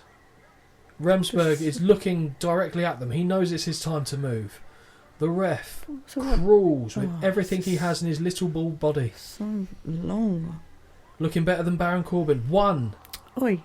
He does. Stop. 2. Reliving Earl Hebner. This is so ridiculous. 1 more. MJF kicks out somehow, some way. Not surprised. It took him half an hour. He had the intestinal fortitude to kick out when his back was against the ropes. God. MJF comes out swinging. This is so stupid. God. I don't know how you timed that without actually... Yeah, how do they do the low blows without, are they wearing cups? Yeah, we'll try after, see how close we get for one of us. Okay, I'll low blow you. If you could, that'd be great. Thank you. Just give you a kick to the balls. Oh, that's what you meant. Yeah. Roderick Strong going, but I'm your best friend. So I'm not a bitch. He throws the title belt to Adam Cole. Quite like the but not burgundy. How would you describe that colour? Because it's not brown though, is it? It's the it's like the Louis Vuitton type. Oh, okay, yeah, I see what it's like. Yeah, I can't think of it. Yes, Yeah? Yeah. Adam Cole's ready to hit him with the title. MJF is asleep, sat up. My question is here. Is it annoying? Yes. Yes. My question is here. If he turned out to be the devil, I assume at this point he already knew that he was going to be the devil. Why did he not then just lay him the fuck out with a belt there and get the title? True. Adam Cole sends Roderick Strong back up the aisleway. Quick. MJF Small package. Boom. 1, 2, 3. Adam Cole did not kick out, and At we which have point got we went, woo, let's go. MJF retained Yep. the AEW World Title, and right here and there, I'll end the live show because I remember the very tail end of it, and effectively they just kind of hugged Yeah. it out. So yeah, what were your thoughts on the show, and what would you rate it out of 10? It's so long. So long. Yeah. And when you're there live, it's not too bad. No, it went very quick actually. But when you're watching that on telly, sweet Jesus, that's long. I mean, we had a couple breaks, but it was only to just kind of replenish the drinks and stuff. Yeah. How did I feel as a whole? Yeah, it's really hard because for me the length really plays a really strong part in it because I have really bad attention span. Mm-hmm. Really bad. So for me the time really plays a real impact into how much I enjoy it. Mm-hmm. And I'm talking about just watching it. Yeah. Not actually being there in person. Mm-hmm. I would say, out of 10, what were you out of 10? This is a really difficult process. 7. So this is your joint favourite pay-per-view that you've seen? Yeah. Even trying to take out the fact that we were there, if I'm just looking at the quality of the matches, I probably put it at an 8. Okay. Fair. You're right, it's a slog, especially doing it for something like this. Imagine if he'd done notes on this, like had to it would have taken regale that. But I mean, it would have been still shorter than watching it live in person, obviously. But I thought it was quite a nice change of pace from what we normally do. It is nice to do a different style, but it's also hard off the cuff. Yeah, I feel like I did a lot of talking. Yeah, you did, which for me is great, but it's because I can't do it off the cuff. Yeah, it's trying to find that it's as you said, the approach, you have to tailor the approach. So normally it's a case of we talk about a couple of moves that happen, then we talk about a particular point, whereas this is as and when we think of things and trying to find the balance between the two. So it's quite tough. I think normal standard format for us probably works quite well, but that's not to say that we won't do something like this again in the future. Maybe with a shorter match, shorter card. Well, maybe we'll do the other show that we went to because that was shorter than this. Oh yeah, that's fine. Yeah, much shorter. But I like I said, I enjoyed the show. I think match quality wise, it's an 8. As much as I did list a load of things that AEW isn't doing as well as I think they should be, I think this was a good show. I enjoyed it, and I'd definitely go again, and hopefully we'll go to the All In that's taking place this year in August as well.